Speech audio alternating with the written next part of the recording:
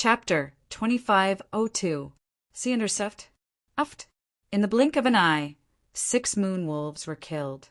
Their corpses were dragged out by the other moon-wolves as 2 new moon-wolves charged in.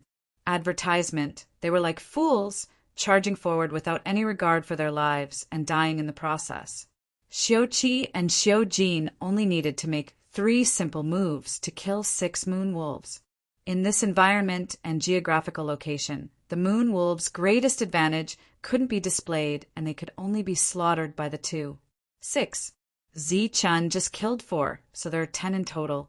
Although we lost a violent bear, we will be rich as long as we last until the end. Tang Pu couldn't help but say after seeing the 7th and 8th moon-wolves die, his eyes twinkling brightly.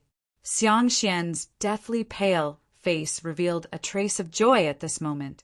She gently nodded her head, and her mood seemed to have improved a lot.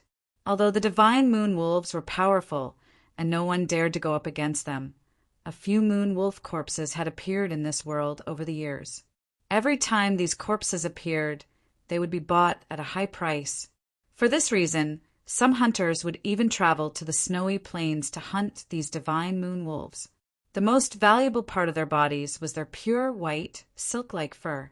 After some special processing, it not only became beautiful clothes, but also provided decent defense. Of course, such a thing wouldn't appear in a small place like Soe Town. Only people from bigger places could enjoy it. There was a reason for Tang Pu's joy. Based on the price of 1 moon-wolf per drop of sacred source liquid, they had already earned over a dozen drops of sacred source liquid in a short period of time. Moreover, they hadn't expended much energy.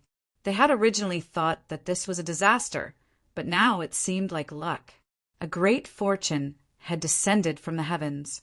Tang Pu excitedly explained the value of the moon-wolves to Zichun in detail, but he didn't see any joy on Zichun's face. Zichun, you don't seem happy. Tang Pu turned to look at Zichun in confusion. We're about to die. Should we be happy? Die? How is that possible? Tang Pu said in surprise. As long as the 5 of us work together to defend this place, no moon-wolf will be able to attack. As long as we can endure until they retreat, we will be rich. I don't believe that they will continue to die like this. You should know that we have a lot of food on us. At the very least, we can kill the moon-wolves and eat their meat. Tang Pu's analysis made some sense, but Zichun, who had used his perception, could see things outside as if he were using his eyes. At this moment, countless moon-wolves had gathered around the cave they were in. Some of these moon-wolves were responsible for the suicidal attacks, while others were beside the boulder, trying to move it. There were also some that used their sharp claws to dig the ground around the cave. They were like well-trained soldiers, carrying out orders under the command of the general. However, Zichun did not detect any trace of the Moon-Wolf King. Right now, they were like turtles in a jar. Zichun pointed above his head and said, "Listen carefully and see what you can hear." Tang Pu and Xiang Xian leaned against the wall and listened attentively. After a while, the 2 of them turned pale again. "What's going on?" Xiuqi, who was still slaughtering the moon-wolves, asked in a deep voice. "They are using their claws to dig the ground. It looks like they are trying to dig in." Tang Pu became somewhat agitated. "It's not just that. Some moon-wolves are also trying to move the boulder," Zichun added, causing Tang Pu to feel even more despair. "It must be the Moon-Wolf King secretly commanding them. That damn thing." Xiujin gritted his teeth and cursed, his attacks still sharp. "What should we do now? Stay here and wait for death?" Tang Pu became depressed. Looking at the dead moon-wolves being dragged away, the light in his eyes dimmed.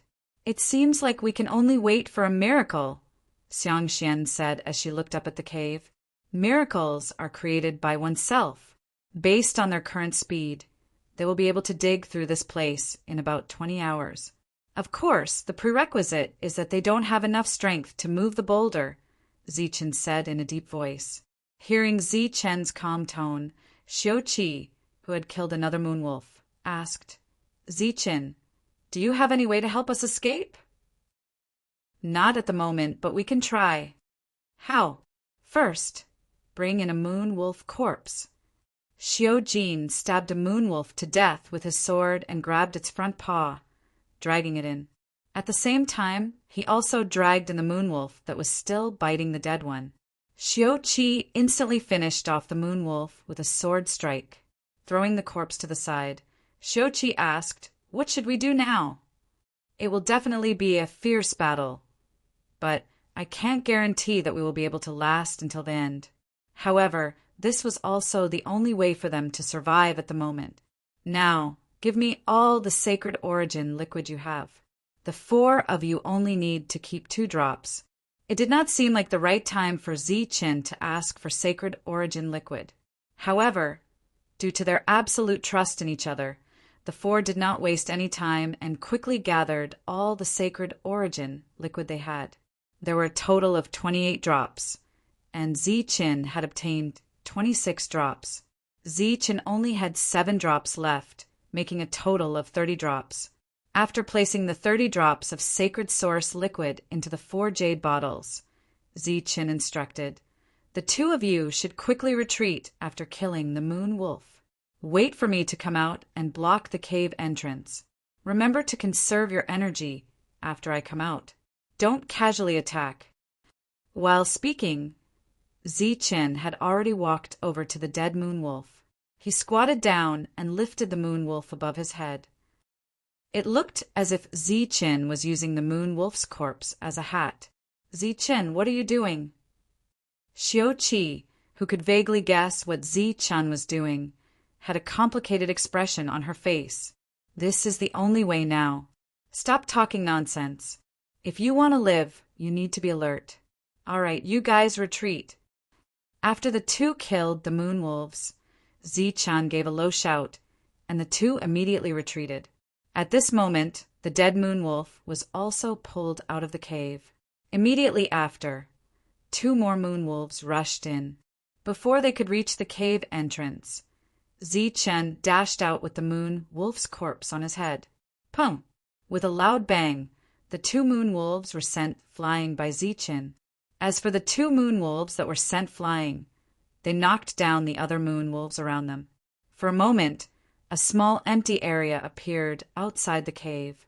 After Zichen exited, the broken blade appeared in his hand and drew a black arc around him. Within the arc, all the moon wolves were cut in half and fell to the ground. These moon wolves clearly did not expect a human to charge out and were all stunned. However, at this moment, a whimpering sound could be heard from afar. The moon wolves, who had been dividing up their work, all turned their heads and pounced on Zichen. In the blink of an eye, Zichen was surrounded by moon wolves. There were no moon wolves on the ground, but above his head there were moon wolves everywhere. They were like an inverted bowl of moon wolves as they rushed towards Zichen. Facing the moon wolves' attack, Zichen's expression did not change.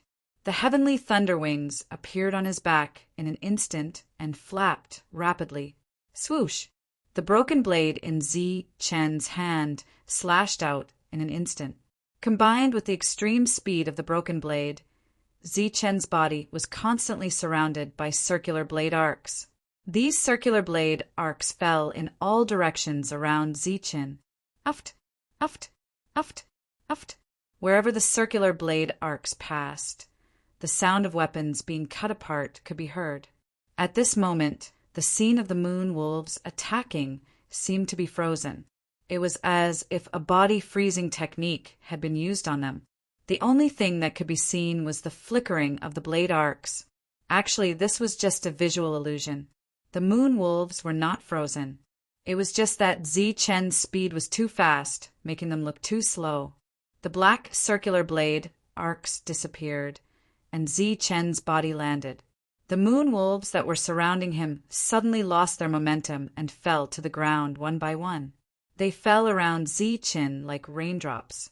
Looking out from the cave, the 4 people who saw this scene were completely dumbfounded. Zichen had killed more than 20 moon wolves in one move. In an instant, he had cleared out a wide area. The moon wolves that fell to the ground were all dead. Within the range of Zi-Chen's perception, there were still more moon wolves. The ones that had just died were not even 1/20th of them. After these moon wolves fell, the whimpering sound could be heard again. Then, more moon wolves rushed towards Zi-Chen. The moon wolves leaped up from all directions and attacked Zi-Chen.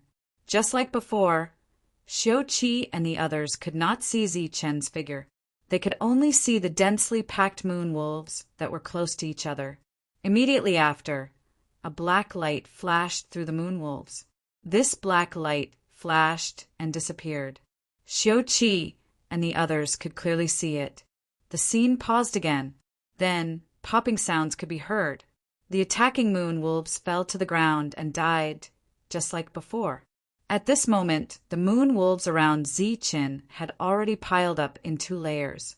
During the battle, his perception had been covering the surroundings, but he did not find any trace of the Moon Wolf King. However, just as he had guessed, after he rushed out, the moon wolves' target fell on him. They did not attack the few people in the cave. A new wave of attacks came. With the perfect combination of extreme speed and broken blade, Zi-Chen destroyed these moon wolves without any damage. Just like that, he killed 5 waves. The number of moon wolves that died was close to 100. However, there were still many moon wolves that did not fear death. After killing 5 waves, Zi-Chen could clearly feel the exhaustion. Sweat gradually appeared on his forehead. However, at this moment, the whimpering sound could be heard again. This time, the whimpering sound was even more hurried. Then, even more moon wolves rushed forward. This time, they did not surround Zi-Chen in 1 layer. Instead, they surrounded him in several layers. Xiao-Qi and the others could not see Zi-Chen again. What they saw was the moon wolves that kept pouncing forward. They did not fear death. Before the first one died, the second one would pounce. In this way, if the first one was not killed by Zi-Chen, it would be killed by the second moon wolf. Chapter 2503. Thunderous, dauntlessly advancing wave after wave, fearless in the face of death. These 2 words were the most appropriate to describe the current moon wolves. There was no doubt about Zi-Chen's strength. He could kill dozens of moon wolves in an instant. This was a complete massacre. However, those moon wolves knew that they were going to die, yet they continued to charge forward. Charge forward, die. Charge forward, die again. This kind of suicidal behavior seemed meaningless. If it were a human, they would have retreated long ago. Because this was a one-sided massacre, it couldn't be considered a battle at all. However, these moon wolves didn't retreat. Not only that, they sent more moon wolves to their deaths. It was truly dauntlessly advancing wave after wave. These moon wolves pounced on Zi-Chen layer after layer. Every time a moon wolf charged forward, it meant that the moon wolf in the previous layer would die without a doubt. Even if they weren't killed by Zi-Chen, they would be killed by the moon wolves behind them. In terms of human battle techniques, this was called cutting off all means of retreat and staking everything on a single throw. The moon wolves clearly didn't understand human battle techniques. The meaning of their actions was to let the human in front of them exhaust him as much as possible. Only by continuously exhausting him with death could they have a chance to kill this powerful human. It had to be said that this method of exhausting him was very effective. This kind of continuous charging required Zi-Chen to continuously attack without stopping. During this time, he needed to sense the position of the moon wolves between the first and second wave, as well as the gap between them and their fatal spots. This wasn't just a test of strength, but also a test of spirit and reaction. Xiao-Qi and the others couldn't see anything. They could only see the moon wolves charging forward dauntlessly. They couldn't see the broken blade that quickly turned into a black light. They couldn't see the moon wolves that fell to the ground. They could only see the moon wolves charging forward and hear a series of pu pu pu sounds. They couldn't see the arc of the blade. They could only see the moon wolves charging forward without any regard for their lives. If these moon wolves were humans, this kind of behavior would definitely be respectable. Even now, they were constantly charging forward to die without any fear. This was worthy of respect. Xiao Qi, Xiao Jin, Tang Pu, and Xiang Xian were deeply moved by the scene in front of them. As the weakest among the pseudo-divine beasts, it was also the most terrifying existence. This kind of fearless spirit was indeed frightening. Although they admired him in their hearts, they did not want Yulang to gain the upper hand in this life and death situation. They silently hoped that Zichen would win. Through the small hole, they couldn't see anything else other than the moon wolf's corpse. The corpses were piled up like mountains, blocking their line of sight. They didn't know how Zichen was doing, but they knew that Zichen was still alive. This was because the puffing sounds were still ringing out, and the Moon Wolf King's howls of command could be heard from time to time. Advertisement: after fighting for so long, I'm afraid Zichen's energy consumption has reached its limit. We can't go on like this. Why don't we go and help? Tang Pu said anxiously. Xiao Qi smiled bitterly and said, with our strength, going out would just be adding to the chaos. Zichen still has to divert his attention to protect us. Are we just going to watch? Then what do you want? Zichen must have anticipated this situation when he wanted to leave the sacred origin liquid. He knows that we can't count on him, so he has to hold on. Now all we can do is watch. If Zichen unfortunately dies, we'll be right behind him. Xiao Qi gazed at the mountain of moonwolf corpses and said, now we can only hope that Zichen can last a little longer and that the moonwolves will retreat a little faster. The other three didn't say anything, looking at the situation before them. Hoping that the moonwolves would retreat was undoubtedly a daydream. This seemed to be a hopeless situation. Bang! With a loud sound, a hole appeared in the mountain of moonwolf corpses. A ray of light flew out and arrived near the hole. It's Zichen! Xiao Qi and the others were stunned when they saw the ray of light turn into Zichen. Their gazes were glued to Zichen. Zichen was currently covered in blood, as if his entire body was drenched in fresh blood. As for whose blood it was, they still couldn't figure it out for the time being.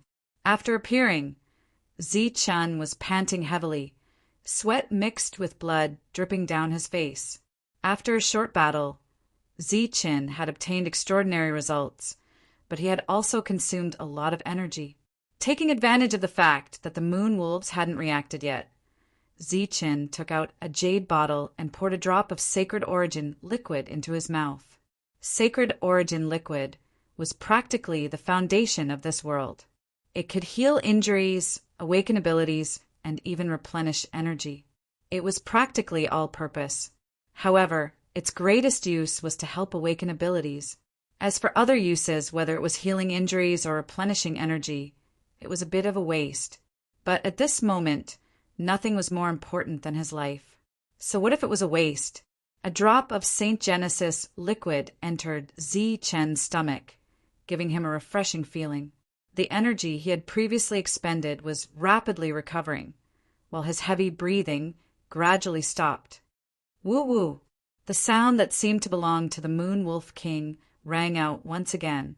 The moon wolves charging at the pile of moon wolf corpses quickly changed directions. When they saw Zichen again, they once again charged forward dauntlessly. BZZ! The broken blade in Zichen's hand vibrated.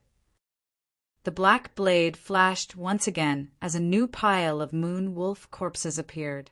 Xiao Qi and the others could only watch, praying that Zichen wouldn't fall. They were unable to provide any help to Zichen. Zichen's energy consumption increased again as he continued the slaughter. He left the battlefield once more and quickly swallowed a drop of Sacred Origin liquid.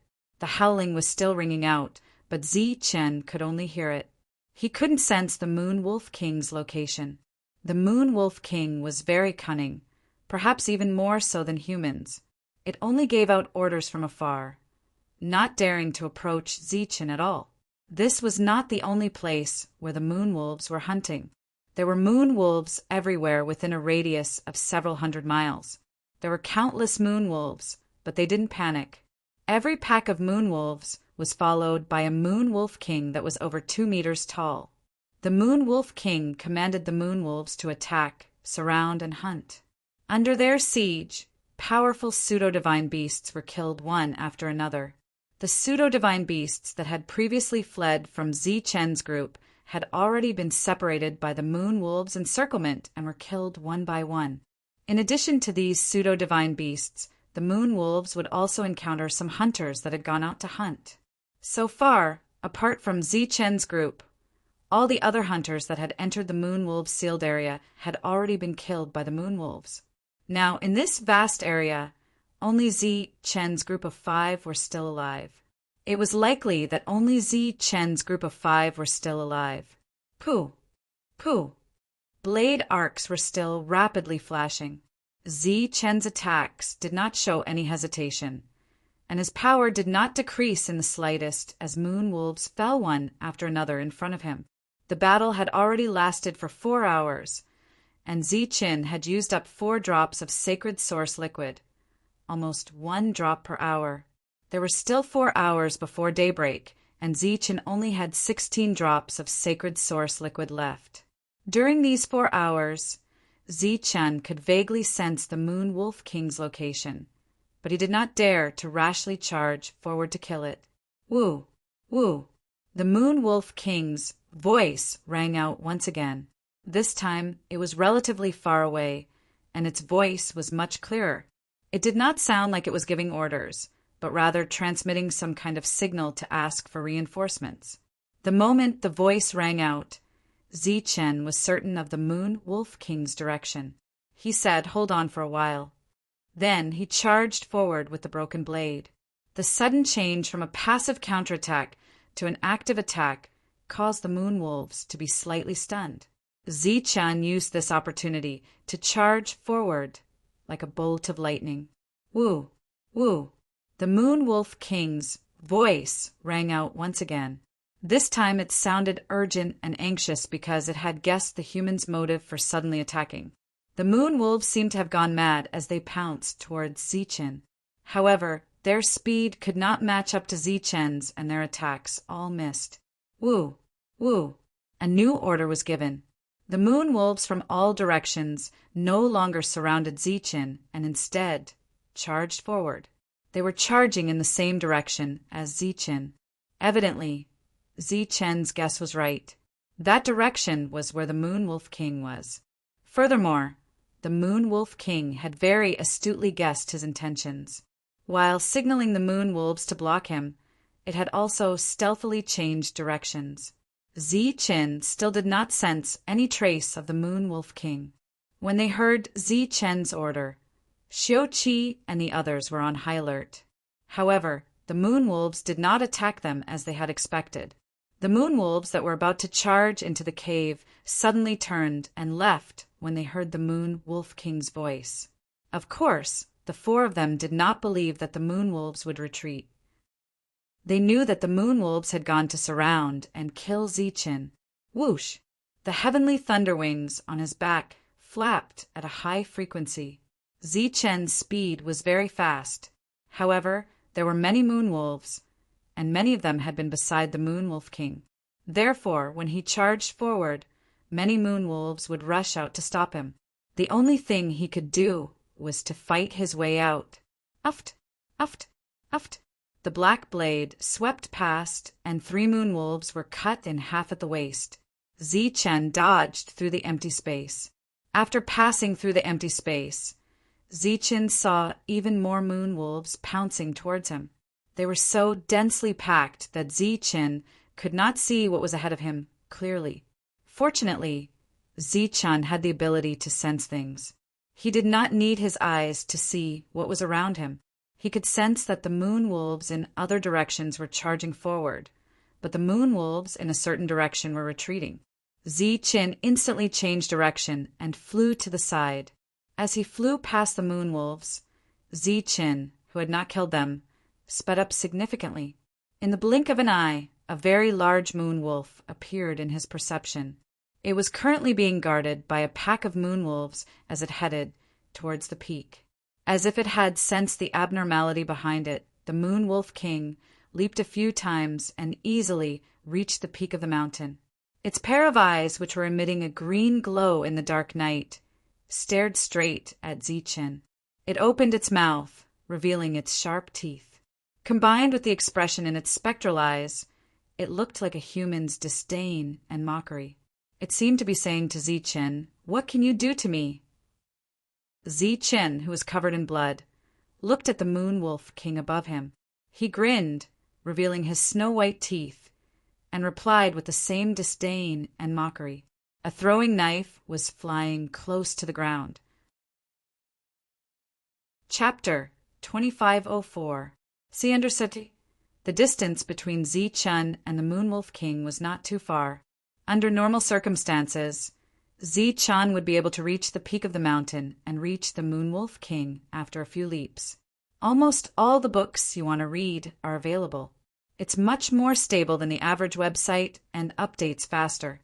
All the books are written with no advertisements. However, at that moment, there were a lot of moon wolves blocking their path. Furthermore, many of those moon wolves had already launched their attacks. The Moon Wolf King deduced that this human could not even take care of himself. It was impossible for him to cross such a long distance to kill it.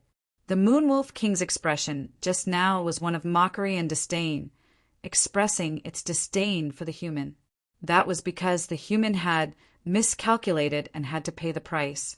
The Moon Wolf King stopped smiling and opened its mouth to issue a new order.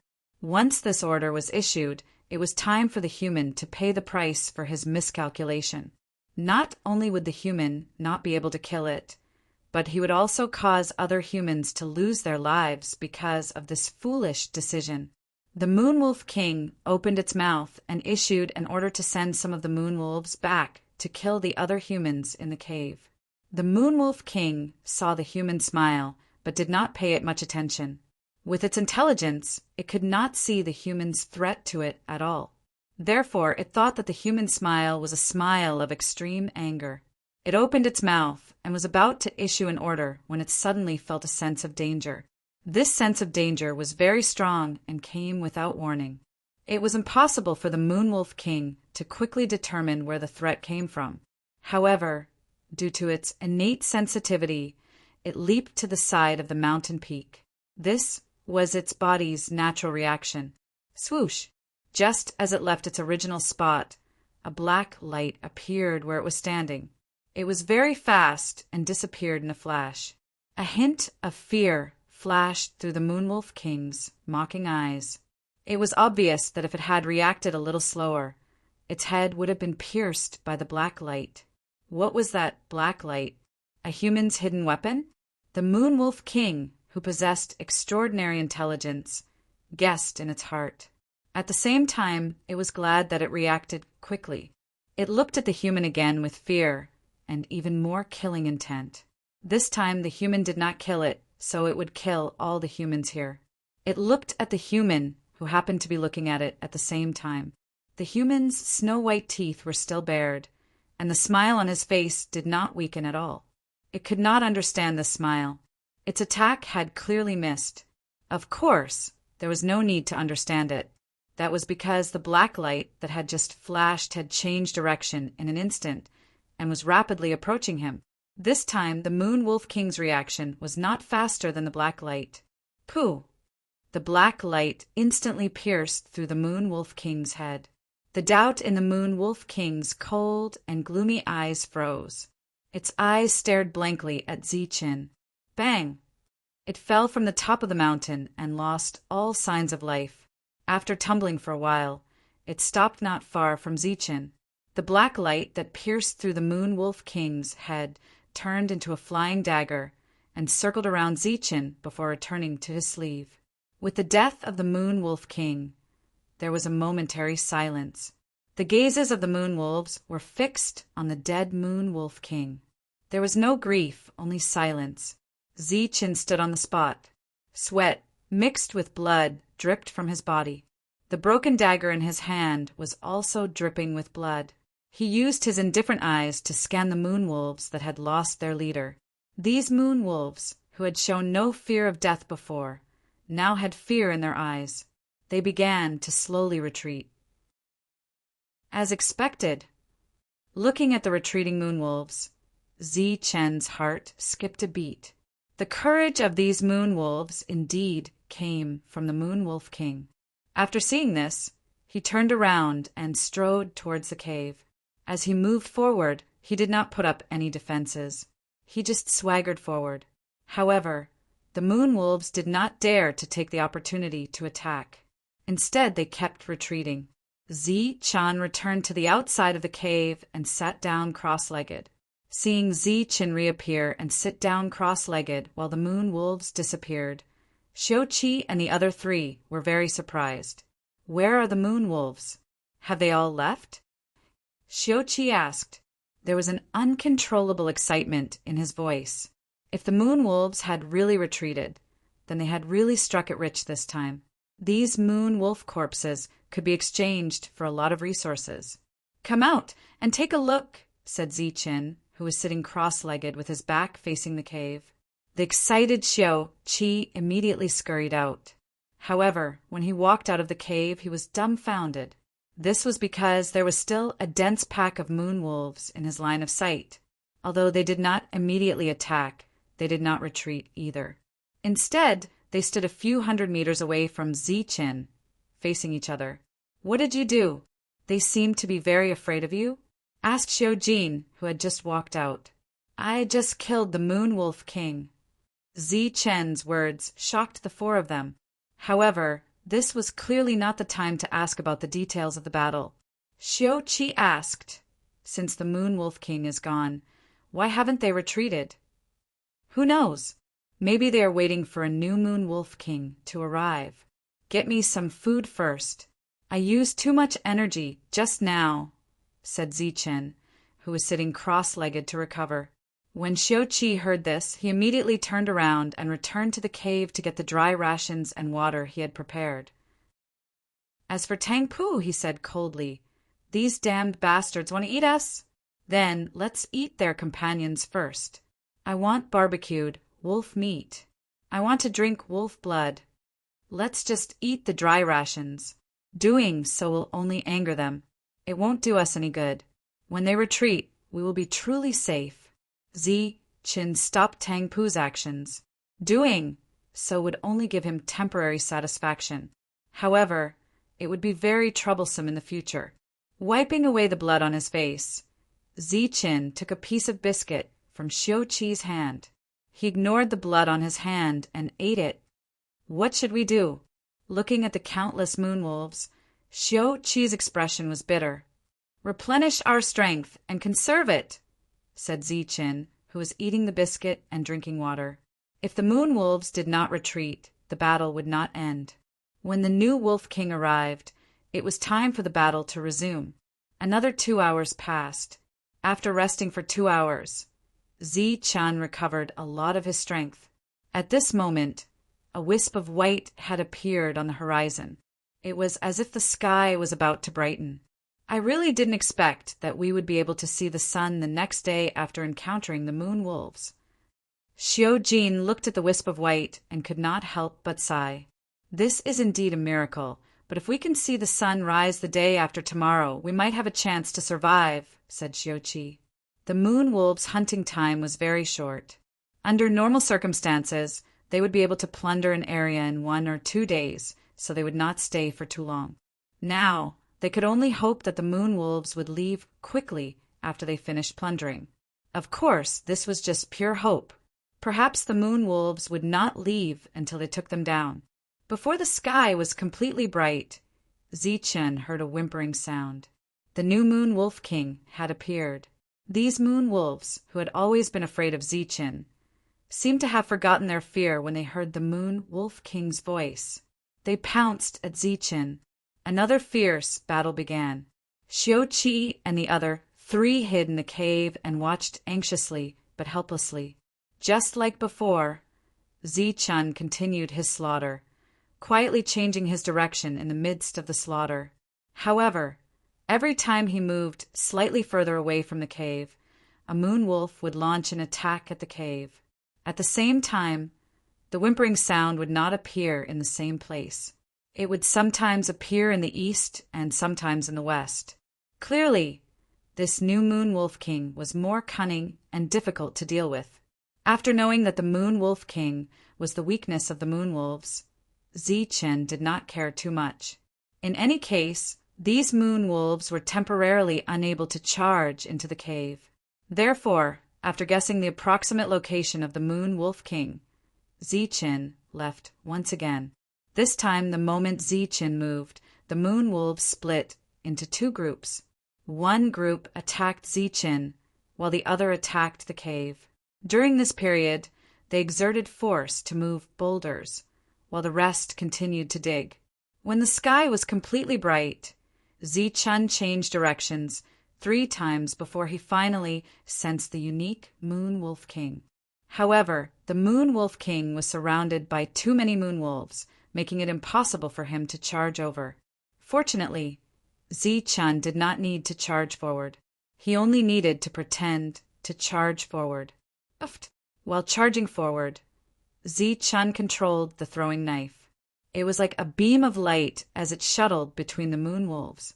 In the end, the throwing knife pierced through the Moon Wolf King's eye and came out from the back of its head. The second Moon Wolf King had died. Zichen only had 13 drops of sacred source liquid left. Zichen did not know if it was because the hunt was coming to an end or if they had sensed trouble. But after the second Moon Wolf King died, he saw the Moon Wolves charging forward again. This time, Zichen barely heard the Moon Wolf King's orders. However, these Moon Wolves had the courage to face death. This time, Zichen used up 4 drops of sacred source liquid before he found the Moon Wolf King and killed it with the throwing knife. This time, the throwing knife did not go smoothly, as the Moon Wolf King was extremely guarded.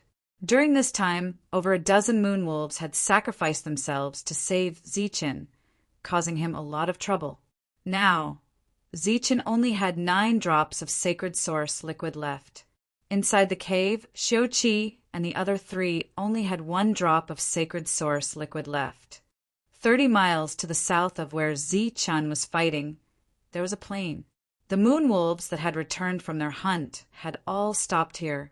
In addition to the countless Moon Wolves, there were also dozens of Moon Wolf Kings.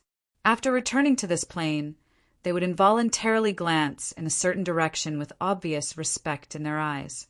In that direction, there was an even larger Moon Wolf King. Its eyes were cold and deep, just like a wise man among humans. At this moment, a Moon Wolf King was crawling in front of it, reporting something to it in wolf language. When the largest Moon Wolf King heard the report from the Moon Wolf King beside it, it turned its head to look in a certain direction. A bright and cold glint flashed across its deep, human-like eyes. The Moon Wolf King was looking at the place where Zichen was fighting. At the same time, Zichen heard the voices of 4 Moon Wolf Kings from 4 different directions. 4 Moon Wolf Kings had appeared at once. Chapter 2505. See under Surti. Whining sounds came from 4 different directions, indicating that 4 Moon Wolf Kings had appeared. Read the whole thing. They still hadn't appeared in Zichen's perception. After killing several Moon Wolf Kings in a row, the newcomers seemed to be able to accurately obtain information about the previous battle and deliberately maintain a distance from Zichen. The moment the 4 sounds were heard, the Moon Wolves didn't attack as usual. Instead, they rapidly retreated. Are they retreating? Xiuqi and the other 3, who had been nervously watching all this, had obvious changes in their expressions when they saw this scene. Of course they couldn't retreat. If they did, the 4 Moon Wolf Kings wouldn't have come. Zichen was very confident about this. Sure enough, the Moon Wolves only retreated a short distance before coming to a complete stop. Zichen's pupils involuntarily shrank when he saw the Moon Wolves stop. This was because the Moon Wolves had already spread out and stood in 4 directions around Zichen. Moreover, they were arranged in neat rows, like 4 neat formations of soldiers, standing in 4 directions around Zichen. With the addition of the 4 Moon Wolf Kings, They could more effectively distribute the moon wolves and display their strength to the limit. Looks like it's going to be troublesome this time. Zichen, who was covered in blood, said this before turning to glance at the cave entrance. You guys take care. As he spoke, Zichen threw out a jade bottle containing 2 drops of sacred source liquid. He only had 7 drops of sacred origin fluid left.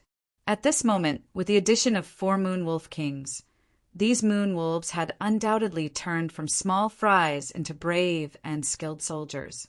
If they continued to passively defend, they would face an endless number of moon wolves. With insufficient resources, only death would await them. If they wanted to live, they had to take the initiative to attack. This was the first time Zichen had ever felt that he was invincible when facing a siege in his cultivation life. In the past, he had never been afraid of being surrounded by a large number of people. But today, these moon wolves had truly made him feel the terror of having an advantage in numbers. Swish! With a flap of his lightning wings, Zichen turned and charged in a certain direction. He couldn't see the moon wolf king, but he could guess that he was in this direction. Like truly well-trained soldiers, when Zichen charged forward, the moon wolves from 2 adjacent directions sprinted forward in unison to surround and kill Zichen. As for Moonwolf, who was behind Zichen, he was heading towards the entrance of the cave. His target was the people in the cave. Pooh! Pooh! Pooh! Facing the oncoming moonwolves, Zichen did not use his saber. Instead, he kept charging forward. His speed was very fast, like a beam of light. Beside him, there was a real beam of black light protecting him.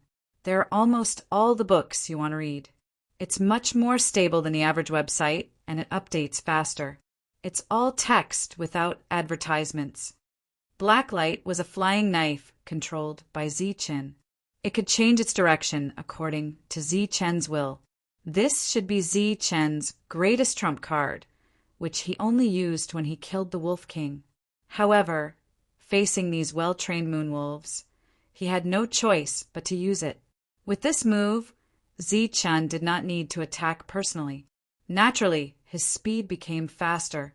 Moonwolves fell one after another in his path. Blood flowed like a river on the battlefield. When almost half of his stamina was depleted, Zichen finally saw the Moon Wolf King. Unlike the other Moon Wolf Kings, the Moon Wolf King did not choose to run away when it saw him. Instead, it chose to let the other moon wolves protect it. When it saw Zichen, the Moon Wolf King stood tall on a large rock. Its eyes were cold and indifferent. Awoo! It roared at the sky, but it was no longer a howl of command. After roaring, it jumped down from the large rock and charged towards Zichen. Beside it was a pack of moon wolves.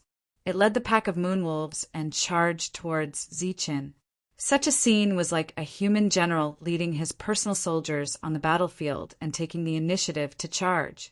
It had to be said that among the Moon Wolf Kings that Zichen had killed, the one in front of him was the least afraid of death. He saw the Moon Wolf King and also sensed it. As long as he could sense it, he would be in attack range.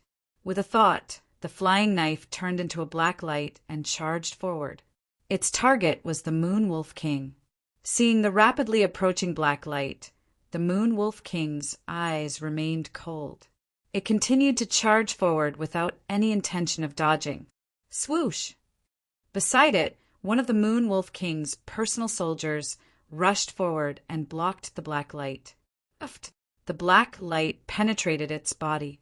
The powerful inertia caused its body to fly backward. The black light flew into the distance. It turned in midair and turned back again. This time, the black light attacked from behind. When it was about to reach the Moon Wolf King, another Moon Wolf King's personal soldier jumped up and blocked the black light with his body. Uft! Another Moon Wolf died. The Moon Wolf King did not slow down. It was as if it did not see the fatal black light. Its target was Zichen in front. Beside it, the number of Moon Wolf's personal soldiers was dwindling. They were blocking the attacks for the Moon Wolf King. They were dying valiantly. This scene made Zi Chen's expression change. If he had the absolute advantage, Zi Chen believed that he would feel compassion. However, the colder the Moon Wolf King was, the more fearless the Moon Wolves were. This brought Zi Chen closer to death. He could not show any mercy. If he wanted to return to Soi Town alive, he had to kill all the enemies in front of him. The number of Moon Wolves around the Moon Wolf King dwindled. The distance between the two parties was also getting closer. When the last Moon Wolf died for the Moon Wolf King, the man and the Moon Wolf King finally entered their respective attack range. At this moment, the Moon Wolf King's eyes were cold. It was a coldness that showed no fear of death. Zi Chen looked at the Moon Wolf King with a cold gaze. It was a coldness that showed that it was willing to kill all the enemies in front of it for the sake of survival. The Moon Wolf King's front paws stomped on the ground. It leaped up and pounced on Zi Chen. The throwing knife formed by the black light pierced through the Moon Wolf King's body. However, it only hit its afterimage. The Moon Wolf King instantly accelerated. Its speed was unimaginable and it dodged Zi Chen's attack. Apart from the Moon Wolf King, there were many more Moon Wolves around Zi Chen. There was not much space for him to use his extreme speed. The knife flashed and the Moon Wolves around him were cut in half. They fell one by one. Zi Chen turned around in an instant. The Moon Wolf King was already in front of him. Its powerful claws grabbed Zi Chen's shoulders and pressed him to the ground. At the same time, it extended its fangs and aimed for Zi Chen's throat. This attack was even faster. Zi Chen could clearly feel the pain coming from his throat. Uffed. However, he was still one step faster. The moment his throat was about to be pierced, the broken knife in his hand pierced through the Moon Wolf King's head from its jaw. The Moon Wolf King's sharp fangs had already pierced Zi Chen's skin. It only needed a little more force to pierce through Zi Chen's throat. However, all the strength in his body dissipated in an instant. The Moon Wolf King was dead, but the battle was not over. There were still 3 Moon Wolf Kings. More Moon Wolves rushed up and bit at Zi Chen, who was lying on the ground. Pum! The Moon Wolf King's corpse flew up and smashed into a few Moon Wolves. Zi Chen, who had fallen to the ground, leaped up. His figure flickered a few times and dodged a wave of attacks. After that, Zi Chen turned around and charged towards the second Moon Wolf King. He had to kill 4 Moon Wolf Kings as quickly as possible.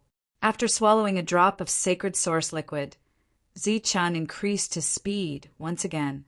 When Zi Chen swallowed the second drop of sacred source fluid, he encountered a second Moon Wolf King. Just like the first Moon Wolf King, when it saw Zi Chen, it did not immediately run away, nor did it deliberately delay. Instead, it took the initiative to charge at Zi Chen. The process was the same as before. The first to die were the Moon Wolves guarding the Moon Wolf King. The Moon Wolf King ignored their lives and charged forward indifferently. It cooperated with the other Moon Wolves around it to pounce on Zi Chen. This time, Zi Chen was not knocked down. However, the Moon Wolf King's sharp claws tore through his night-traveling clothes, leaving a deep claw mark on his chest. Zi Chen chopped down with his knife. The Moon Wolf King's head split open and fell in front of Zi Chen. The other Moon Wolves swarmed forward and left many wounds on Zi Chen's body. A black light flashed, and the Moon Wolves died. Zi Chen charged towards the third Moon Wolf King. Zi Chen, who was currently killing the Moon Wolf King, was unaware that even more Moon Wolves and Moon Wolf Kings were charging in his direction. Among these Moon Wolf Kings, there was an existence similar to a king among kings. All the Moon Wolves in the area had started to gather. Their target was the mountain range Zi Chen was in. They were going to carry out a final encirclement before retreating. Uft, uft. Just as the Moon Wolf opened its mouth and its sharp teeth were about to bite Xiao Qi, the long sword in her hand pierced the Moon Wolf's head. Xiao Jin, who was beside her, did the same. Zi Chen had been gone for some time, so they did not know how things were going. However, they were in a very bad situation. Even though they had already killed many moonwolves, there were still many more standing guard outside. The 4 of them had long exhausted their physical strength. They had also used 2 drops of sacred source liquid and were left with 1 last drop. Zi Chen had given them 2 drops at the last moment. Otherwise, they would not have been able to hold on. However, the drop of sacred source liquid before their eyes could not change anything. The sounds of digging around the cave were already very clear, as if they could dig out the entrance and charge in at any moment. Pum! Dirt and gravel fell from above. A beam of light shone in, but a wolf's head blocked the beam of light. The appearance of the wolf caused the 4's expressions to change. The cave had already been forcefully dug out. Go there and kill the enemy. Xiao Qi ordered loudly. Pum! Pum! Pum! However, before Tang Pu could kill the moonwolf, the same sounds came from several other places. Then, large holes rapidly appeared one after another, each large enough for a moonwolf to pass through. The 4's expressions changed drastically when they saw this scene. Despair filled their eyes. The cave had already been captured. What awaited them next was death. Moonwolves drilled in one after another, pouncing towards the 4. The 4 of them were still putting up their final resistance. Xiao Qi and Xiao Jin were already on the ground and could die at any moment. At this moment, a voice came from the outside. The moonwolves were stunned.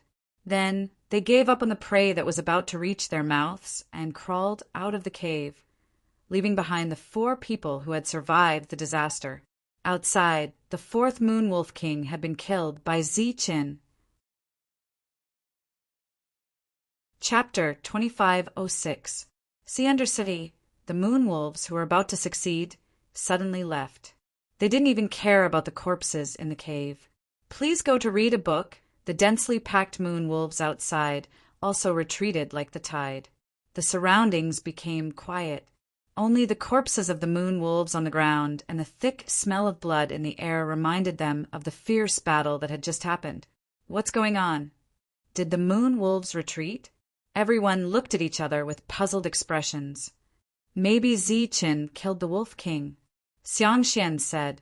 But even if the Wolf King was killed, the other moonwolves shouldn't have retreated, because they were afraid of Zi Qin, not Xiao Qi and the others. Moreover, the moonwolves were about to succeed just now and could easily kill him and Xiao Jin. The 4 of them were puzzled by this scene, so they decided to go out and take a look. Anyway, this cave was no longer sheltering them. It was the same outside or inside. The 4 of them walked out one after another. Outside, the moonwolf corpses were piled up like a mountain. The 4 of them stepped on the moonwolf corpses and came to a high place. When they saw the scene in front of them, they were all stunned. In their line of sight, the surrounding mountains had already turned snow-white, as if they were covered in snow. As far as the eye could see, it was snow-white. There was no other color. The snow-white was not real snow, but caused by the moonwolves filling up the ground. They were all moonwolves. The number was impossible to estimate, but there were at least 10,000 of them. Other than the ordinary moonwolves, there were many larger moonwolves. They had seen the Wolf King's corpse before, so they knew very well that those larger moonwolves were Wolf Kings. There were more than 50 of them. The 4 of them were shocked, and their faces were ashen. So many moonwolves had appeared at once. They should be all the moonwolves hunting in this area. They had gathered together, so they should be retreating for the final battle. How could they survive with so many moonwolves? They looked around and saw Zi Qin and the corpse of the Moonwolf King under Zi Qin's feet. The 4 of them looked at each other and walked towards Zi Qin. Even if they were to face death, they could choose to die together. Hearing the footsteps, Zi Qin didn't turn around. He kept looking forward. Please go here to read a book. Xiao Qi and the other 3 came to Zi Chen's side. Their gazes naturally followed the direction of Zi Chen's gaze. After that, they bitterly smiled, a smile of despair. At the end of his line of sight stood an even larger moon wolf king. Just by looking at its size, one could tell that it was a very powerful existence. However, what made them feel despair was not the other party's size, but the other party's eyes. The moment they saw each other's eyes, they felt like they were not looking at a wolf, but a person. He was the leader of an army, a cold general, and an emperor who held their lives in his hands. The other party's eyes were wise, cold, and merciless. The moment they saw each other, the four of them knew very well that there was no chance of survival this time. Using his knowledge, Xiao-Qi said to Ziqin, "It's at least a rank 3 pseudo-divine beast, which is equivalent to a rank 3 hunter. But usually, a pseudo-divine beast is much more powerful than a hunter of the same level." His meaning was clear. Even without the countless moonwolves, the commander of the moonwolf in front of them could kill 5 of them. On the other side, Xiao-Jin said, "It should be the commander of this hunt, the president." In the face of impending death, they were unwilling to accept it, but their emotions did not collapse. In fact, they had already expected this day to come. If not for Ziqin, they would not have been able to hold on for so long. Ziqin did not speak, his gaze fixed on the strongest Moon Wolf King. After killing the 4th Moon Wolf King, he had seen the other party and had been staring at it. In front of it, the other Moon Wolf Kings had to bow and bend their knees. Without its orders, no matter how much the other Moon Wolf Kings wanted to kill Ziqin, they still did not dare to move an inch. The other Moon Wolves left enough space for the 4 of them. Within that space, the numerous Moon Wolf corpses were a ghastly sight.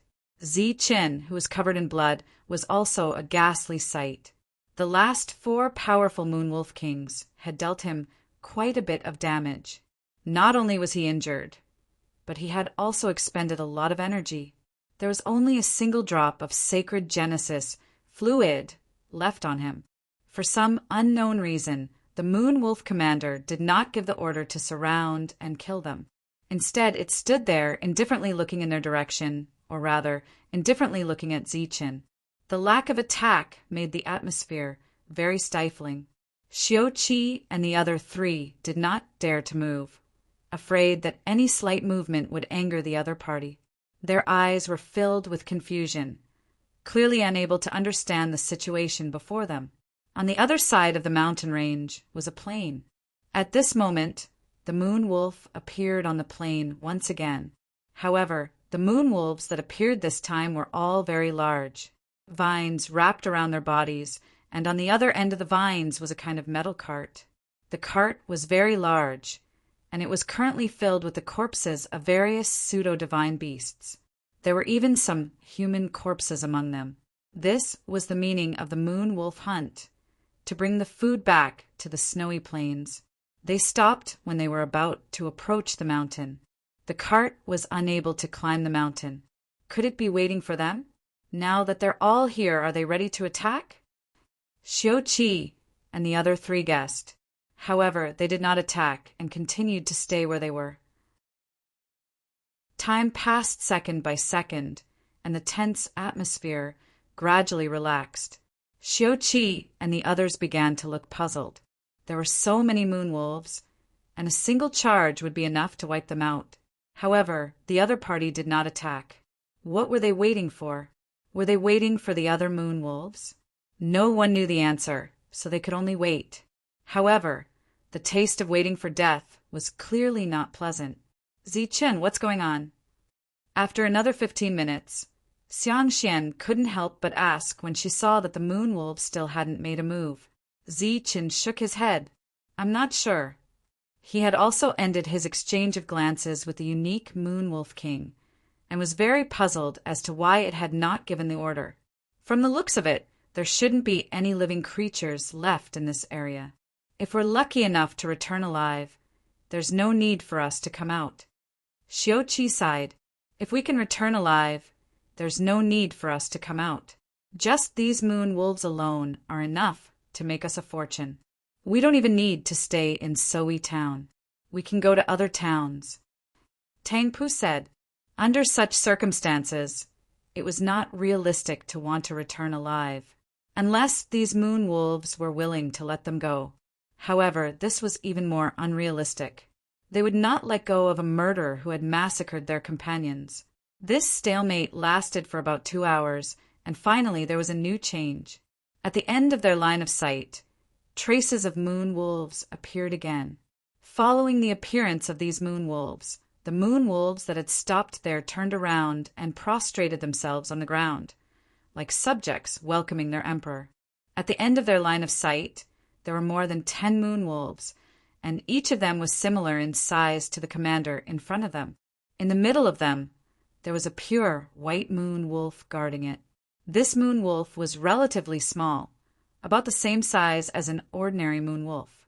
However, looking at the moon wolf that was being guarded, everyone felt as if they were looking at a person. Whether it was its demeanor or the way it walked, it was extremely similar to a real human. These moon wolves came quickly, and wherever they passed, the other moon wolves would take the initiative to make way. Soon, they arrived in front of Zichin and met with the moon wolf commander. After that, the moon wolf commander prostrated itself on the ground and bowed like a subject. The moon wolf that was not large in size, but its fur was white as snow. It nodded lightly and walked past the moon wolf commander, its eyes landing on Zichin. It was a pair of bright and intelligent eyes that were extremely pure. At this moment, these eyes were sizing up Zichin, and Zichin was also sizing up the other party. At this moment, a shocking scene occurred. The moon wolf's body actually began to change. It transformed from a moon wolf into a young girl wearing a white fur coat. She was about 16 to 17 years old. Her hands were as slender as jade, and her 10 fingers wrapped around the fur coat. Her clear eyes stared at Zichin. Seeing this scene, Zichin was very surprised, and his gaze fluctuated. Beside him, Xiuqi and the others were so shocked that they could not say anything. In actuality, it was not appropriate to say that they were shocked. They were horrified. In this world, there were pseudo-divine beasts that could take human form, but they were all legendary existences. Ridiculously powerful existences only existed in legends. They had never thought that they would see such an existence today, and one that was in the form of a moon wolf. Although she had taken the form of a harmless young girl, that was just her appearance. As long as she had the power to take human form, she would be an extremely terrifying existence. She would be able to kill the 5 of them with just a flick of her finger. Evidently, the reason why the moon wolves had not acted yet was because of this person. However, what was this expert doing here? Could it be that she was thinking of a way to kill them? That was unlikely, as existences at their level were like ants in the eyes of the other party. Sizing up Zichin, the young girl blinked her bright eyes. She looked at Zichin and said, "According to the promise from back then, I will spare your life today." Her voice was clear and light, just like her appearance at this moment, as pure as a snow lotus. These words were directed at Zichin, because the young girl did not even look at Xiuqi and the others. Promise? What promise? Zichin asked, puzzlement in his eyes. The young girl looked at Zichin and said, "You don't need to know, and you don't have the qualifications to know. You are too weak. It's hard to imagine that you have a relationship." Hearing her words, Zichin was even more puzzled. He guessed that it was because of I Qian, because I Qian was known as a goddess, but he had not seen her after coming here. In this world, the only person who was willing to help him was I Qian. But this young girl was talking about back then, which was clearly something from a long time ago. However, it had not even been a year since he came here. "Is the person you're talking about a man or a woman?" Zichin asked again.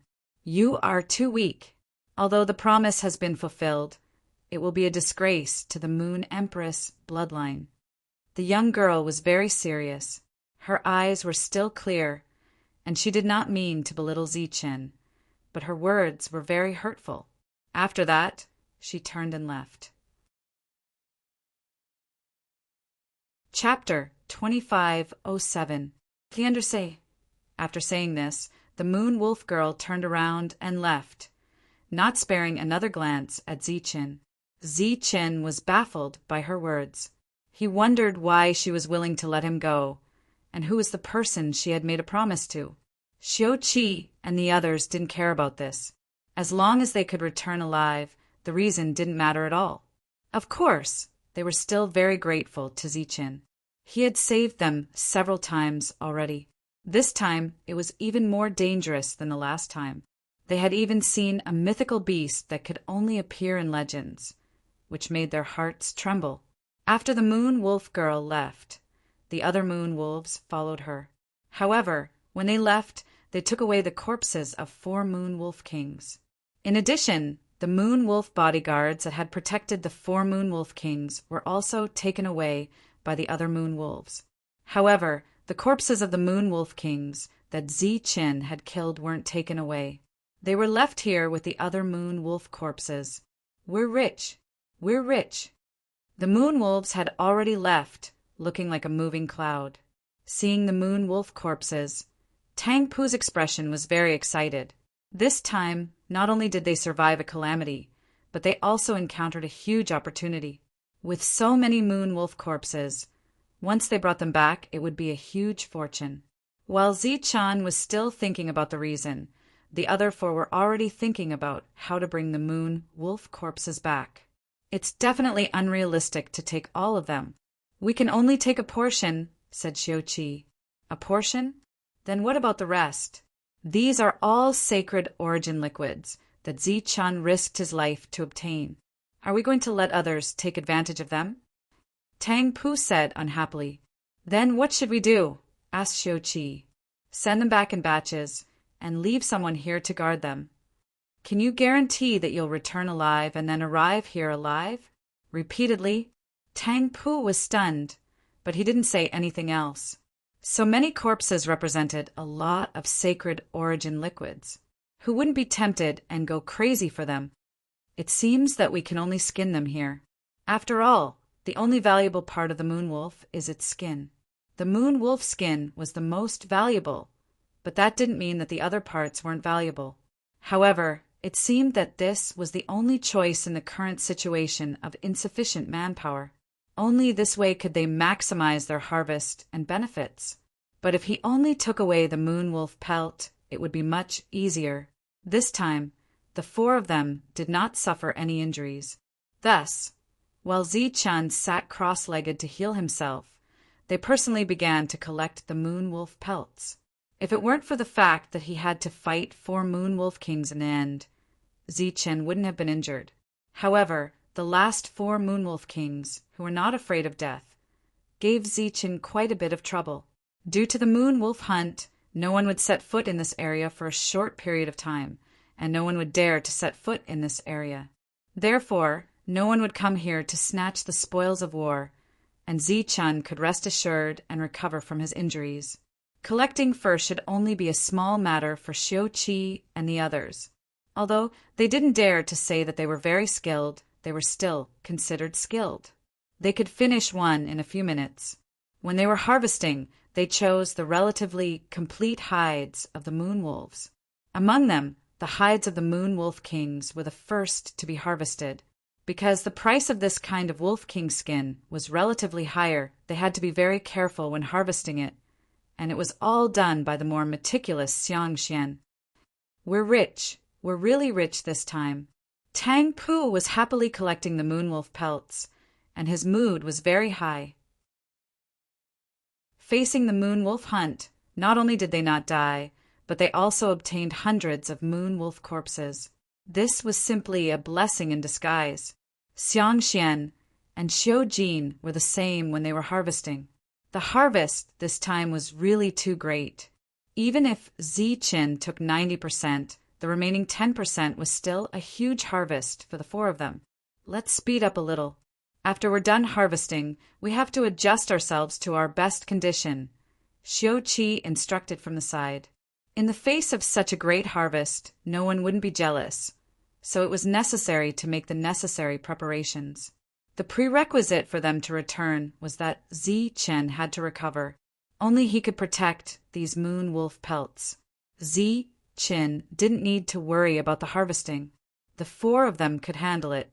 What Zi Qin needed to do was to recover from his injuries as soon as possible. Whether they could bring these moon wolf pelts back this time would depend on Zi Qin. 3 days later, after using the last drop of sacred source liquid, Zi Qin's injuries were completely healed. During this time, Xiang Xian had finished harvesting all the moon wolf pelts of various sizes and tallied up a total of 872 moon wolf pelts. Even at the lowest price, this represented 872 drops of sacred source liquid, which could be considered a huge fortune.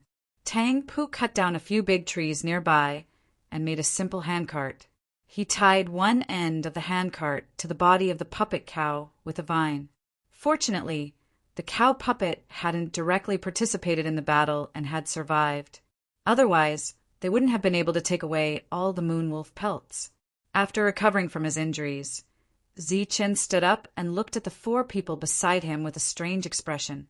Their bodies were covered in blood, just like his, and their night clothes looked as if they had been soaked in blood. This is... Zi Qin looked at the 4 in astonishment. Although he knew that the 4 of them had also participated in the battle, he didn't remember seeing such serious bloodstains on their bodies. This is the only way to strike fear into their hearts and allow us to successfully enter the town. Zi Qin, you don't understand.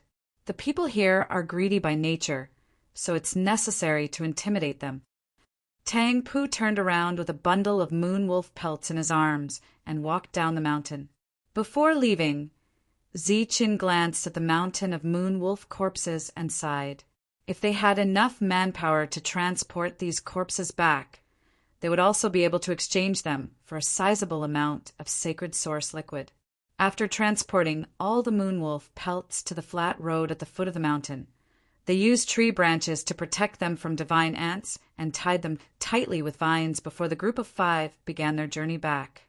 On the way back, they could occasionally see bloodstains, but not a single corpse or living creature could be seen.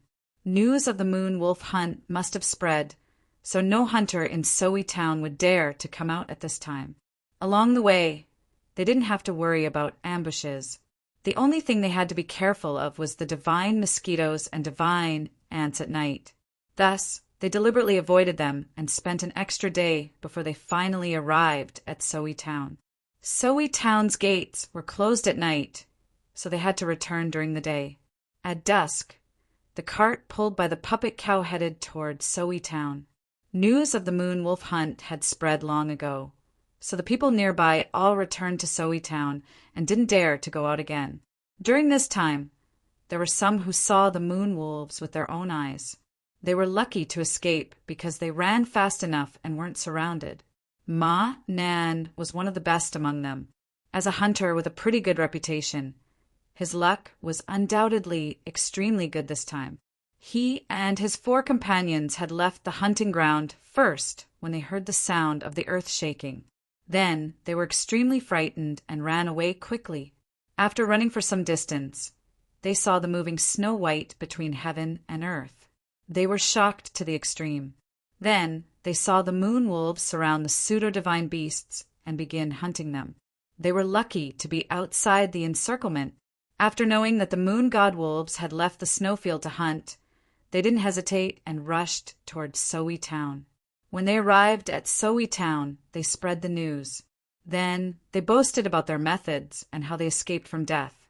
At the same time, in order to show that they were special, they waited here to see if there were any others who could come back alive. However, after waiting for a few days, they didn't see anyone come back alive. Thus, the 5 of them became more and more proud. However, today they suddenly found traces of other people. Moreover, there were 5 people who had obviously participated in the fierce battle. Not only did they come back alive, but they also pulled a cart full of things. The things on the cart were tightly covered with a layer of leaves that were specially used to deal with divine ants. Although they didn't know what was inside, it was definitely something valuable. Thus, the 5 of them left the town in advance. When they were 1 kilometer away from the town's gate, they stopped the team. At the town's gate, there were other people who were in charge of monitoring. They also saw the team of 5 and immediately reported it. Almost at the same time that Ma Nan's team stopped the 5 people, more than 10 ability users appeared at the town's gate. After that, more and more ability users appeared and walked out of the town. When Zi-Chen's team of 5 returned, they didn't encounter any trouble. They didn't even meet the natural enemies of all creatures in the night. However, when they were 1 kilometer away from Soi town, they were stopped. Trouble is here, Zi-Chen said indifferently. His mood didn't change much. This was within their expectations. The 5 people, 1 cow and 1 cart stopped. They looked at the 5 people in front of them. Xiao Qi whispered to Zi-Chen, "The leader is called Ma Nan. He is a level 1 hunter. The 4 beside him are also level 1 hunters." This explanation was enough. Zi-Chen had a history of killing level 2 hunters. He was definitely not weaker than a normal level 2 hunter. No matter how strong a level 1 hunter was, he was still a level 1 hunter. What's on there? Let's take a look.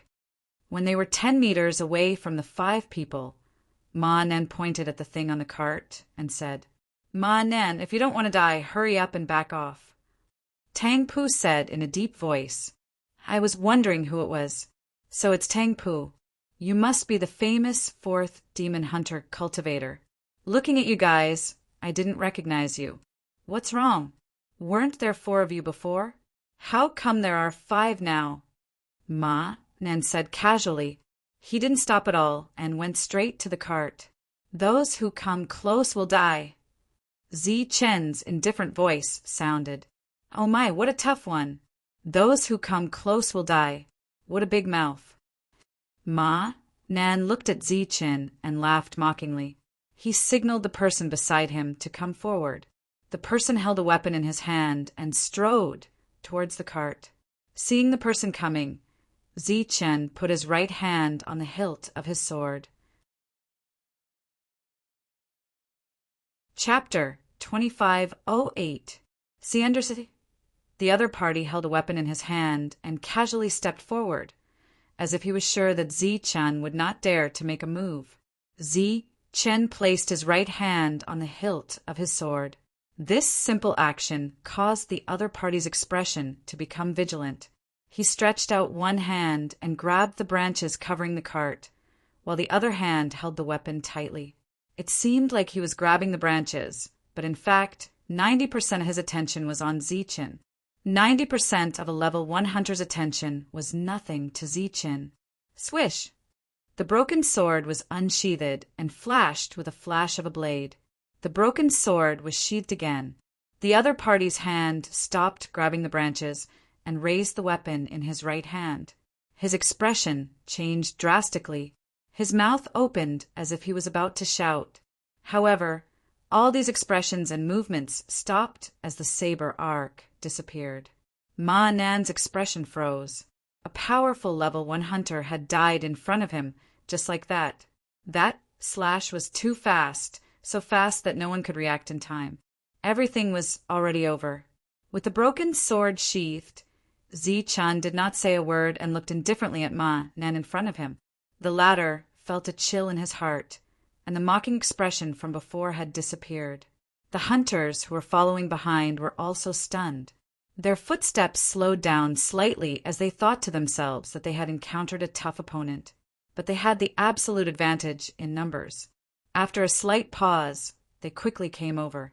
However, these people did not walk to the position next to Ma Nan. Instead, they cleverly stood behind Ma Nan and maintained a distance. The meaning was obvious. Now that this was a grudge between them, they should settle it first. Ma Nan looked at Zi-Chen and nodded. Then his gaze fell on Xiao Qi and the other 3. "Not bad. You actually found such a strong assistant." Sun San's reaction was fast in our team, but unexpectedly he couldn't even last a single exchange. "You can go." Xiao Qi looked at Ma Nan and said in a deep voice, "Looking at the situation in front of them, it would be difficult for them to enter the town without blood today." So Xiao Qi did not remind them that Longman was killed by Zi-Chen. Go! You want us to go after killing our people. But you can leave. But you have to leave behind half of the things in the car, Ma Nan said coldly. Then there's no room for discussion? Xiao Qi sighed. Of course, Ma Nan said coldly. What happened today has nothing to do with the four of you. This is a grudge between us. Step back if you know what's good for you. This was the lowest level of sowing discord. Under normal circumstances, it would not have any effect, because in front of so many people, if the four of them stepped aside, it would make others think that the four of them were not loyal, which would have a negative impact on the four of them. However, contrary to everyone's expectations after hearing Ma Nan's words, the four of them actually took a few steps back. Behind them, the hunters who had come forward were stunned. Jia, Tu, and Huangtu, who were in the crowd, saw this scene and secretly scolded them for being shameless. There were other ability users beside him watching, so he couldn't go forward at all. You better stay away from this troublemaker, Katakilo said to Kata Huangtu in dissatisfaction. When Ma Nan saw the four of them retreat, his expression was slightly startled. Then a satisfied smile appeared on his face. In his opinion, the four of them were afraid of him, which was why they chose to give up. He gently waved his hand and motioned for the three people beside him to step forward. He also stepped forward and said, I'd like to see what exactly is in your car. The three of them responded and rushed toward Zichin. One blade and two swords, their attack sharp. Ma Nan was a little slower and directly walked toward the handcart. Zichin stood in place without moving. Just as the blade and two swords were in front of him, the broken blade in his hand was unsheathed once again. Whoosh! Two sword lights came and brushed past Zichen's body. Black blade arcs flashed. In everyone's eyes, Zichen's figure only swayed slightly. The two sword-wielding men swept past him and stopped behind him. Clang! The two blades collided and burst into sparks. The broken blade in Zichen's hand moved quickly on the opponent's blade and swept toward the opponent's neck. The aptitude user leaned back and dodged Zichen's attack. He retracted the long blade in his hand and stabbed it toward Zichen's chest. Zichen, who was motionless, dodged to the side without moving his feet. The broken blade in his hand swept out again. The black blade arc flashed and disappeared. The three people who were attacking stopped. The first wave of attacks ended in a daze.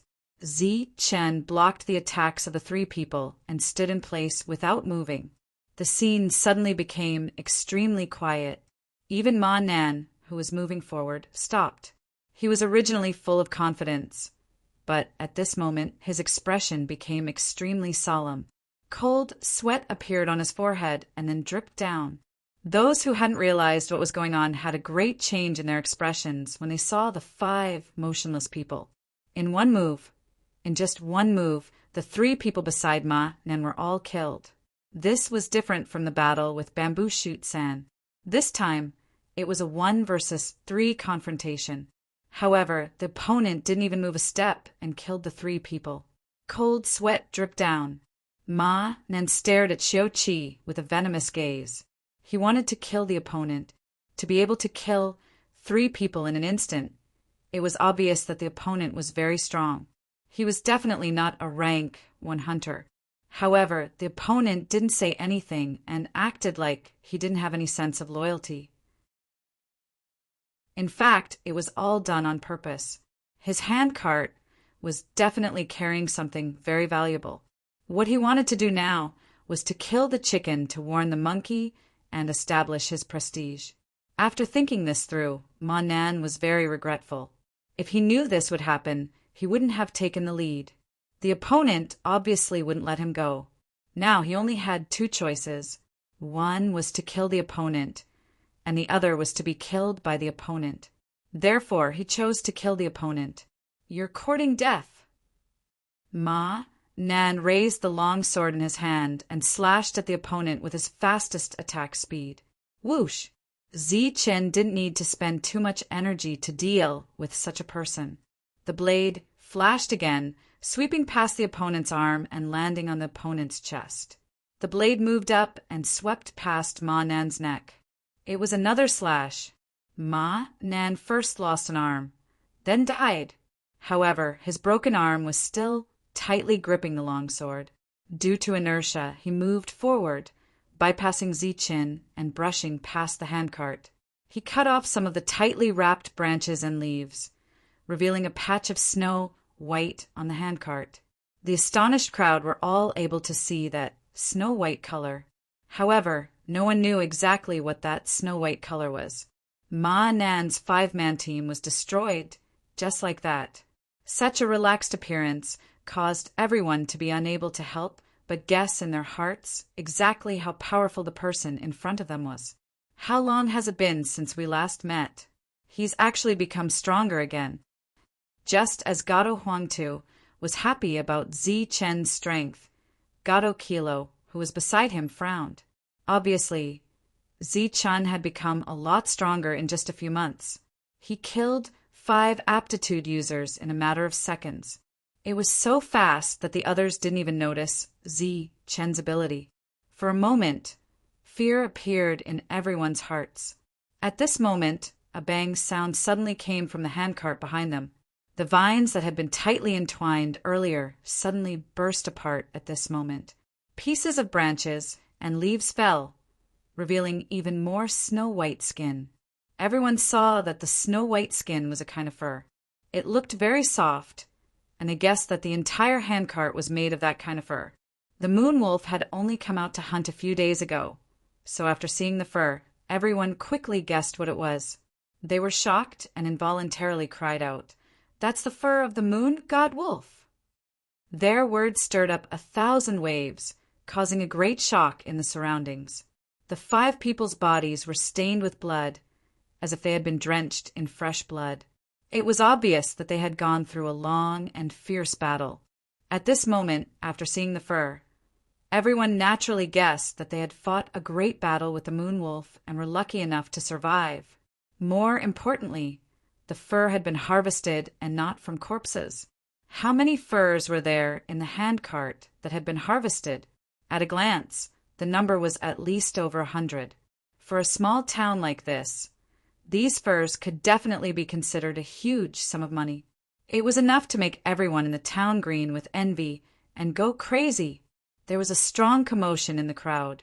Even Gado Kilo, who had never wanted to have anything to do with Zichin, had a strong change in expression at this moment.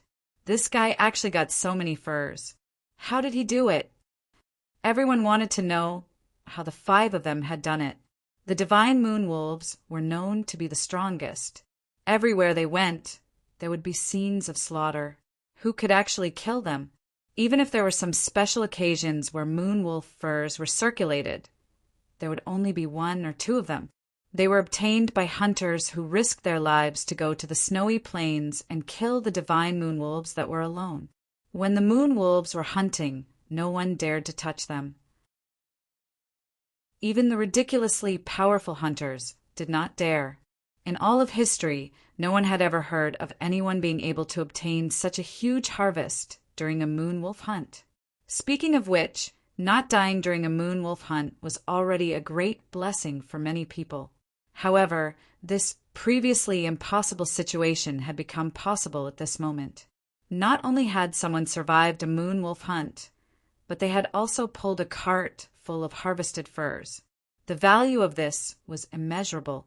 Among the chaotic crowd, the sound of heavy breathing gradually rang out. This was due to greed causing the heart to beat faster, as well as excessive nervousness. The eyes of the people who had been standing behind Ma then changed as they breathed heavily. Their greedy gazes reluctantly moved away from the cart and landed on Zichin. Zichin, who was wearing dried-up, blood-stained clothes, still had a cold expression on his face. The broken blade in his hand had not been sheathed, and fresh blood was dripping from the broken part. There were no excessive words or useless threats. When these people's gazes landed on Zichin, they rushed towards Zichin.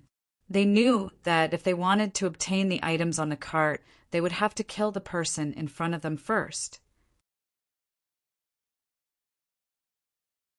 Chapter 2509. Thunderous. The snapping of the vines might have been caused by Ma Nan's broken arm and long sword before he died. However, regardless of whether this happened or not, it would be extremely difficult to smoothly enter the small town today. It was only a matter of time before the battle began. The second wave of people attacked Ziqin without hesitation for the furs of the moonwolves and the countless amounts of sacred source fluid. The crowd was divided into two groups. The first group was the second wave, and they stood behind Ma Nan's dead body. The second group was the third wave. They had arrived late and did not advance. Instead, they stood outside the town some distance away. Ziqin needed to deal with the second wave of people. There were nearly 20 of them, and all of them were aptitude users. Several coordinated attacks arrived in front of Ziqin in an instant, aiming for Ziqin's vital points. Although these people were only level 1 hunters, they formed a powerful fighting force when they worked together. Faced with these attacks, even Ziqin, who was a level 2 hunter, could only choose to dodge. If he faced them head-on, he would definitely die. A cold light flashed in his eyes, and the first flash of lightning began. His figure was like a ghost as he dodged several attacks and arrived beside an aptitude user. Under the aptitude user's greedy and shocked gaze, the broken sword in his hand swept across the aptitude user's neck. Poof! This time, Ziqin used a lot of strength to intimidate the aptitude user.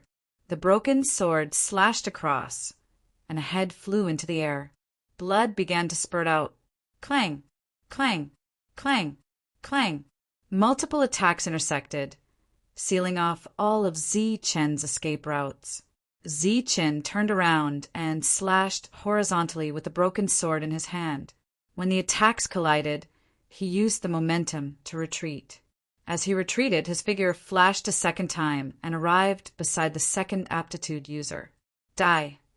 The aptitude user's reaction was undeniably fast.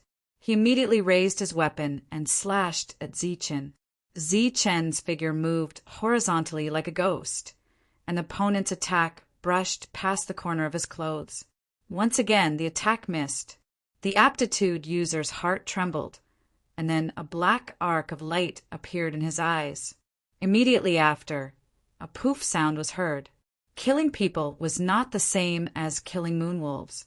Their abilities were much stronger, and their combat power was much stronger than the moonwolves.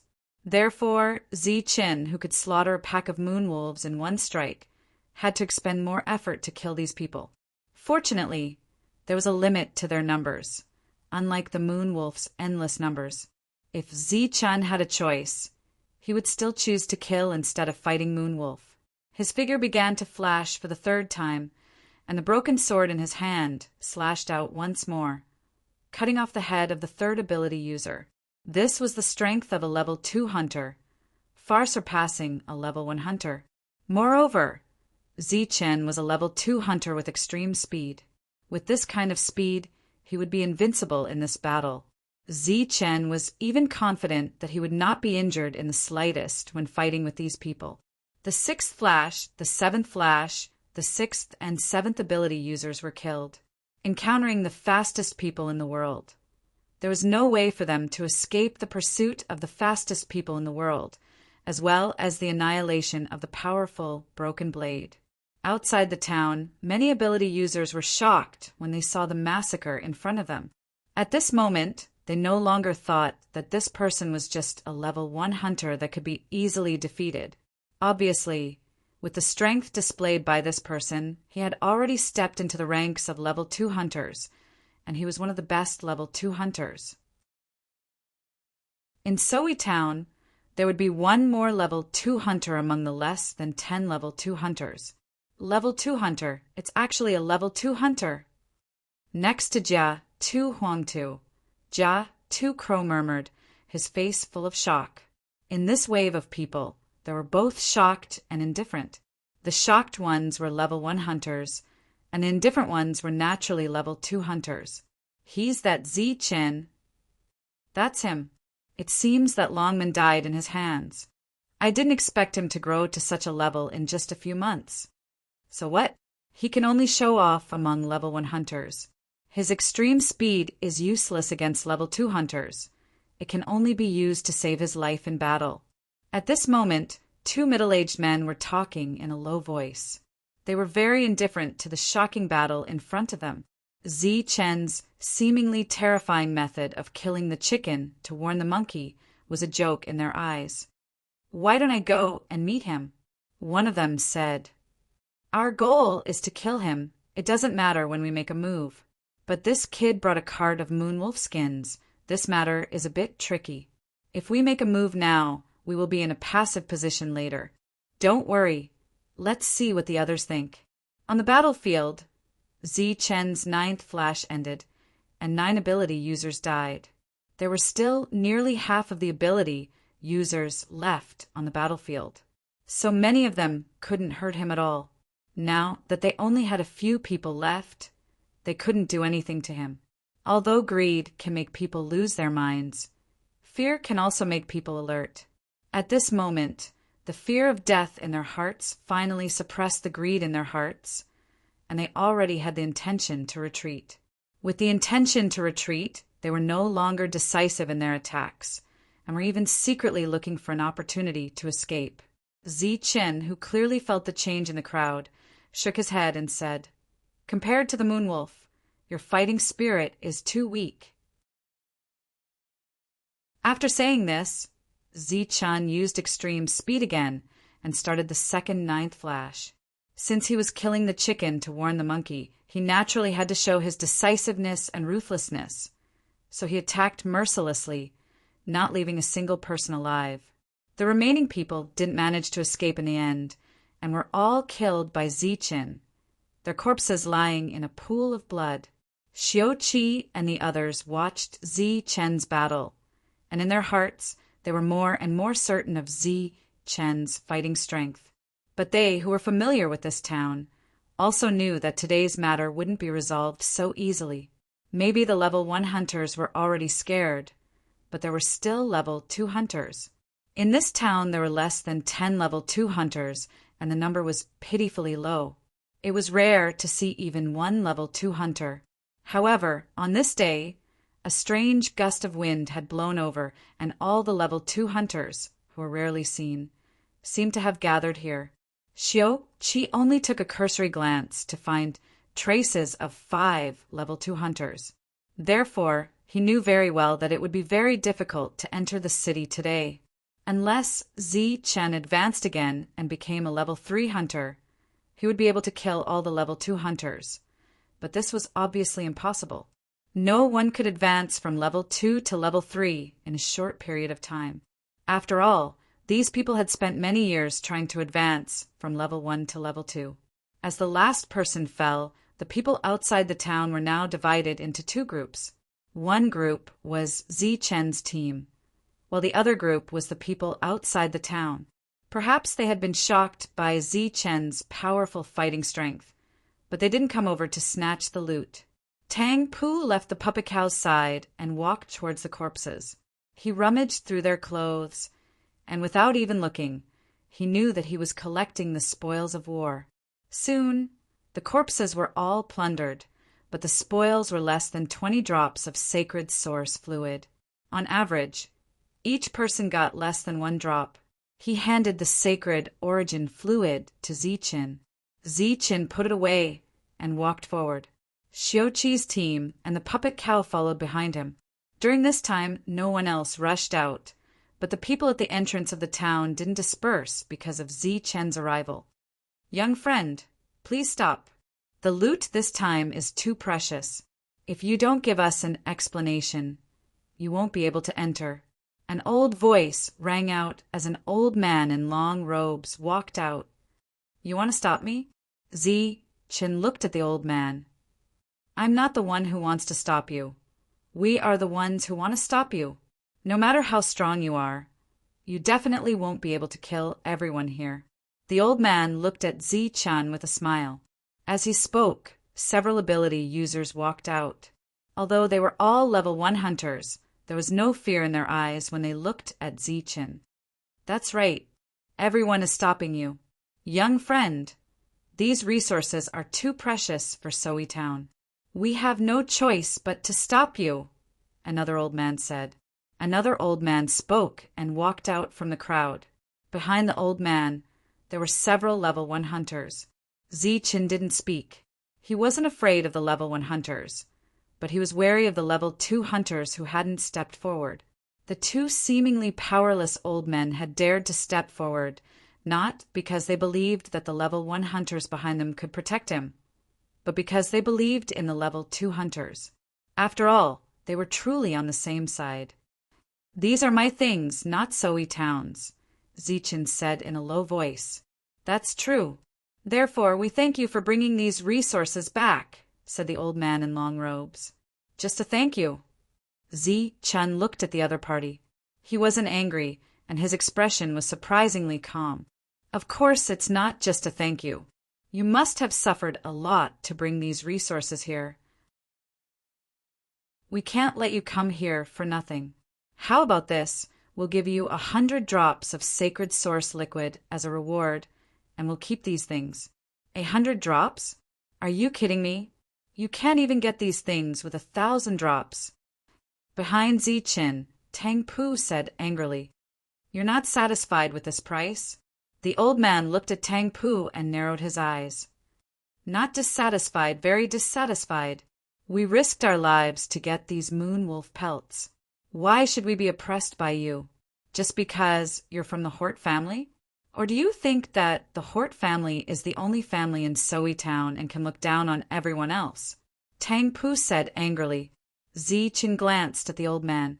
At the same time, he looked behind the old man.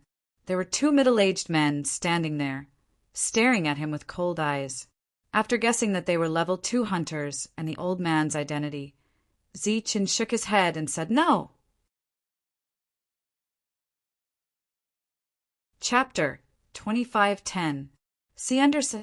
Zichen, who had been bloodthirsty, decisive, and indifferent when he had slaughtered everyone, was now in a good mood.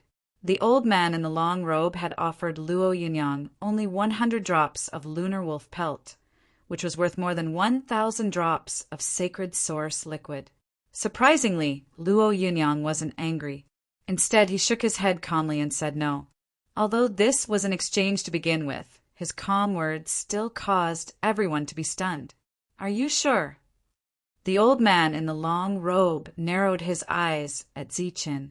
Zichen shook his head again and said slowly and seriously no. Just as the old man in the long robe was about to say something, the old man beside him chuckled and said, Young friend, I can feel how you are feeling right now.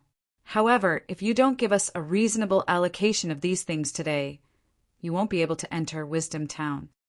He turned to look at the people behind him and said, I know that you are very strong, but you can't possibly be strong enough to slaughter everyone. As long as there are people alive, you won't be able to enter. If I don't agree, are you going to rob me? Zichen asked the old man. We're not bandits. We're reasonable people. We won't do things like robbing. The old man looked at Zichen and smiled. They were indeed not bandits. They were all businessmen, but they were even more bandits than bandits. Zichen's gaze swept past them and took in their expressions. It was obvious that the 2 old men before him represented the merchant faction in the town. They were both protected by second-rank hunters. Besides them, there were a few people who didn't step forward, but their attitudes were very clear. If Zichen didn't give them an explanation today, they really wouldn't be able to enter. The corpses of the lunar wolves won't rot in a short period of time. They are in the mountain range with the violent bear. The pack of lunar wolves has already retreated, so it's very safe there, Zichen suddenly said. When they heard Zichen's words, they were stunned. They didn't understand what he meant. 200 kilometers to the southwest, Xiao Qi, who was standing behind Zichen, added. Behind him, there was a small commotion. Those were all aptitude users who had nothing to do. They understood what Zichen meant. After a slight hesitation, some of them turned around and entered the town, while others ran straight into the distance. It seemed like they were going in the direction Xiao Qi had mentioned. These people were well aware of Zichen Chen's strength. They couldn't afford to offend him, or at least they didn't dare to. They were just standing there to join in the fun. Now that Zi-Chen had given them a way to make money, there was no need for them to stay here. Hundreds of moon wolf corpses, even without their fur, were still worth a fortune. It was enough to make many people jealous. Under normal circumstances, even the merchant factions, the Lunar Wolves and the Lunar Wolves and Lunar Wolf. But today, with so many valuable moon wolf furs, they couldn't care less about the corpses. Many people had left, but there were still some left. More than 90% of these people belonged to the powerful merchant families. Zi-Chen glanced at them, then looked at the two old men and said, "I can't agree to your previous conditions. If you insist on an explanation and want these things, then come and buy them." Buy them? The two old men were stunned, but soon the old man from the Hort family sneered. "You're quite calculative. What price are you going to sell them to us?" "You can name the price," Zi-Chen said again, his tone calm. Behind him, Xiao-Qi and the others were stunned. Zi-Chen's words were beyond their expectations. "I'll name the price. What if I exchange 1 drop of sacred source liquid for 10? Or I exchange 1 drop for a whole cart?" The long-robed old man looked at Zi-Chen and sneered again. However, unlike the long-robed old man, the old man's expression turned slightly solemn. This time he didn't reply. Zi-Chen calmly said, "If you think this is reasonable and everyone is happy, then this price is fine too." "Haha, of course it's reasonable and we're happy. This is a win-win situation." The long-robed old man laughed heartily. Zi-Chen turned to look at Tang Pu and said, "Open the things. We'll start the trade now." Tang Pu did as he was told and opened the vines, revealing the lunar wolf fur inside. This time, they could clearly see the number of lunar wolves. Hundreds. There were hundreds of lunar wolf fur. It was definitely a huge fortune. The sound of people sucking in cold air continuously rang out. "Haha, since there's so much, I'll give you 10 drops to trade for all of them." The long-robed old man from the Hort family smiled proudly. Zi-Chen wasn't angered by this. Instead, he calmly said, "Let's see if anyone else is willing to trade. If no one else is willing, I'll trade them to you at this price." The long-robed old man's expression changed. He couldn't understand Zi-Chen's intentions and guessed that the latter was trying to drive a wedge between them. Hence, he said, "All right then, everyone can trade as you wish." The old man beside him stepped forward and sized up the lunar wolf fur, his expression turning increasingly solemn. Looking at the corpses, he lifted his head to look at Zi-Chen and said, 1 drop of sacred origin fluid for 3 lunar wolf fur." Zi-Chen chuckled. "Up to you." The old man breathed a sigh of relief and waved his hand, indicating for the others to come forward and start picking out some of the better lunar wolf fur. Zi-Chen stood to the side without any change in expression. On the other hand, the long-robed old man from the Hort family had an unnatural expression because he had just said that 1 drop of sacred origin fluid would trade for a cart. After the old man, a few more elderly people walked forward. Even though Zi-Chen hadn't toured the town before, he could tell that these people should be the shopkeepers of some shops. They might be weak in battle, but their knowledge and experience were extraordinary. While they were picking, one of the blue-robed old men said, "The quality of these isn't good. I'll give you 1 drop for 5. Zi-Chen still had that calm smile on his face as he said, "Up to you." The blue-robed old man nodded and led the others to pick out the best lunar wolf fur, making Tang Pu and the others furious. They had risked their lives to obtain these items, but these people were ruthlessly squeezing them dry. Even the worst quality lunar wolf fur could be exchanged for 2 drops of sacred origin fluid. The other party was actually shameless enough to trade 1 for 5. What was even more shameless was that they were giving up on the bad ones and choosing the good ones. Zi-Chen didn't have any objections to this and only watched in silence. The quality of these lunar wolf fur is indeed not good. I can only trade 1 for 5. Another person said to Zichin, up to you. Zichin still said the same thing with a smile on his face. He didn't seem angry at all. As a result, a few more people stepped forward to trade 1 for 5. This made the old man from before feel rather uncomfortable. After pondering for a while, he said, my eyes were playing tricks on me just now. The quality is indeed not very good. 1 for 3 is indeed a loss. Zichin looked at the old man and asked, how do you want to trade? The old man stared at Zichin and said, 1 for 6. Just as he was about to blurt out, the old man said 6 instead of 5. He was gambling. Zichin waved his hand and said, let's do it that way then. The others were dumbfounded when they heard this. They had clearly suffered a loss again. Just as they were considering whether to lower the price again, Zichin said, I don't owe you anything. However much you take, you must give up the same amount of sacred origin fluid. Of course, the few of them smiled but didn't haggle any further. However, they were even more meticulous in their selection, taking away the best lunar wolf fur. Forget it. 1 for 6 it is. It was at this moment that the old man from the Hort clan could no longer sit still. If all the good stuff here was taken away by them, even if he exchanged a drop of sacred origin fluid for an entire cart, what he got would be trash. Hence, he walked over and joined the line of people choosing. Under normal circumstances, each piece of moonwolf pelt was very valuable. However, there were hundreds of moonwolf pelts to choose from. Those that were not complete were thrown to the side. Some were even thrown off from the cart and thrown away like trash. The eyes of Xiao Qi and the other 3 were spitting fire, but they couldn't change anything. Even Zichin couldn't do anything, let alone them. Zichin still had a smile on his face, as if these things hadn't been exchanged for with his life, but had been picked up by accident, just as they were being picky and complaining. Another old man walked over from behind the crowd. Compared to the others, this person was even older and his face was full of wrinkles. He even needed a young man to support him as he walked forward.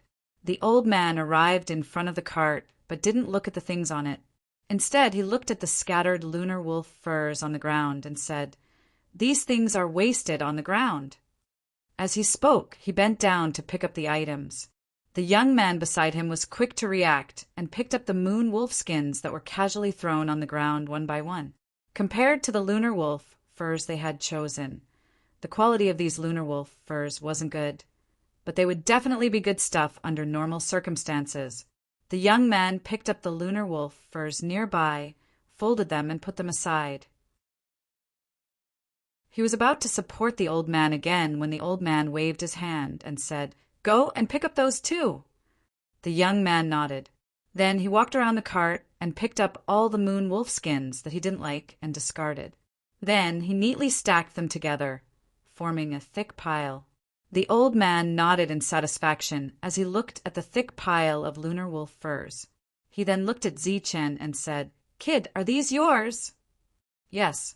Zichin nodded, still smiling. Are you selling these? The old man pointed at the pile of lunar wolf furs. Yes. What's the price? Whatever price you say, as long as you're happy, said Zichin. The old man from the Hort family heard the conversation and disdainfully said, these broken things aren't worth much. A drop of sacred source liquid will be enough to take them away. The old man looked at Zichin and feigned ignorance. Can I? Zichin smiled and replied, as long as you're willing, you can take them away. The old man nodded and turned to the young man. Yam, how many are there in total? A total of 86. 16 of them are incomplete, said the young man. I'll give you 86 drops of sacred source liquid. The moment the old man finished speaking, the crowd suddenly fell silent. Chapter 25:11. The moment the old man's words left his mouth, the surroundings fell silent. Dollar, cotton, flour candy, small talk. The shopkeepers who had been complaining about the poor quality of the moonwolf pelts and the fact that they needed 5 pelts each turned their heads and stared at the old man in astonishment. Looks of disbelief appeared on their faces as if they were hallucinating. Ziqin stared at the old man in astonishment, clearly surprised by this scene. Although Xiao Qi and the other 3 were furious, they were still stunned when they heard a reasonable price. The old man from the Hort clan was the first to ask, "Old Man Go, what did you say?" The old man called Old Man Go pointed to the pile of moonwolf pelts beside him and said, "I took 86 moonwolf pelts and gave them 86 drops of St. Genesis liquid. This lousy stuff isn't even worth a drop of St. Genesis liquid. Yet you're giving 86 drops? Old Man Go, you've always been stingy. When did you become so generous?" Old Man Go chuckled. "To an old man like me, these things are worth a few drops of St. Genesis liquid. Busun, your appetite is too big." Old Man Go no longer paid any attention to the other party and instead turned to Ziqin. "Kid, I'll take advantage of you today." Under his gaze, the young man beside him took out a large jade bottle and poured out 14 drops of St. Genesis liquid. He then sealed the bottle and gave the rest to Ziqin. Ziqin received the bottle with the same smile as before. "I already said that I'll take whatever price you give me. Haha, this old man feels that this price is worth it." After speaking, the old man turned around and the young man immediately supported him. At the same time, 2 burly men walked out from the crowd and carried the moonwolf pelts away. This was only a small interlude. The others continued to pick when it was time to do so. Of course, when they reached the very bottom, Tang Pu swiftly walked up and forcefully took away the Moonwolf King pelts that had been rolled up. The others did not pay too much attention to this. After all, it was difficult to tell the quality of the rolled-up pelts. Soon, the selection process reached a climax. Among them, there were people from 6 shops who took all of Ziqin's remaining moonwolf pelts. During this period, the old man from the Huate clan had taken 263 sheets, which should have been given to Ziqin by 48 drops of sacred source fluid. In the old man's words, Zhou Yuan was a big customer, so giving him 3 extra sheets shouldn't be a big deal. As such, Hort Buzin from the Hort family gave Tang Pu 48 drops of sacred source liquid. Tang Pu received the jade bottle, opened it, and poured out a drop for a closer look. His expression instantly turned ugly as he angrily said, "This isn't sacred source liquid." The Hort family's Busun said, "If this isn't sacred source fluid, then what is it?" "It's diluted sacred source liquid. It's not the real sacred source liquid." Tang Pu's face flushed red. Suppressing his anger, he turned to look at the confused Ziqin and said, "Diluted sacred source fluid requires 10 drops to exchange for a normal drop. The dozens of drops in here are only equivalent to less than 5 drops of sacred source liquid." Ziqin looked at Hort Buzin, who smiled faintly and said, "You didn't say clearly that you didn't want diluted sacred source fluid. I thought that 1 for 6 was diluted. If it was normal sacred source fluid, who would be willing to exchange with you at such a price?" Just as Busan was speaking, 2 middle-aged men walked over. They stared at Ziqin with cold eyes. It was obvious that they were threatening Ziqin. "If it's diluted, then so be it," Ziqin said again. Seeing that Tang Pu was about to say something, he waved his hand, indicating for the other party to stop talking. Tang Pu shut his mouth and put away the items, his heart filled with anger and unwillingness. Xiao Qi and the others had already accepted their fate. What ability did they have to go against all the factions in a small town? With the previous example, the others also learned their lesson and gave out diluted sacred source fluid. Ziqin had exchanged an entire cart of moonwolf pelts for less than 100 drops of sacred source fluid. It was a disastrous loss. He might as well have agreed to it. Fortunately, old Go, who had taken the worst pelt but paid the highest price, had given him more than 80 drops. Otherwise, they would have gotten nothing this time. The moon wolf pelts on the cart were divided up, leaving only the withered branches on the ground. Zichin turned to the four of them and said, "You guys can take those. Don't give them to me. We'll go our separate ways in the future." After saying that, Zichin ignored the four of them and headed straight for the town.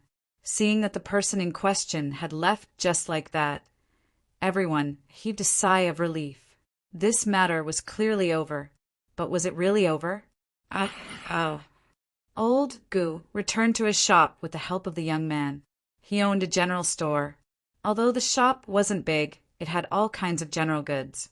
However, his business wasn't doing well because the items sold here were too expensive. It was considered one of the few and scrupulous shops in Soe Town, comparable to old Fart Way's blacksmith shop in the corner. "Grandpa, why did you give out so much sacred source fluid? Isn't one drop enough?" The young man asked in confusion after returning to the general store. "These are moonwolf pelts. Even if we took defective goods, we could at least earn twice the price if we sold them," Old Goose said with a grin. "But you could have earned a few 100 times more," the young man mumbled. "Silly child, have you heard of anyone who managed to survive the encirclement of moonwolf hunters? Have you seen anyone obtain so many moonwolf pelts at once?" Old Gu looked at Yam and said, "You saw the previous battle. Those first-rank hunters couldn't even last a single exchange before they were slaughtered. So what? He can't possibly make everyone in town his enemy. Didn't he compromise in the end?" Yam said, "That's right. That kid did compromise in the end, but it was only a temporary compromise, child. This doesn't prove anything. It only proves that the kid knows how to endure and is a truly dangerous existence." Old Gu looked outside and said, "In this world there are indeed experts who can tame tigers and force them to bow their heads. However, such experts definitely aren't in our Soe town. That kid isn't just a tiger, he's a tiger with extremely high intelligence." "What do you mean?" "Just wait and see. It won't be long before something big happens in this town. If you want to snatch food from the tiger's mouth, you need to at least have the strength to subdue the tiger. Without this strength, the only outcome of snatching food from the tiger's mouth is death." Zichin brought dozens of drops of sacred source fluid into the town. He didn't return to the blacksmith shop directly, but instead went to a small shop. Now that he was rich, it was time to change out of his bloody clothes. Wearing them made him feel very uncomfortable. After buying a new set of clothes, Zichin found an inn and took a comfortable bath. After washing off all the bloodstains on his body, he walked out with a relaxed expression. After walking out, Zichin ordered a few dishes and a jug of wine. Just like that, he ate and drank alone. Zichin was surrounded by people who kept looking at Zichin. These were people who had followed Zichin the whole time. Clearly, not everyone was at ease with an existence that could slaughter first-rank hunters. After drinking a jug of wine, Zichin stood up and was about to pay the bill and leave when he saw 4 people walk in. It was Xiao Qi and the others, all dressed in bloody clothes. "Zichin." The 4 people came to Zichin's side. "Why are you still here? Look at how dirty you are. Hurry up and wash up," said Zichin as he looked at the 4 of them. "We're not leaving. We'll always follow you. We'll go wherever you go," Xiao Qi said resolutely. He already had some guesses in his heart. "Forget it. You guys are too weak." Zichin waved his hand and turned to leave. In the town, Zichin randomly grabbed a person and asked him a few questions before heading to the shop that person had described. It was a general store. It was said that there was a complete range of goods inside, but the prices were very expensive. Under normal circumstances, the price would be about 50% higher. Zichin now had over 100 drops of sacred source fluid on him. He was truly rich and overbearing. He wasn't afraid of how expensive the goods were, as long as they were real. Zichin walked in when he saw that almost no one patronized the general store. He was stunned when he saw the old man he'd traded with. "Welcome, kid." Old Man Gu was all smiles as he looked at Ziqin, as if he'd already expected the latter to come. "Why are you here, old man? Is this your store?" Ziqin asked in surprise. "Of course. Kid, what do you want? Just tell me. My store's prices are fair and honest. Does your store have tri-colored poison fog? It might take some effort to find four-colored fog, but my store has plenty of tri-colored fog. Moreover, I can guarantee that the tri-colored poison fog in Soe Town is the most authentic and the most powerful. Of course, it's also the most expensive. How much do you want?" "I want as much as you have." This was a big deal for the general store. It was usually very difficult to come across such a business opportunity. Old Man Go was very happy today. It wasn't because his store finally had a big deal, but because his moon wolf pelts would truly become his after this transaction was completed. He personally sent Ziqin out of the general store and watched as Ziqian left in a black windbreaker and a gourd filled with tri-colored poison fog. Beside him, the young yam was so shocked that he was speechless. Old Man Gu sighed as he watched Ziqian's figure gradually disappear. The tiger is about to retaliate. Something big is about to happen. Now, let's see if they have the strength to subdue the tiger. Grandpa, he bought the tri-colored poison fog, but he didn't buy the antidote. Some people don't need the antidote. He doesn't need the antidote? Then where is he going? He should be going to the Hort family to find Hort Buzin. To the Hort family. There are 2 rank 2 hunters there, and many rank 1 hunters. Maybe there won't be a single one left by tomorrow. Ziqian stood outside the shop controlled by the Huite family. Looking at the shop in front of him, his expression gradually turned cold. Chapter 25:12. Thunderous. Ziqian stood outside the Huite family shop. The people who had been following him also stopped and looked at this scene from afar with shock on their faces. They had naturally heard about Ziqian's matter. Under great pressure, he had chosen to compromise. He had received thousands of sacred source liquid in exchange for less than 100 drops of sacred source liquid. Very few people could accept such a huge loss. As such, they followed Ziqian and arrived outside the Huite family shop. "You're finally here." Before Ziqian could enter the shop, a middle-aged man walked out. He was a member of the Huite family and one of the 2 rank 2 hunters. He seemed to have guessed that Ziqian would come here and had been waiting for him. "I seem to have miscalculated the bill just now, so I'm here to recalculate it." Ziqian looked at the rank 2 hunter and said indifferently, "We do have some debts to settle, but it's not today's. It's the previous ones. Right now, I'm waiting for you inside to settle the bill. Let's see if you dare to come." After speaking, the middle-aged man turned around and walked back into the shop. Without any hesitation, Ziqian walked towards the shop in front of him.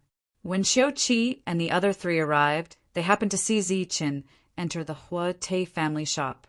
However, they did not chase after him, not because they were afraid of offending the Huite family, but because they did not have the ability to do so. This was because after Ziqian entered, a 3-colored poisonous fog began to spurt out from the shop. This poisonous fog should be a recognized poison in Soe Town. Even an ability user would find it difficult to resist. The moment they saw the poisonous fog, the 4 people's expressions became indescribably complicated. As for the spectators in the distance, they were extremely shocked.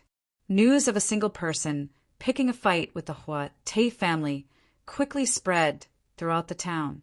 Many residents of the town rushed over to join in the fun. The first to learn of this news were, of course, the shopkeepers of the shops that had previously benefited greatly from Ziqian. The first person he went to look for is the Huite family. This is a bit surprising. However, this is also good. Once he's seriously injured, we can take the opportunity to kill him. Keeping such a person alive is a big threat to us. When the old man, whose harvest was second only to Huitebusen, heard the news. His eyes flashed with a cold light. Today, Zi-Chun went to the Huite clan, so no one could guarantee that the next time he came to their home, this kind of potential threat had to be dealt with. Just like the other party, those who had only paid a tiny amount of diluted sacred source fluid also did not want to give up on the resources they had obtained. Hence, they gave the order to kill Zi-Chun. Soon, many ability users gathered outside the Huite family shop. There were even a few level 2 hunters among them. Their goal was clear. As long as Zi-Chun came out of the Hort family alive, they would go all out to kill him.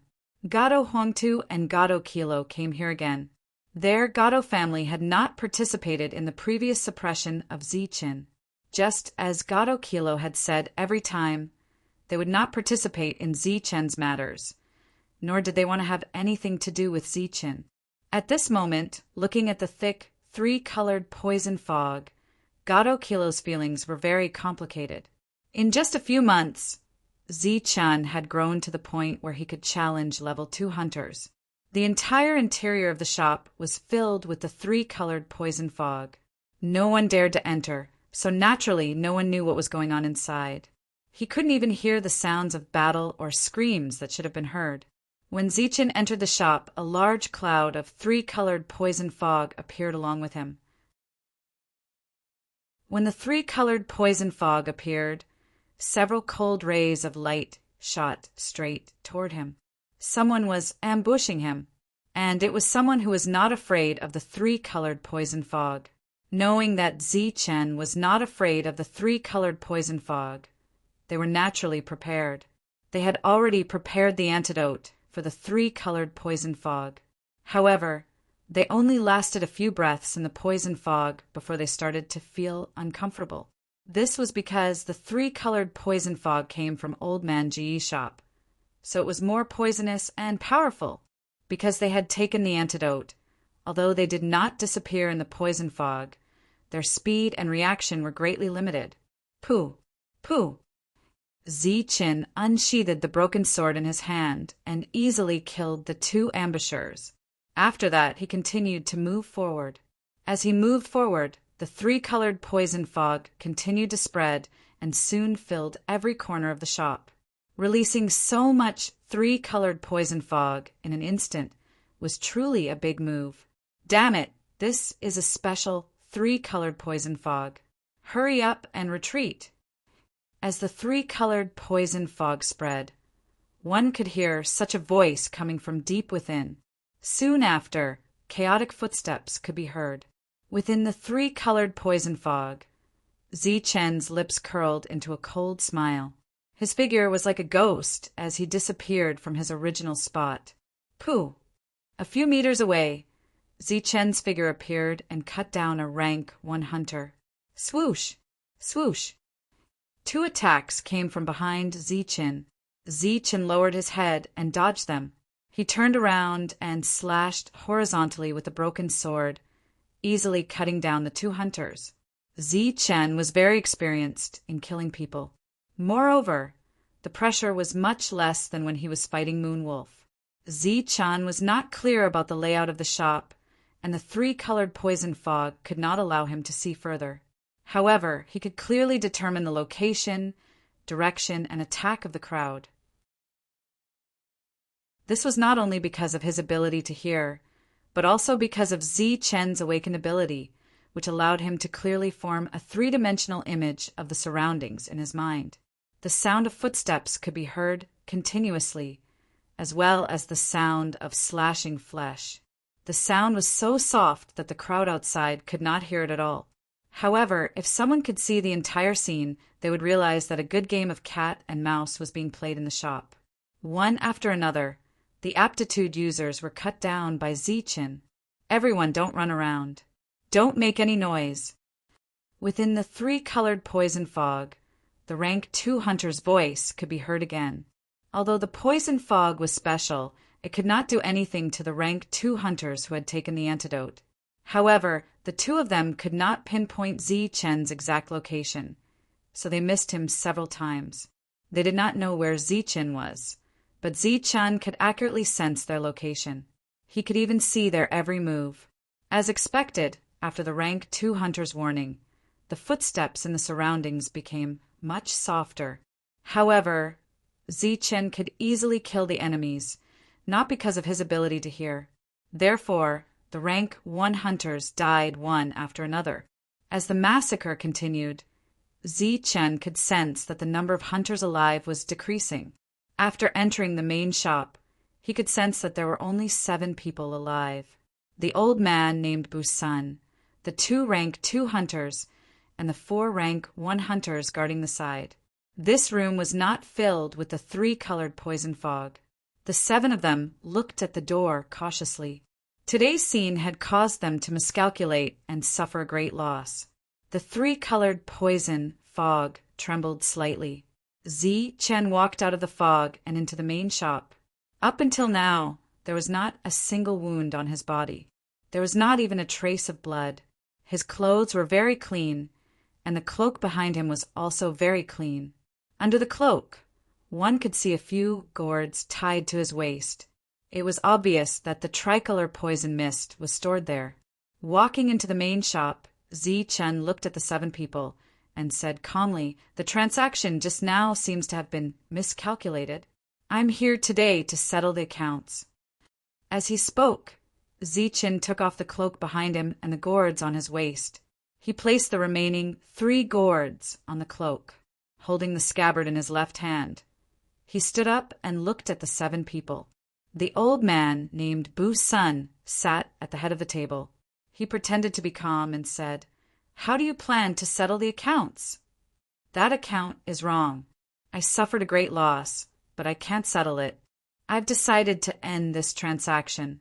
The moonwolf pelts should be in the inner room. I'll take them away later, but you guys have gone too far. You have to pay the price. Cut the crap. Let's see what you've got."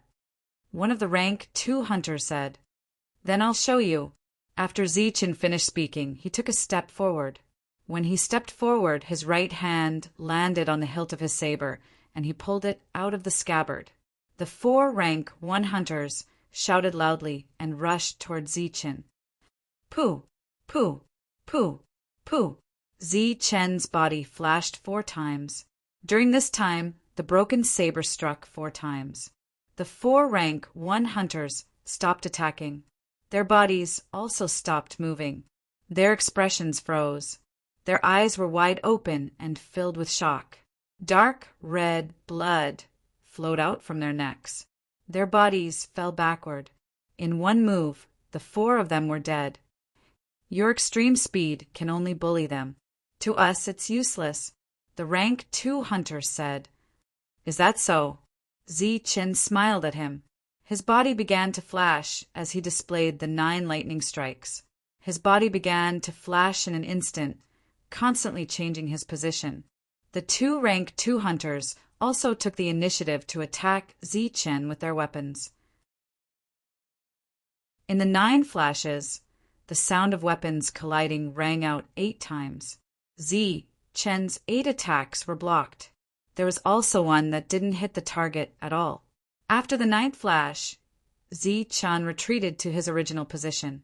The rank 2 hunter mocked him again. "Now do you believe that your extreme speed is useless to us?" Zichen smiled mysteriously at him again. Then he charged forward again. But this time, his body suddenly emitted a strong light. After this light appeared, Zichen's body seemed to have turned into a real light, wandering around the 2 hunters. This light changed rapidly 7 times. During this time, the sound of weapons colliding could be heard 5 times. The other 2 times were not heard. After flashing 7 times, Zichen appeared in front of the 2 hunters. On his back, the 10 heavenly thunder wings slowly retracted into his body. The heavenly thunder wings were like an extension of his body. In this world, he could retract them as he wished. The 2 rank 2 hunters' expressions froze. They looked at Zichen in disbelief. "Among those of the same level, I have the fastest speed," Zichen said as he looked at the 2 of them. Blood began to flow from the necks of the 2 hunters. Their bodies fell to the side. The blood that gushed out splashed onto Hua Tabuzin's face. His calm expression collapsed. His old face was full of fear. Chapter 25:13.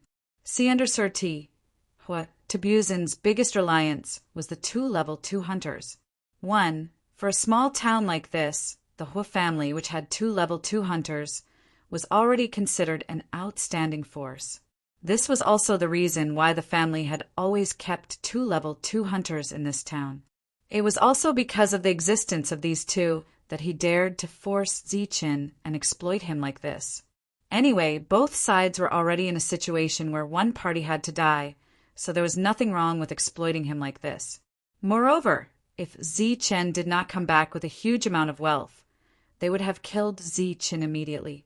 Hua Tabuzin knew that both sides were already in a situation where one party had to die, so he arranged for Longman to kill the 2 level 2 hunters before they returned. However, what he did not expect was that Ziqin was actually so strong. Not only did he break through to become a level 2 hunter in a short time, but he also killed 2 level 2 hunters in an instant. All of his reliance was gone, and his combat power was not even comparable to an ordinary aptitude user, so he did not have the strength to face Ziqin at all. You! He stretched out his old finger and pointed at Ziqin with a trembling finger. Ziqin stepped forward and grabbed Hua Tabuzin's neck, saying, "Old man, weren't you very arrogant just now? Why are you scared now?"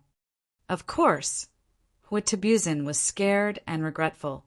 If he had known that Ziqin was so strong, he would have joined forces with others to kill him. He believed that under the cooperation of several level 2 hunters, Ziqin would be dead for sure. However, he underestimated Ziqin's strength and was blinded by the value of the moonwolf pelt, which led to this scene. Do you want to know why I didn't do anything when we were outside? Ziqin, who was holding Hua Tabuzin's neck, sneered and said, "Because there were others behind me, and I didn't want to get them involved. Besides, I didn't have the confidence to kill the others, and, of course, I didn't want to kill everyone. My target was you, and I didn't expect you to take the initiative to come to me. Don't you feel like you've gotten a huge bargain? You got so many moonwolf pelts for less than 5 drops of Saint Origin fluid, right?" Hua Tabuzin couldn't utter a single word. He was terrified and wanted to beg for mercy, but when he saw Ziqin's cold expression, he knew that Ziqin wouldn't let him go. I am from the Hua Te family. Kill me. Are you threatening me? You're Hua Te family, and I have long been mortal enemies. If one day I can walk out of here, I will make the Hua Te family pay a price. Now I should take my things, and, of course, the things you have here." After that, Ziqin broke the man's neck and walked back. He put on his cloak again and tied the gourd. He walked into the inner room and saw the moonwolf skin that Hobuzin had brought back. He wrapped up the moonwolf pelt again, and then rummaged around for a while. Finally, he found Hopebizin's personal collection and harvest over the years. It had to be said that this was also a considerable amount of wealth. Ziqin carried the moonwolf pelt and the Saint Origin fluid he could carry as he walked out of the shop. The moment he walked out, a commotion broke out among the people nervously watching the scene. Ziqin, Xiuqi, and the other 3 cried out in surprise when they saw Ziqin come out. A smile also appeared on Jiatu and Huangtu's faces. Apart from them, the other people's faces were filled with shock as they stared at Ziqin in disbelief. It was as if they had seen a ghost. Ziqin looked at Xiuqi and nodded with a smile. "You guys came at the right time. Tang Pu, bring your cow over and help me pull some things. Don't worry, I will reward you." The crude handcart from before had already been chopped into pieces by the angry Tang Pu. Fortunately, the Hopebizin clan had other handcarts, so it could be used by the puppet cow. Ziqin took away almost everything that could be taken from the Hopebizin clan shop, filling the cart to the brim. Looking at the goods, Ziqin nodded with satisfaction and then walked towards the crowd. Xiuqi and the other 3 as well as the puppet cow followed behind.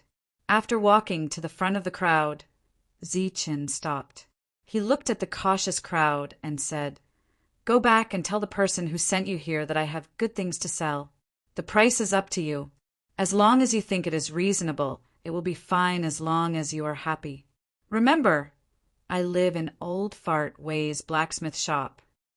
After speaking, Zichen no longer paid attention to the rank 2 hunters, whose expressions were changing, and walked towards Old Fart Way's residence. The rank 2 hunters stared at Zichen's back. After hesitating for a while, they did not dare to make a move. The entire Hopebizen clan, including many hunters and 2 rank 2 hunters, did not even last for a moment before they were wiped out. Even the clan was cleaned out. They did not know what method Zichen had, but to be able to end the battle so easily without even a trace of blood on his body, it was obvious that Zichen had an extraordinary and powerful method. They were not stupid enough to think that it was because of the tricolored poison fog. They did not dare to make a move, and could only return to report. When the shopkeepers heard the news, their faces turned ugly. He wiped out the entire Hopebizen clan without a single injury? What about the 2 rank 2 hunters? After the battle, we went in to take a look. Everyone was dead, and they were all killed in one hit. The 2 rank 2 hunters were the same. Their wounds were on their necks, just like the rest. It seems that Zichen did not expend too much energy to kill the 2 of them. Did he say anything? Yes, he said that he got a lot of good things this time and is preparing to sell them. If there is a need, we can go there. He said that the price is up to you, as long as it is reasonable and you are happy. When Zichen said this sentence before, it meant that he had no choice but to compromise. Everyone was very satisfied with Zichen's understanding of the situation. However, when they heard this sentence again, it was filled with a threatening tone. The Hopebizen clan, who only cared about their own happiness and did not care about the happiness of others, had completely disappeared from this town. This was the result, and now they had done the same thing. What should they do? It was obvious that Zichen had given them 2 choices. One was for them to gather everyone to kill him, and the other was to resolve this matter. Of course, if they did not resolve this matter, perhaps they would follow in the footsteps of the Hopebizen clan tomorrow. If they gathered everyone who had obtained benefits and staked everything, the possibility of killing Zichen was still very high. But the premise was, would these people be willing to stake everything? The death of the 2 rank 2 hunters of the Hopebizen clan made the other rank 2 hunters feel a sense of crisis. Would they risk their lives because of this? There was a possibility, but it was very small. Go, send some sacred source liquid to Zichen. Tell him that after we came back and went through everything, we realized that there was indeed a mistake in today's accounts. We'll compensate him according to the price of 3 drops of sacred source liquid per skin. This price might not be high, but it definitely wasn't low either. It might even be higher than the normal price. They wouldn't make a profit this time, but they wouldn't lose too much either. Just as Zichen returned to the smithy with a cart full of items, the representatives of the factions that had obtained benefits arrived and expressed that there had been a mistake in the accounts. As if they had discussed this beforehand, they all made up the difference at the price of 3 drops of sacred source liquid per moonwolf skin. The amount of sacred source liquid Zichen had on him had exceeded 1,000 in an instant. He had really obtained a huge sum of money. After several setbacks outside the town, Zichen was the only one who had profited greatly. The wealth of the Hopebizen clan, as well as the moon wolf skin that had been sold for 3 drops of sacred source liquid per moon wolf skin, was something that Xiuqi had calculated based on the price of 1 drop of sacred source liquid per moon wolf skin. Apart from Zichen, Old Man Go was the only one who had profited from this transaction. After hearing the news of the Hopebizen clan's destruction, a look of surprise appeared on Old Man G's face. Although he had expected this to happen, he hadn't expected it to happen so quickly. As for the youth beside him, He was so shocked that he couldn't utter a single word. Soon, new news arrived that other factions had made up the difference, and it was at the price of 3 drops of sacred source liquid per moonwolf skin. Old Man Go laughed heartily as he stroked his beard. He looked at the youth yam and said proudly, "Child, look at your grandfather's actions back then. Was it stupid or not?" The youth yam lowered his head, unable to utter a single word.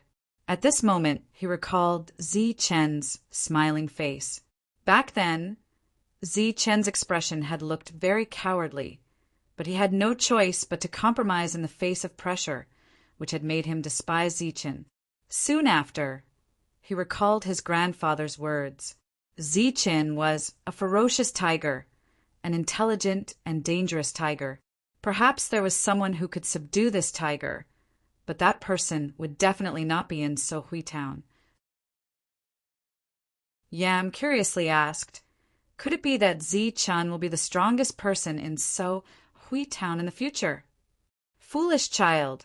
How could such an existence be willing to stay in a small town? This is only his starting point, and we can only be considered as witnesses." The actions of the various shops undoubtedly showed that they had acknowledged Zi Chen. As a result, many people came to visit the blacksmith shop that was rarely visited. Zi Chen didn't meet any of these people because he didn't plan on staying here for long. On this day, Jiatu Huangtu came to visit, and Zi Chen personally met him. "Zi Chen, we have to leave. In fact, we should have left long ago, but unfortunately we were surrounded by moonwolves, so we stayed here for a while. You should have noticed when you went to the Hort family. You didn't see those 4 people because they left earlier than us. I haven't awakened any abilities yet, but I've been building a foundation for them. To others, 1st and 2nd level hunters might be the end, but we're different. That's only the beginning." Jiatu Huangtu told him everything he knew. Just like before, their route had already been arranged. In the early stages, they didn't need to work hard for the sacred origin liquid. They just needed to follow the family's arrangements step by step. Their final goal was that city. This was the Jiatu family's arrangement. If everything went smoothly, they would take the sacred weapon and return to their family on the Star Road from that city. Jiatu Huangtu left that day. Zi Chen didn't go with them. He had promised Xiao Qi and the others that he would follow them to Mingfei Town. Chapter 25:14. See under say. This time, Zi Chen's harvest was split between the 4 of them according to their agreement. Of course, Zi Chen did not share the sacred source liquid he got from the Huete family. It was not because he was stingy, but because the 4 of them were determined not to accept it. Just the harvest from the battle with Moonwolf this time was all Zi Chen's work alone. Not only did he not thank Zi Chen for saving his life, he even took away several hundred drops. This was already a huge advantage for him. How could he dare to take anything from Zi Chen? In the Huete family, Zi Chen had gotten more than 1,000 drops of sacred source liquid. Other than that, the items that were used to pull the cart were also worth a lot. Old Fart Wei kept some that he could use, while he sold the rest to Old Fart Go. After this incident, other than Zi Chen, Old Fart Go was the one who benefited the most. After getting so much sacred source liquid, Xiao Qi and the other 3 went into seclusion to break through to the rank of 2nd-grade hunters. Zi Chen prepared some things and headed to the small village he lived in when he first came to this world. After the sky turned dark, the wind whistled, and the divine mosquitoes and divine ants appeared again. Seeing the black mass of divine ants rushing towards him with the wind, Zi Chen chuckled and moved forward quickly. At this moment, his speed had already surpassed the speed of the wind. No matter how the divine mosquitoes and divine ants chased after him with the help of the wind, they could not catch up to Zi Chen. The dark night was no longer a danger to him. Zi Chen saw the small village from afar and chuckled as he walked towards the stone house in the depths. Bang! Bang! Bang! In the dark night, there was a knock on the door. In the stone house, The old man, who was sleeping soundly, was startled. He flipped over and looked out the window vigilantly. Bang! Bang! Bang! There was another knock on the door. This time it was clearer and more forceful. The old man was bewildered. He was not sure what was knocking on the door so late at night. He had no intention of opening the door. At this moment, Zi Chen's voice rang out. Old man, open the door. It's me. Zi Chen. The old man recognized Zi Chen's voice, and a hint of surprise appeared in his eyes. However, it was quickly replaced by worry, and he immediately got off the bed to open the door. Why are you back so late? After opening the door, the old man looked at Zi Chen from head to toe. After seeing that he was unharmed, he let out a sigh of relief and said with slight reproach, It's dangerous to walk in the dark. Come in quickly. Zi Chen walked into the room with his bag on his back. The old man looked at him and started to worry again. Are you trying to convince me that you can't survive in Huitown anymore? Are you going to follow me back to mine? Zi Chen put the bag on the table, looked back at the old man, and said with a smile, How is that possible? I'm doing pretty well. There are almost all the books you want to read. It's much more stable than the average website, and it updates faster. It's all text without advertisements. I've been preparing to leave Soe Town recently, so I came to see you. Leave? Where to? The old man was startled. Mingfei Town. You actually went there? Is the town of instigating wisdom unable to tolerate you? More or less. I'm already a level 2 hunter now. Let's not talk about me anymore. I brought you some good wine and meat today. Have a taste. Zi Chen opened the bag, and there were wrapped beast meat and 2 jars of wine inside. The old man was an alcoholic. When he saw the 2 jars of wine, he grabbed one of them and opened it without hesitation. Suddenly, the smell of the wine filled his nose. The old man took a big gulp and smacked his lips. He grabbed a piece of meat and put it in his mouth. The old man said with a lisp, Not bad. You even know to bring something back for me. It seems like you're doing pretty well in Huitown. Kid, I didn't misjudge you. You have a conscience. Bringing you some food is called having a conscience. Back then, I gave you a house. Zi Chen laughed involuntarily. That's different. How is it different? To show that I have a conscience. How about I give you a big house in Huitown? Kid, it seems like you're doing pretty well. Of course. How about it? Think about it. A big house. You can live in it or open a shop. You won't have to mine in the future. Zi Chen looked at the old man with some hope. Forget it. This old man is quite comfortable living here. I'm too lazy to move my nest.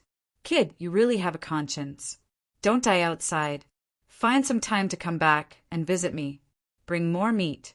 You should know that I can't eat this kind of meat here. The 2 of them chatted for half the night. The old man stubbornly insisted on staying here. This made Zi Chen feel helpless. The next morning, Zi Chen left. Before he left about 100 drops of sacred source liquid for the old man. Of course, the old man refused. However, Zi Chen insisted on letting the old man awaken his ability. As a sage king, there was no need to mention the old man's potential. With the sacred source liquid, it was inevitable that he would awaken his ability. Even if he wanted to live a low-key life in the mountain village, he should be a low-key ability user and not an ordinary person. This way, he would be able to protect himself in the face of unexpected situations. After returning to Soe Town, Xiao Qi and the others still hadn't broken through. Zi Chen began to consume the sacred source liquid drop by drop to strengthen himself. As a second rank hunter, there was nothing to be proud of. The Jiatu Emperor had said that for people like them who had special missions, it was just the beginning. Even among the 3 great families, there were pitifully few saint-level bodies. Without the rainbow sacred tree, it was very difficult to nurture an existence with a saint-level body. The Jiatu family could only nurture 4 people at the same time. Giving Zi Chen a spot was more or less the reason why the Jiatu family hadn't been able to nurture a 5th person with a saint-level body. A saint-level body had great potential in this world. However, Zichen didn't know what this potential meant. A few days later, Xiao Qi came to the smithy to find Zichen and tell him that he had become a second rank hunter. In fact, he had only been one step away from becoming a second rank hunter. Now that he had so much sacred source liquid, he had smoothly taken that last step. He wasn't the only one.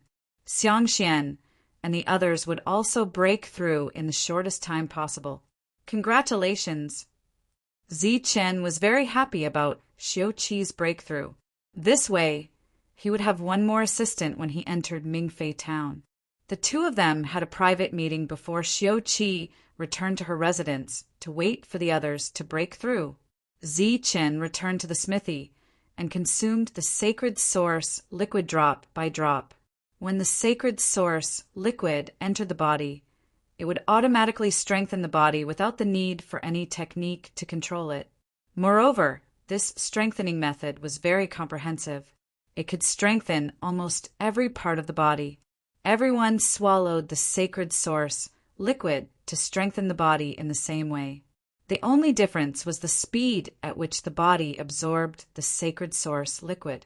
Take Zichen and Xiao Qi, for example. Zichen absorbed a drop of sacred source liquid 10 times faster than Xiao Qi. If Zichen could refine 10 drops of sacred source liquid a day, Xiao Qi would only be able to refine 10 drops in 10 days. On average, she would only be able to refine 1 drop a day. This was potential. There was no doubt that Zichen's potential was extremely high. During the refining process, Zichen's physical strength also increased in all aspects, causing Zichen's body to change again and again. One day, after refining a drop of sacred source liquid, Zichen suddenly heard a buzzing sound coming from his body. Then an indescribable feeling filled his entire body. This feeling made Zichen feel refreshed and unprecedentedly comfortable. Have I leveled up? Feeling the changes in his body, Zichen stretched out his hand and carefully observed. The power in his body was rapidly increasing. The feeling of power spreading throughout his body made Zichen so comfortable that he wanted to tremble. He had leveled up. He had really leveled up. Zichen, who had just broken through to rank 2, had leveled up again and become a rank 3 hunter. There wasn't a single rank 3 hunter in the entire Sohui town. Furthermore, after his breakthrough, Zichen felt that his strength and speed had greatly increased. If Xiao Qi and the other 3 knew that Zichen had leveled up at this time, their jaws would probably drop to the ground in shock. Zichen's leveling speed was simply too fast, so fast that it was somewhat abnormal. After his breakthrough, Zichen did not go out, but continued to refine the sacred source liquid in his room.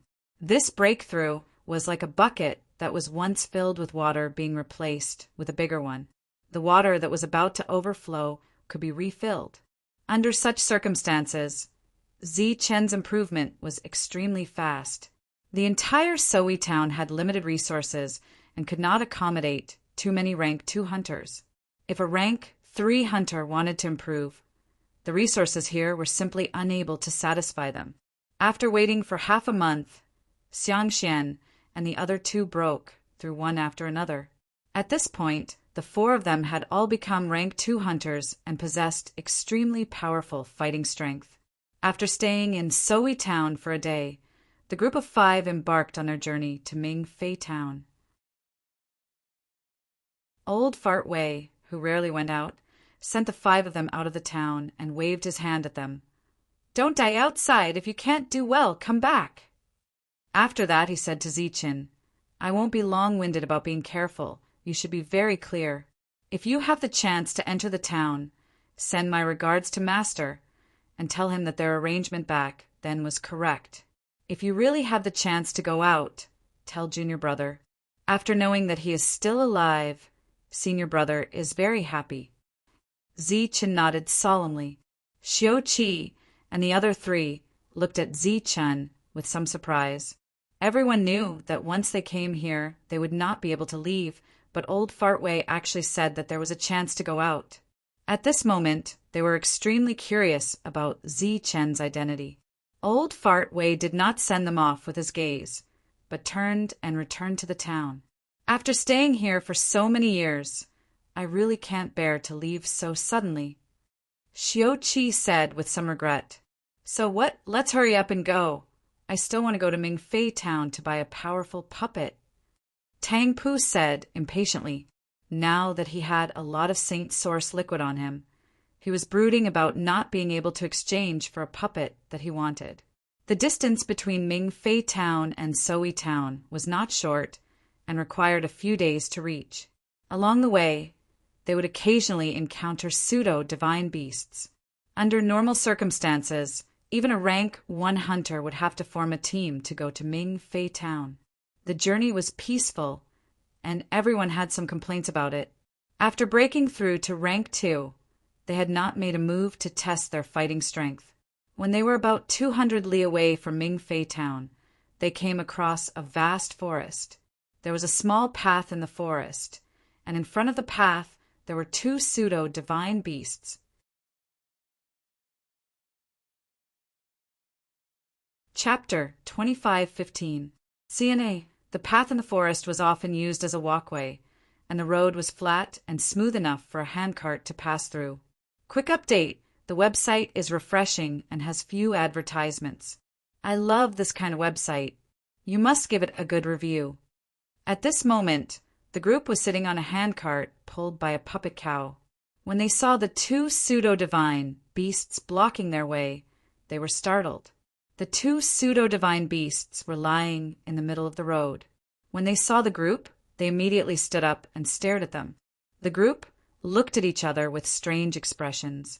The 2 pseudo-divine beasts were a black tiger and a leopard. They were clearly not of the same species, but they were standing together. Roar! Roar! 2 beastly roars rang out one after another, but they were only meant to intimidate. They did not show any hostility or killing intent. Did we encounter a beast master? Xiao Qi looked at the scene in front of him and couldn't help but reveal a shocked expression. Those who could control pseudo-divine beasts were called beast masters. They were a much higher level existence than puppet masters. In this world, only poison masters could compare to them. Just like poison masters, beast masters were very rare existences and were very difficult to encounter. But if they weren't beast masters, it would be impossible to understand why the 2 pseudo-divine beasts were blocking their way. That's right. You're lucky to have met a great beast master. If you know what's good for you, you'd better leave some money behind. Otherwise, you'll become food in the belly of these pseudo-divine beasts. At this moment, a cold voice rang out from behind the pseudo-divine beasts, but there was no one in sight. Obviously, they had encountered a robber blocking their way, and a beastmaster robber at that. Xiao Qi and the other 3 were shocked and revealed looks of disbelief. As a beast tamer, how could he lack resources and rely on robbing others to make a living? Don't look so surprised. This is just my side business. It's just for fun, not my main business. 100 drops of sacred source, liquid per person. No bargaining. Take it out and leave. If not, die. The voice rang out from behind the 2 pseudo-divine beasts. It was not far from the group, but they couldn't see anyone. This scene was very strange. Zi Chen released his perception and clearly saw everything in front of him. There was indeed no one behind the 2 pseudo-divine beasts, and the source of the sound was only a white diamond-shaped stone.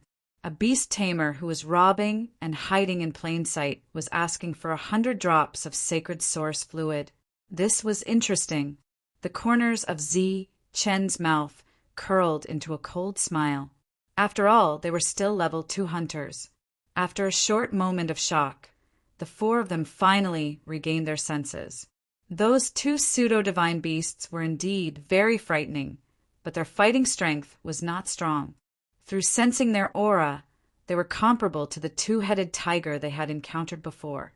However, Everyone's strength was no longer what it used to be. They simply didn't place these two pseudo-divine beasts in their eyes.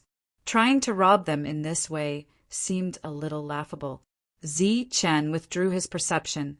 The master of the pseudo-divine beast was not within the range of his perception. Interesting. He turned his head to look at both sides, and a strange light flashed in his eyes. Xiao looked at the two pseudo-divine beasts and said, "Friend, 100 drops of sacred source fluid per person is too much. Where do we have so much sacred source fluid on us? Not a single drop less." That voice was very tyrannical. "Then let us see what you're capable of." Xiao gripped his long sword tightly and said with a cold face. Clearly he wanted to compete. "Then die." As the cold voice sounded, the two pseudo-divine beasts roared and charged at the 4 people in front of them. "Die." Xiao and Xiao roared at the same time and charged forward with their long swords in hand. Behind the two, Xiangxian's eyes flashed. She first glanced at the black tiger, only to see that the black tiger's movements slowed down slightly and its speed slowed down. PFFF. The long sword instantly pierced through the black tiger's head. The black tiger's body froze in midair, and its vitality dissipated. Then, Xiangxian glanced at the leopard, and the leopard's body also froze. Xiao quickly attacked and killed the leopard. These two pseudo-divine beasts, which weren't considered weak, were killed by the 3 of them just like that. Chen stood at the back and quietly watched the 2 kill the pseudo-divine beasts. He didn't make a move, nor did he say anything. When Xiangxian and Tang Pu saw that the pseudo-divine beasts had died, they immediately went forward to check. The 4 of them stood beside the corpses at the same time. Swoosh! Swoosh! Right at this moment, a black light flew out from Chen's sleeve and circled around the ground before returning to his sleeve. The 4 of them couldn't see anything from the pseudo-divine beasts' corpses. When they went forward again, they saw a strange white stone at the place where the pseudo-divine beasts were previously standing. The voice came from here. Tang Pu looked at the stone in confusion. This should be the sound transmission stone. That beast tamer isn't here. Xiao picked up the stone. Chen followed behind and slowly walked forward. He released the perception that he had previously retracted. He didn't go straight to the stone. Instead, he went in the direction where the flying dagger had swept past. There, he saw a small snake that had died like weeds. It was only 7 inches long and had already died in the weeds. Its fatal wound was on its head. In another direction, there was a similar snake. Just when the 4 of them were sizing up the stone, they heard a cold voice from the stone. "I will remember you. We will meet again." This sentence was obviously wrong. It should be you and not just you. Because it was Xiao and Xiao who had killed the 2 pseudo-divine beasts. Could it be that the other party felt that it was because of Xiangxian's ability and bore a grudge against her? But even without Xiangxian's ability, they could still kill the 2 pseudo-divine beasts. After all, they were all second-rank hunters. Just when the 4 of them were guessing why the other party said such a wrong sentence, Chen walked to the side of the 4 of them. He took the sound transmission stone from Xiao hand and said indifferently, "If you are an enemy, the next time we meet, the one who will die will be you. Then let's wait and see." After that, there was no sound from the sound transmission stone. Its luster gradually dimmed, and it became like an ordinary stone. Chen put the sound transmission stone into his bosom. He didn't throw it away. Xiao asked doubtfully, "Chen, what's going on?" "Maybe it has something to do with the Hua-Te family," Chen said. "The Hua-Te family? Could it be that they have their eyes on us?" Xiao's expression changed slightly. "It should be. Even if it isn't, this person isn't easy to deal with. You guys almost died just now." Seeing the 4 of them confused, Chen pointed to the 2 directions behind him and said, "Let's go there and take a look." When the four of them saw the dead snake, their expressions became very ugly. "This is a cyan dark snake. That damned guy is so cruel." The cyan dark snake was a highly poisonous snake. Its skin could change color, and the poison in its body was even more intense than the tricolored poison mist. Although it was only a level 1 pseudo-divine beast, its poison was enough to kill a level 2 hunter. Previously, the four of them hadn't sensed that there were two such snakes hiding in the dark. If Zichen hadn't acted in time, they would have been ambushed by the cyan dark snakes while they were investigating the two pseudo-divine beast corpses. They would have died from the poison. They hadn't even reached Mingfei town, yet they had already encountered such a troublesome existence. This made their expressions even uglier. "Let's go," Zichen said as he looked at the four people's ugly expressions. His expression didn't change much. Even if this matter wasn't arranged by the Huate family, it was definitely related to them. He had already mentally prepared himself for this. Otherwise, the other party wouldn't have demanded an exorbitant price of 100 drops of sacred source liquid per person, if they weren't a shopkeeper who could take out so much sacred source liquid. "I'm not leaving. I'm going to eat them," Tang Pu said angrily as he stared at the two dead pseudo-divine beasts. Thus, the five of them took a short break here and ate an extremely sumptuous meal of barbecued meat. It could be considered as a relief for the four of them who had just survived a calamity. After eating and drinking their fill, they continued on their way. Mingfei town was obviously larger than Soyi town. The surrounding walls were also higher, and the town had two main gates, the east and west. At this moment, a young man wearing luxurious robes was walking towards the east gate with a slightly angry expression. His expression was very ugly. "Lin Sai, why do you look so dejected?" A voice suddenly sounded as another young man walked out of the town. "I'm so angry. I had a bad day and lost two cyan dark snakes," Lin Sai said unhappily. "Oh, what happened?" "A guy wearing a black robe discovered my green dark serpent. I don't know how he killed them. If I'm not wrong, that guy should be your target," Lin Sai said angrily. "He's already here? If that's the case, then you don't have to worry about this. I'll take care of it." A cold light flashed in the young man's eyes. "Although we didn't fight head-on, I can see that guy's senses are very sharp. Tur, you have to be careful. Don't fail miserably. Don't worry. It's easy for a level 3 to kill a level 2. Tur walked out of the town while Lin Sai walked towards the center. The two parted ways. A few hundred meters away from the town, two middle-aged men were watching the two young men who were talking. One of the middle-aged men said, Tur clearly intended to use Lin Sai to scout the situation. "What do you think of this? He's already joined us, and he's got great potential. Plus, Lindsay agreed to it himself. As long as it doesn't affect our interests, we'll let it go." Lin Sai's expression shows that he suffered a small loss. What if Tur can't beat that guy? Lin Sai isn't stupid.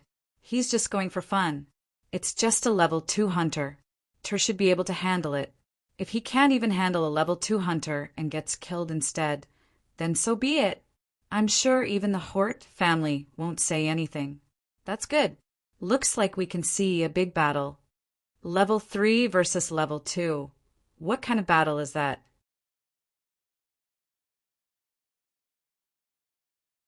Chapter 25:16. Siender City. Because of the previous Beastmasters blocking their way, they were much more careful. But reality proved that this caution was unnecessary. They didn't encounter any attacks until they reached Mingfei town. Seeing Mingfei town in the distance, Xiao Qi and the others breathed a sigh of relief. This place had more resources, greater opportunities, and more opportunities.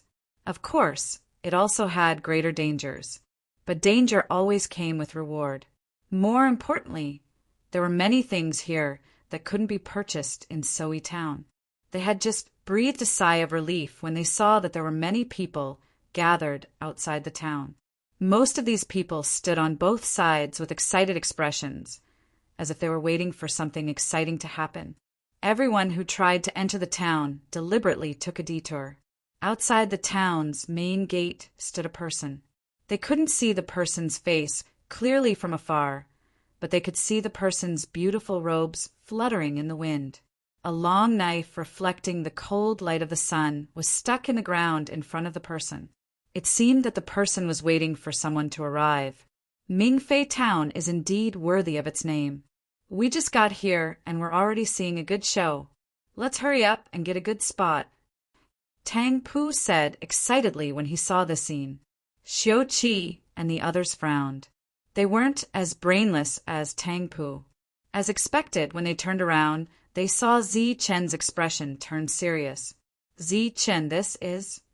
Xiao Qi looked at Zi Chen. You guys go into the town to exchange for things first. I'll go in later, Zi Chen said in a low voice. What could it be? Tang Pu reacted belatedly. Don't worry, I'm fine.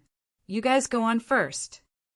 Zi Chen walked forward, not taking a detour like the others, but walking in a straight line. If he followed this path, he would meet the person outside the town before entering the town. Zi Chen's actions immediately attracted everyone's attention. All sorts of mocking laughter rang out. Among the mocking laughter, words like idiot and idiot were the most common. Is it him? A middle-aged man in the crowd asked. It's him. I don't know what method he used to kill 2 of my dark serpents in an instant. Beside the middle-aged man, Lin Sai stared at Zi Chen angrily. Judging from his expression, he seems to be very confident in this battle. As expected of someone from a small town, he didn't even notice that Ter was a level 3 hunter. Another middle-aged man sneered. Xiao Qi and the other 3 followed Zi Chen's instructions and took a detour towards the center of the town. Perhaps it was because there were too many people around. Everyone walked very quietly. Even Tang Pu did not show off. However, they were completely ignored like air. Their eyes were all fixed on Zi Chen. This idiot, doesn't he know that he can't pass through here? He even dares to walk on the path blocked by Lord Ter. He's simply courting death. Isn't that so? Master Ter is already a level 3 hunter. Killing him is as easy as flipping his hand. My lord has been waiting here for half a day. I really don't know who he is waiting for. Could it be that he's waiting for this person? Waiting for this fool who doesn't know his place? How is that possible? Xiao Qi and the other 3 were ignored. Everywhere they passed, they could hear the discussions. The faces of the 4 people in front of them became paler and paler. Since the opponent was a level 3 hunter, could Zi Chen, who was only level 2, deal with him? The 4 people in front of them looked at each other and then stopped at the same time. They could see the worry in each other's eyes. There was almost no need for words to communicate. They made the same choice at this moment. When they were close to Ter, the 4 of them stopped. Once Zi Chen was in danger, the 4 of them would immediately rush out and save Zi Chen.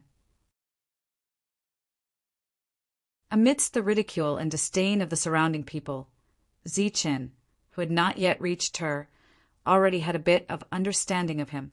Ter, a level 3 hunter. This made him a little surprised, but it was also reasonable. The Hort family's counterattack would definitely be more fierce. It was normal for them to send a level 3 hunter. When he was 10 meters away from Hort Ter, Zi Chen stopped.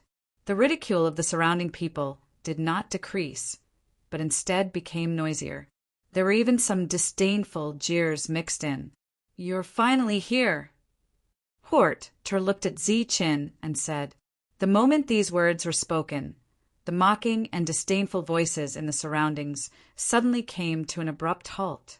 Everyone looked at Zi Chen with some disbelief. They never thought that the person Hort Ter was waiting for was actually him. Hort Ter was known by almost everyone in Mingfei Town. He was a battle maniac with many glorious achievements. When he first became a level 3 hunter, he had defeated many experienced level 3 hunters. Now he had been a level 3 hunter for many years. There had always been rumors that he was infinitely close to becoming a level 4 hunter. He could cross the threshold at any time and reach another height, although there was only a difference of 1 level between level 3 and level 4. The significance of the difference was huge. However, such an invincible expert, who had been waiting for half a day, turned out to be such an inconspicuous young man. Moreover, he looked even younger than Surtur. In this place, age was seniority. There were very few people who were as young and powerful as Tur. Furthermore, for Mingfei Town to have someone like Lord Tur, it was already very good. Therefore, Zichen, who had arrived, was no longer a braggart in the eyes of the crowd. Instead, it was synonymous with ignorance.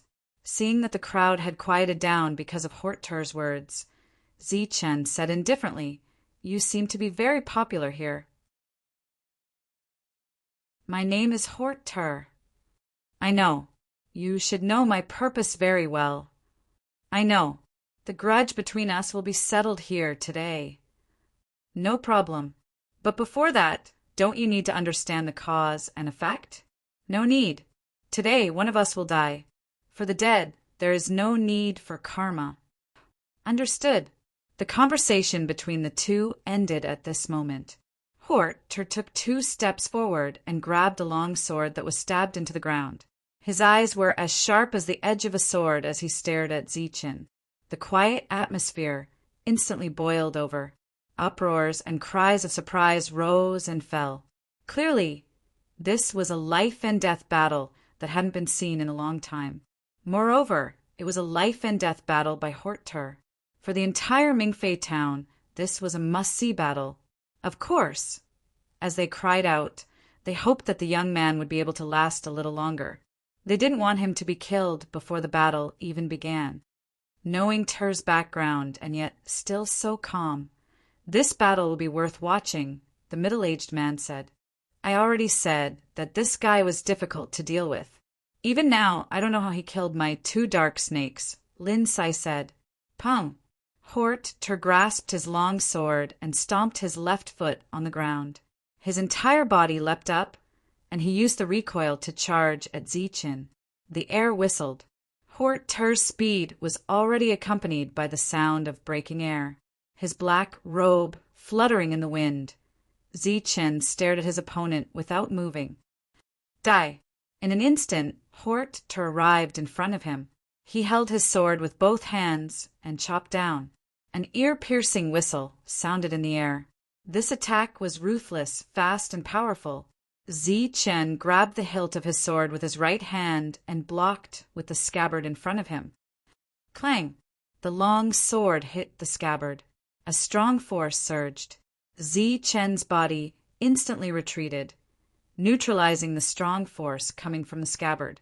Similarly, Hort Tur's body flew backwards in the air. He did a 360-degree flip in the air and landed on his feet. He took a few steps back before stabilizing his body. When the battle began, the surroundings were quiet. Not a single sound could be heard. Everyone held their breaths as they watched the battle. After seeing Zichen block Hotetter's attack without even using his saber, everyone was very surprised and happy in their hearts. In this way, this battle would be able to last a little longer, and the spectators would be able to watch it a little better. After stabilizing his body, Hort Tur tapped his foot and rushed forward again. This time, he ran on the ground at an even faster speed. Swish! Zichen didn't show any signs of weakness and rushed forward to Hort Tur. Clang! Clang! Clang! All kinds of clashing sounds were heard in an instant. Every time the 2 of them clashed, they separated immediately and then adjusted their direction again to attack each other. In the eyes of the people watching the battle from a distance, the 2 of them were circling around each other. Hort Tur's every attack was full of strength, and Zichen's block was also full of strength. The most important thing was that Zichen's weapon hadn't been unsheathed from the beginning of the battle. Hort Tur's extraordinary weapon didn't leave any mark on his opponent's scabbard. Looking at the 2 of them, who were equally matched, the expressions of everyone present changed once again. They knew that this battle was really going to be interesting. Swish! The long sword slashed horizontally. Zi Chen's body instantly retreated and avoided the attack. At the same time, the broken sword in his hand and the scabbard pointed at the opponent's forehead. The long saber in Hotetter's hand was withdrawn in an instant and blocked in front of him. After that, the two of them quickly retreated, no longer giving the other party a chance to attack. While retreating, they neutralized the force. After adjusting their bodies, the two of them charged forward again, just like before. From the beginning of the battle until now, the two of them had displayed extremely powerful combat skills. Every time they attacked, they were able to protect themselves without the slightest flaw. It could be said that they were both offensive and defensive. This was an evenly matched battle. If the two of them did not use any other means, then the battle would continue like this. What was even more surprising was that Zi Chen's weapon had not been unsheathed since the beginning of the battle, which gave him a slight advantage. If that's all you've got, then die. With a roar, Hotetter's aura changed and his attack became faster. His saber chopped down twice as fast as before. This was his true strength.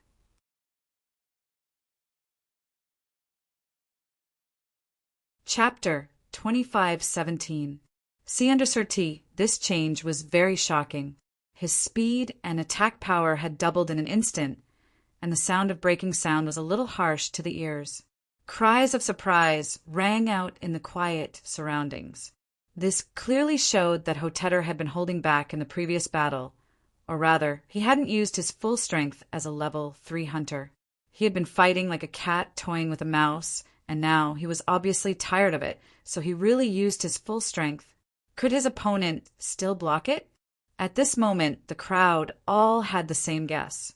Facing this attack, Zi Chen didn't dodge. Instead, he unsheathed the broken sword that had never been unsheathed before. With a speed that was not inferior to his opponent's, he placed the broken sword in front of him and blocked the attack. Clang! When the two swords met, there was a clang and sparks flew everywhere. This time, neither of them retreated. They were competing with their own strength. Sensing that his opponent was not inferior to his own strength, Hotetter stared at Zi Chen with a look of surprise. Zi Chen's expression was as cold as before. Level 3, he's also a level 3. A cry of surprise rang out from the crowd. After that cry of surprise, another uproar rang out. Level 3, I didn't expect him to be a level 3 hunter. He looks so young. I didn't expect him to be a level 3 hunter. Following the uproar, Xiao, Qi, and the other three, who had been incomparably nervous, were finally able to heave a sigh of relief. Although they didn't know when Zi Chen had become a level 3 hunter, they were still happy for Zi Chen. After this period of time, they had a certain understanding of Zi Chen's strength. Perhaps Hotetter was very strong and had many brilliant achievements, but Zi Chen was definitely not weaker than him. We were wrong. He's actually a level 3 hunter. One of the two middle-aged men who were with Lin Sai said, "Looking at his age, his potential seems to be greater than Hotetter's." The other said, "What, you want to invite him?" Lin Sai looked at the two and said in surprise, "There's only one spot. Whoever lives gets it." The real battle had only begun at this moment. When the blades met, they split apart with a piercing sound. During this time, both of them had used their full strength. The moment the blades separated, a cold-killing intent flashed in both of their eyes at the same time. Then, in an instant, they attacked with their blades. Swish! Swish! Swish! Swish! The two of them were like two rays of light, constantly chasing after each other, striking, sweeping, and chopping. All kinds of saber moves appeared. Advertisement. Aside from attacking, the two of them were also competing in terms of speed. The ultimate blade. A black saber arc appeared and swept past Hotetter's body, instantly chopping his body into pieces. However, that was only an afterimage left behind by the other party's rapid movement. Then, Zi-Chen's figure flickered and appeared on the other side. The same blade arc swept past the place where he had been standing. Due to the extreme speed of the two people fighting in the field, no one could see where their real bodies were. What they saw were almost all afterimages. One by one, the images appeared and disappeared, constantly disappearing. In the eyes of the crowd, the two people fighting had already disappeared. Only afterimages and saber arcs were left. However, the saber arcs were both short and long. With this, the two of them could see whose afterimage it was. Those people who had been very dismissive of Zi-Chen gradually put away their contemptuous attitude. To be able to fight with Hotetter for so long was enough to prove the other party's strength. Pooh! Pooh! Pooh! The slightly longer saber arcs were flashing quickly. The shorter saber arcs seemed to be gradually slowing down. The frequency of flashing gradually decreased. Several sounds were heard. Strips of cloth fell from the sky and were then cut into several pieces by the two saber arcs. The sharp-eyed people had already seen that the robe was black. It belonged to the person who had fought with Hotetter. It belonged to a latecomer. Swish! Without waiting for them to guess what had happened on the battlefield, they saw the two figures of light separate, creating a distance of 10 meters. Hotetter stood there unscathed. His breathing became rapid. Sweat dripped from his forehead and wet his clothes. There were no obvious wounds on his body. Only a section of his sleeve was torn. In front of him, Zi-Chen's body clearly had a few more wounds. His clothes were also incomplete. Dark red bloodstains could be seen in the places where they were torn. The quiet surroundings were once again filled with cheers. Clearly, in this battle, Hotetter clearly had the upper hand. In this regard, Xiu-Qi and the others were not worried. They even had a slight trace of disdain in their hearts. They understood Zi-Chen. They knew that Zi-Chen's true extreme speed had not been fully displayed. At the moment, he was only slightly slower than Hotetter. Once he used his true extreme speed, the latter would definitely be at a disadvantage. Unfortunately, I'm also very good at speed. Even more unfortunately, your speed is slower than mine. Hotetter looked at Zi-Chen and sneered. Oh, there's one more thing. I have an advantage. My endurance is better than yours. You should have consumed a lot of energy right now. That's nothing. Zi-Chen lowered his head and looked at the wounds on his body. They were all superficial wounds. Not a single one was fatal. Hotetter's speed was actually not as fast as his, but he was at a disadvantage because his cultivation base was lower. Zi-Chen took out a jade bottle and immediately swallowed a drop of sacred origin liquid. Using this kind of thing used to awaken abilities to recover energy at this moment was undoubtedly a bit too much of a waste. The smile on Hotetter's face did not fade. He also swallowed a drop of sacred origin liquid. His advantage was not too obvious for the time being, so he could not be too careless. If you don't have any other tricks up your sleeve, this battle will end in a very short time. Hotetter gripped his blade with both hands as his expression gradually turned ice-cold. This is what I was going to say to you. Zi-Chen gripped the broken blade with one hand and charged forward, his figure like a ray of light. Righteous blade net! With a low shout, Hotetter's figure disappeared. What appeared was a dense net of blades that flew towards Zi-Chen with unstoppable momentum. Zi-Chen was like a fish or a bird that had encountered a large net falling from the sky. There was no way out. Cross-blade art! Zi-Chen swung the broken blade in his hand, forming a cross-blade arc in front of him. This was not a casual strike, but the second move of the 9 extreme blade art.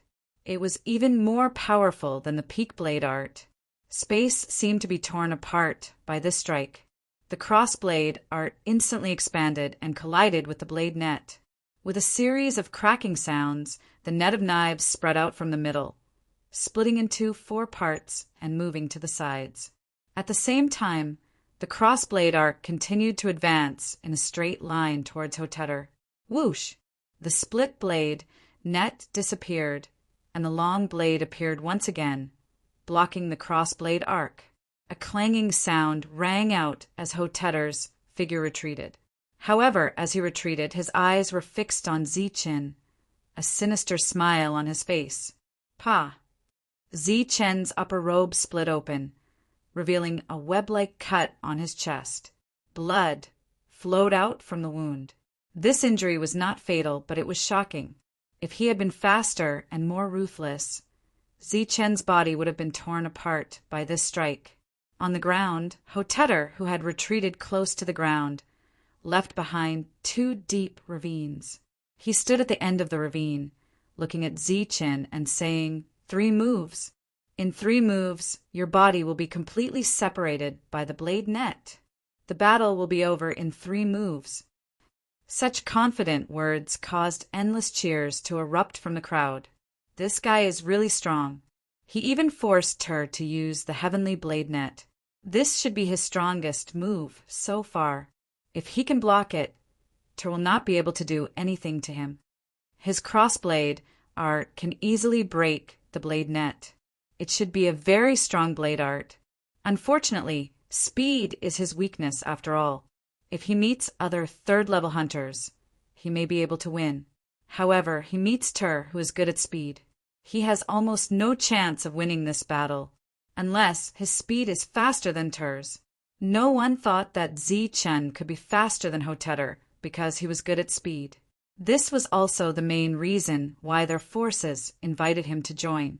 This battle seemed to be over now. Besides, Hotetter said that he only needed 3 moves to kill Zichen. 3 moves, huh? Zichen looked at Hotetter and smiled coldly. He then pointed a finger and said, 1 move. This battle will be over in 1 move. Although it's a little difficult, maybe I can really kill you after 1 move. Hotetter sneered. After that, he rushed forward with his blade, faster than before. Heavenly blade net. The net of blades, which was denser and stronger than before, appeared once again, attempting to envelop Zichen within it. Bzzz. Zichen's body suddenly burst with a strong light. He was already very fast, but at this moment his speed more than doubled. His speed was like a real stream of light. Before the blade net enveloped him, he went around it from the other side and arrived in front of Hotetter. This scene happened so fast that it exceeded everyone's expectations. Even the eyes could not catch the changes. Crossblade art. Zichen's cold voice sounded. The crossblade arc appeared outside the blade net and went toward Hotetter, who was close at hand. Under such circumstances, Hotetter showed extraordinary adaptability. He dodged to the side, and the blade net in front of him disappeared in an instant. Then he blocked in front of him with his long blade. These movements were almost done in 1 breath. His reaction was very timely. However, compared to Zichen, he was much slower this time. By the time he raised his saber in front of him, the cross-shaped saber arc had already reached the back of his saber and swept past the space between his eyebrows. Uft! The blade arc cut through Hotetter's body, leaving a cross mark between his eyebrows. Blood flowed out from the wound. Hotetter's expression of shock and panic was completely frozen.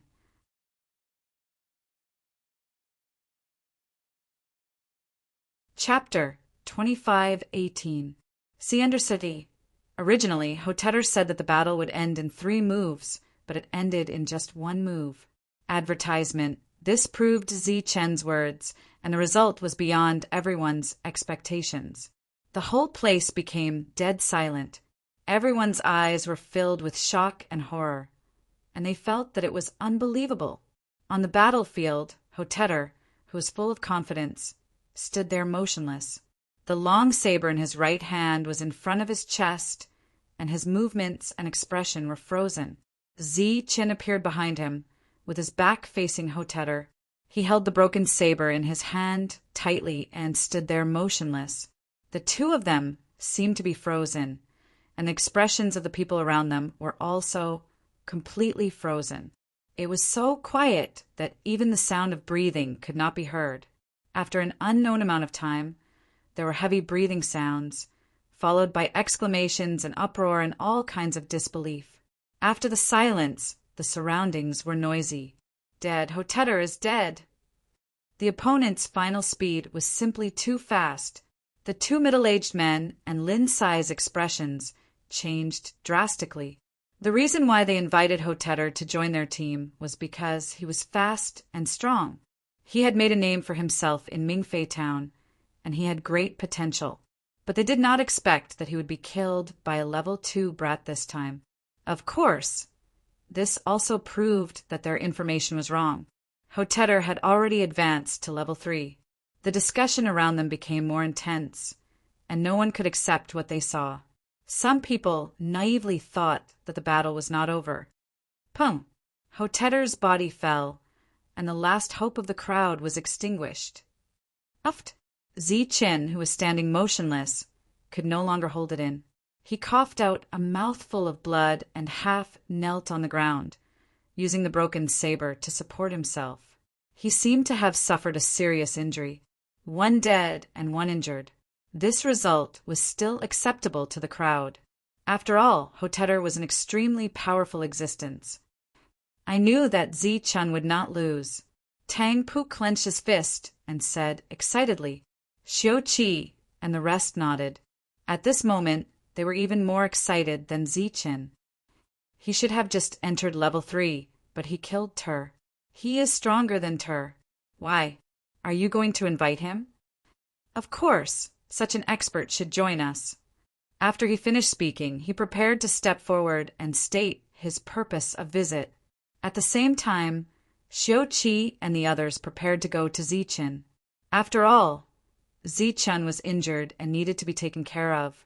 However, there was someone who was even faster than them. It wasn't just one person, but a group of people. There were more than a dozen of them. They appeared from all directions and headed straight for Zichen.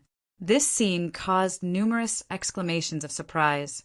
He didn't need to guess to know that these people were all from the Hort family. They couldn't let Hotetter die, nor could they let a heavily injured enemy leave. Zichen knelt on the ground and did not make any further movements. It seemed that his injuries were too serious, and he could not move. The others rushed over from all directions with weapons in their hands. Then they charged towards Zichen. The change happened so quickly that no one could react in time. In the blink of an eye, they were already in front of Zichen. Their weapons were about to pierce Zichen's body. At this moment, they had surrounded Zichen, and no one outside could see what was going on. Of course, no one could see what was going to happen next. Buzz! A light vibration came from Zichen's arm. A black light rushed out from it and spread out in all directions at an indescribable speed. At this moment, everyone had already attacked. They were certain that Zichen had no chance of fighting back. When he was about to be killed, it was inevitable that they would let their guard down. Therefore, at this moment, the black light that suddenly appeared was too late for them to block, nor did they have the ability to block it. The black light circled around everyone and then returned to Zichen's side. It then circled around him and returned to his sleeve. At this moment, many of the attacks were already in front of him. They were very close, but they had all stopped. Zichen, with his sharp senses, could clearly sense who had the intention to kill him. After killing Hotetter, he had already anticipated that such a scene would occur. No matter how many level 2 hunters there were among these people, Zichen could easily kill all of them. The uproar was still ringing out. No one knew what the situation was like on the battlefield. When these people fell to the ground and Zichen stood up, the surroundings were in an uproar. Dead. So many aptitude users had died in an instant. Zichen, who was heavily injured and should not have been able to dodge these attacks, miraculously stood up without any injuries on his body. No one knew what had just happened or how these people had died. This scene was too strange. This is the move. This is the situation. When Lindsay saw the scene, he cried out involuntarily, "My green dark serpent was killed like this in an instant." Beside him, the two middle-aged men's eyebrows were tightly knitted. Even with their eyesight, they could not see what had just happened. They only felt something flash by. The upheaval had happened too quickly, and the scene had changed too quickly. No one could react quickly enough. However, those who had previously felt sorry for Hotetter's death no longer thought that Zichen was weaker than Hotetter after seeing the fallen corpses. Furthermore, it was originally a fair competition. However, because of the appearance of those people, it had become unfair. For a moment, the crowd was quite critical of the Hotetter family's actions. What a ruthless kid! A cold voice rang out from the crowd. A middle-aged man with a cold expression walked out. He stared at Zichen, his eyes filled with undisguised murderous intent. At first glance, Zichen only had one feeling in his heart, and that was danger. It was a feeling that was 10 times more dangerous than Hotetter. The murderous intent in his eyes was clearly directed at him. It was also clear that he was from the Hotetter family. You clearly weren't injured, but you deliberately pretended to be so that you could kill these people. You're too scheming. You can't be allowed to live, the middle-aged man said coldly. He walked towards Zichen step by step, giving Zichen great pressure. He gripped the broken sword in his right hand tightly and took a deep breath. He forcibly dispelled the fear in his heart and prepared to use the heavenly thunder wings again. The surroundings quieted down again. Everyone's expression changed when they saw the middle-aged man. This person's reputation was even greater than Hotetter's. He had also had a brilliant battle record. Now he was the representative of the Hotetter family in Mingfei town. Hotetter Bowen, a rank 4 hunter, a true powerhouse. Who would have thought that a fair duel would turn out like this? Looking at Bowen's expression, it was clear that he wanted to kill Zichen. Those who didn't think highly of Zichen before now sympathized with him. After all, his potential was greater than Hotetter's, but he was going to die at the hands of a rank 4 hunter. Zichen's expression quickly calmed down. He wasn't afraid of battle. He had never been afraid.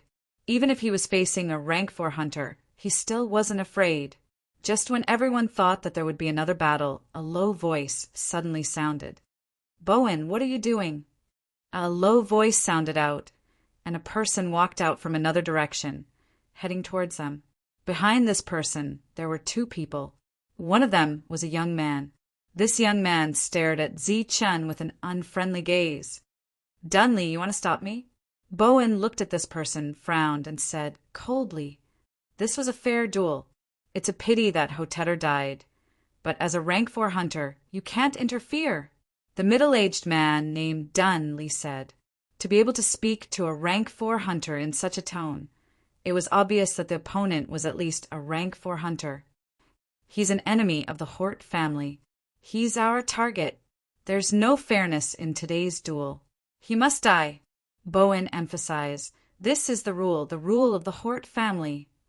I don't care what kind of grudge you have with him, but he's a member of Annihilation Dragon. This duel must be fair." Dunley didn't back down. Zichen didn't know what Annihilation Dragon was, but he could guess that it was a force that wasn't weaker than the Hort family. When the spectators heard the 2 words, Annihilation Dragon, they were shocked again. "He's a member of Annihilation Dragon? Are you kidding? You don't even know his name, right?" "His name isn't important. What's important is whether or not he's a member of Annihilation Dragon." Dunley turned his head to look at Zichen and said, "Little guy, Tur joined Annihilation Dragon earlier. He's a member of Annihilation Dragon, but he was killed by you, so there's a spot left. Do you want to join Annihilation Dragon?" The spectators all looked at Zichen with envy and jealousy. It seemed that Zichen had gotten a great deal. "I'm willing." Zichen didn't think too much and nodded decisively. If he didn't agree, the opponent obviously wouldn't help him. Today's duel must go on. Even if he could kill this level 4 hunter named Hote Bowen, no one knew if there would be others who would appear. Dunley's appearance was an opportunity that Zichen must seize. "Very good. You're a member of Annihilation Dragon." Nodding at Zichen, Dunley looked back at Hort Bowen and said, Annihilation Dragon's rule is that all grudges must be settled one-on-one. He's rank 3, so you can send a rank 3 hunter. If you don't think a rank 3 hunter is enough and want a rank 4 hunter, then Annihilation Dragon will send a rank 4 hunter. Looking at Bowen's ugly face, Zi-Chen was full of curiosity about this Annihilation Dragon. It was a good rule, very humane. The stalemate didn't last long. Bowen turned his head and left. Along with him were the other members of the Hort family and the corpses on the ground. This time, Zi-Chen didn't really ask for his spoils. He belonged to a rich family and had a lot of resources. He didn't care about what he got from the dead.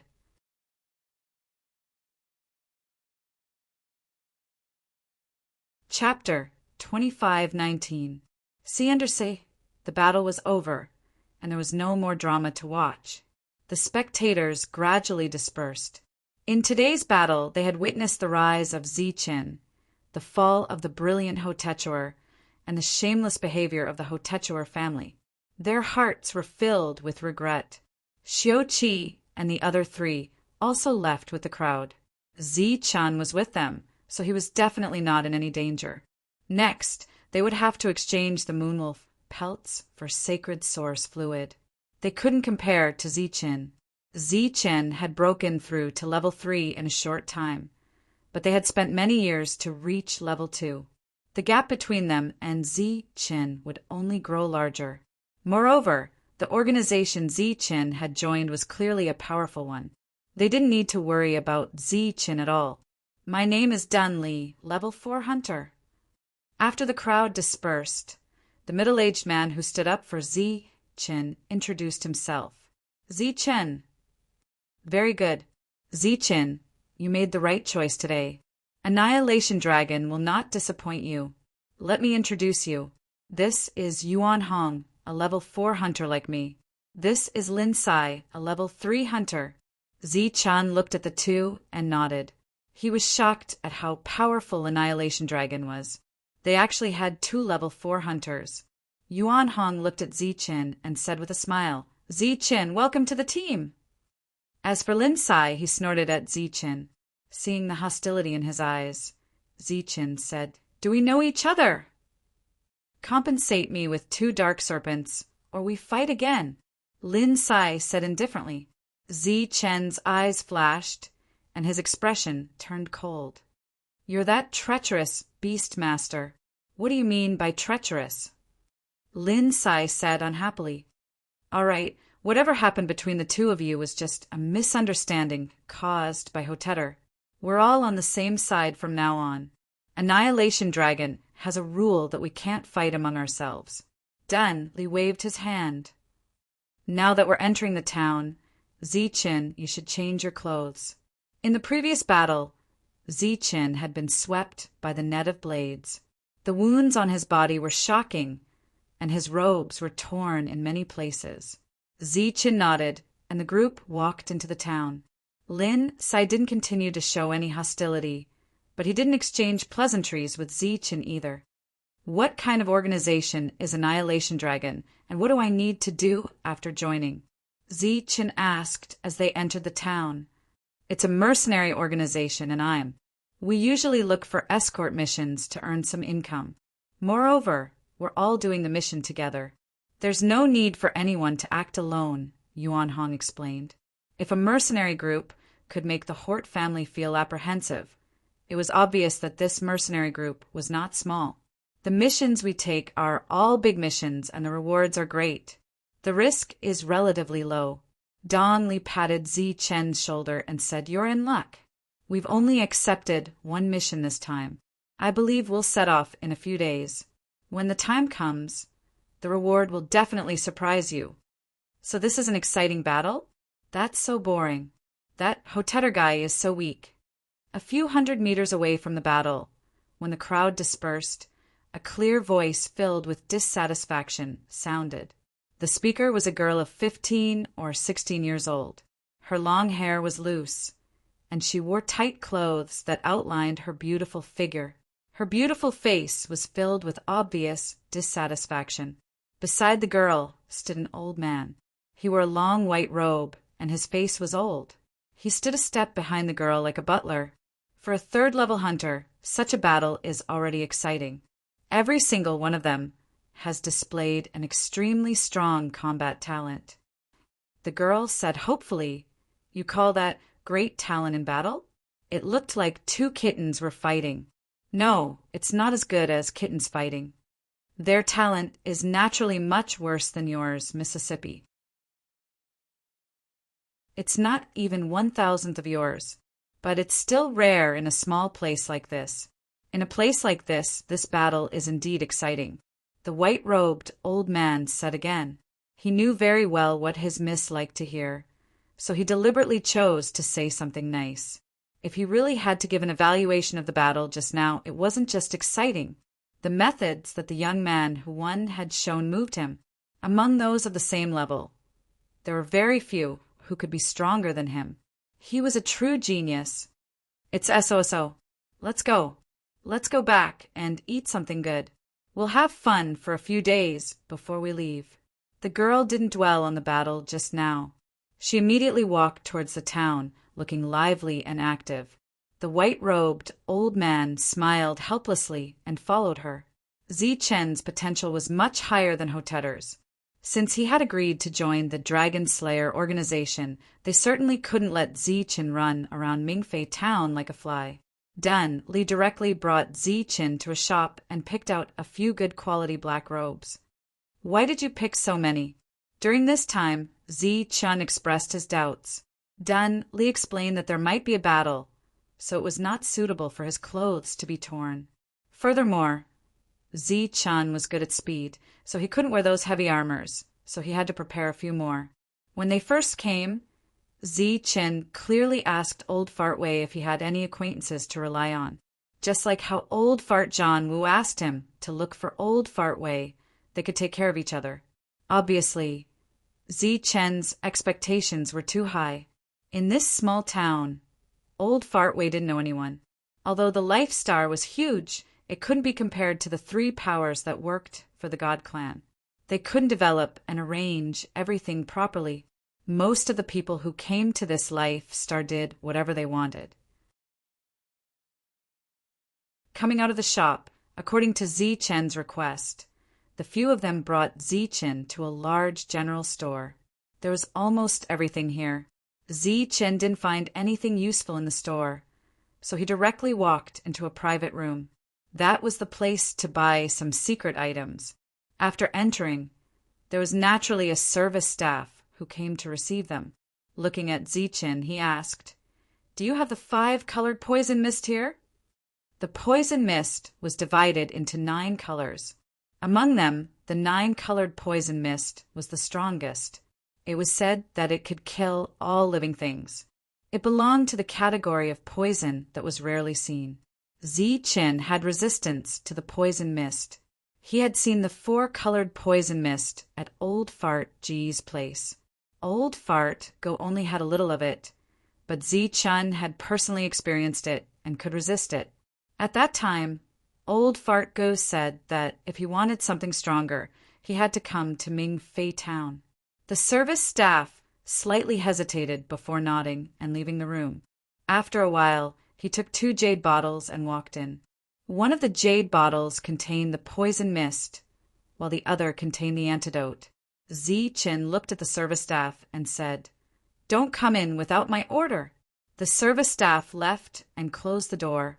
The 5-colored poison mist was something that could kill a level 4 hunter. If Zi-Chen could withstand it, then he would have one more trump card up his sleeve. In fact, he could have bought the 4-colored poison mist, and he could have resisted it 100%. However, he had just arrived in this town, and he had already met 3 level 4 hunters. This made Zi-Chen have to be more cautious. He picked up the jade bottle with the antidote and rubbed it gently. His expression became hesitant. After a few breaths, he finally made up his mind. He put down the antidote in his hand, picked up the jade bottle with the poison mist, and opened it. The 5-colored poison mist filled the air. Zi-Chen put the poison mist under his nose and took a deep breath. The 5-colored poison mist entered his body through his nose. In an instant, the poison mist began to spread in his body. Zichen felt short of breath and dizzy. A sense of discomfort spread throughout his body. With the invasion of the poison mist, his body gradually lost consciousness. It was as if he had been paralyzed, and it was very difficult for him to move. This feeling spread throughout his body, making Zichen a little worried. He didn't want to be killed by the Huete clan, but instead die from the poison mist. Therefore, he didn't hesitate to reach out and swallow the antidote. However, at this moment, his body was out of his control. The scenery in front of him was constantly changing. He trembled and reached out his hand several times, but he couldn't accurately grab the jade bottle with the antidote. At this moment, he wanted to call for help, but his throat seemed to be blocked by something, and he couldn't make any sound. The god of death began to hover around him, and death could come at any time. He didn't know if it was the stimulation of the poison mist that caused Zichen's body to change, or if it had angered the poison resistance in his body. A slight tremor came from his body, and then the poison seemed to have met its nemesis. It instantly began to retract, enter his lungs, and squeeze out from his lungs. Accompanied by a long exhalation, Zichen's discomfort dissipated, and he regained control of his body. Regaining control of his body, Zichen gasped for breath. His forehead was full of cold sweat, and his back was completely soaked. His action just now was too risky, and he almost lost his life because of it. However, it also stimulated the resistance in his body, and the 5-colored poison mist no longer posed the slightest threat to him. In order to reach a certain conclusion, Zichen held the antidote in one hand and the poison mist jade bottle in the other. He took a deep breath again and saw that after the poison mist entered his body, it was like ordinary air and came out with a breath. He didn't feel any discomfort. Success! Putting down the antidote and jade bottle, Zichen's eyes were full of excitement. Now he had another trump card. Even if he met Huete Bowen again, he would have the power to fight. He believed that in the 5-colored poison mist, even if Huete Bowen wasn't poisoned to death, his battle strength would be greatly reduced. After the poison mist in the room completely dissipated, Zichen called the service staff and decided to buy some antidotes, as well as a large amount of 5-colored poison mist.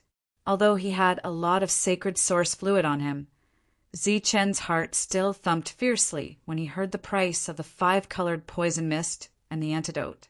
As expected of the poison mist that could kill a 4th rank hunter, the price was enough to make many people retreat. Therefore, Zichen could only grit his teeth and cut his budget in half. He only bought a few antidotes and a small amount of 5-colored poison mist. When he walked out of the private room, Zichen found that the 3 of them were still waiting. He could only greet them and say that he still needed to find a few friends. Zichen wanted to find Xiao Qi and the others. They had brought so many resources to Mingfei town, and Zichen was still a little worried. During the battle, he sensed that the 4 of them hadn't left. They were clearly worried about his safety. When Zichen saw the 4 of them, they were choosing puppets for Tangpu. It was a large shop with a lot of people, but the 4 of them were looking at the puppets placed outside. Indicating for the 3 of them to wait for a moment, Zichen walked toward Xiao Qi and the others.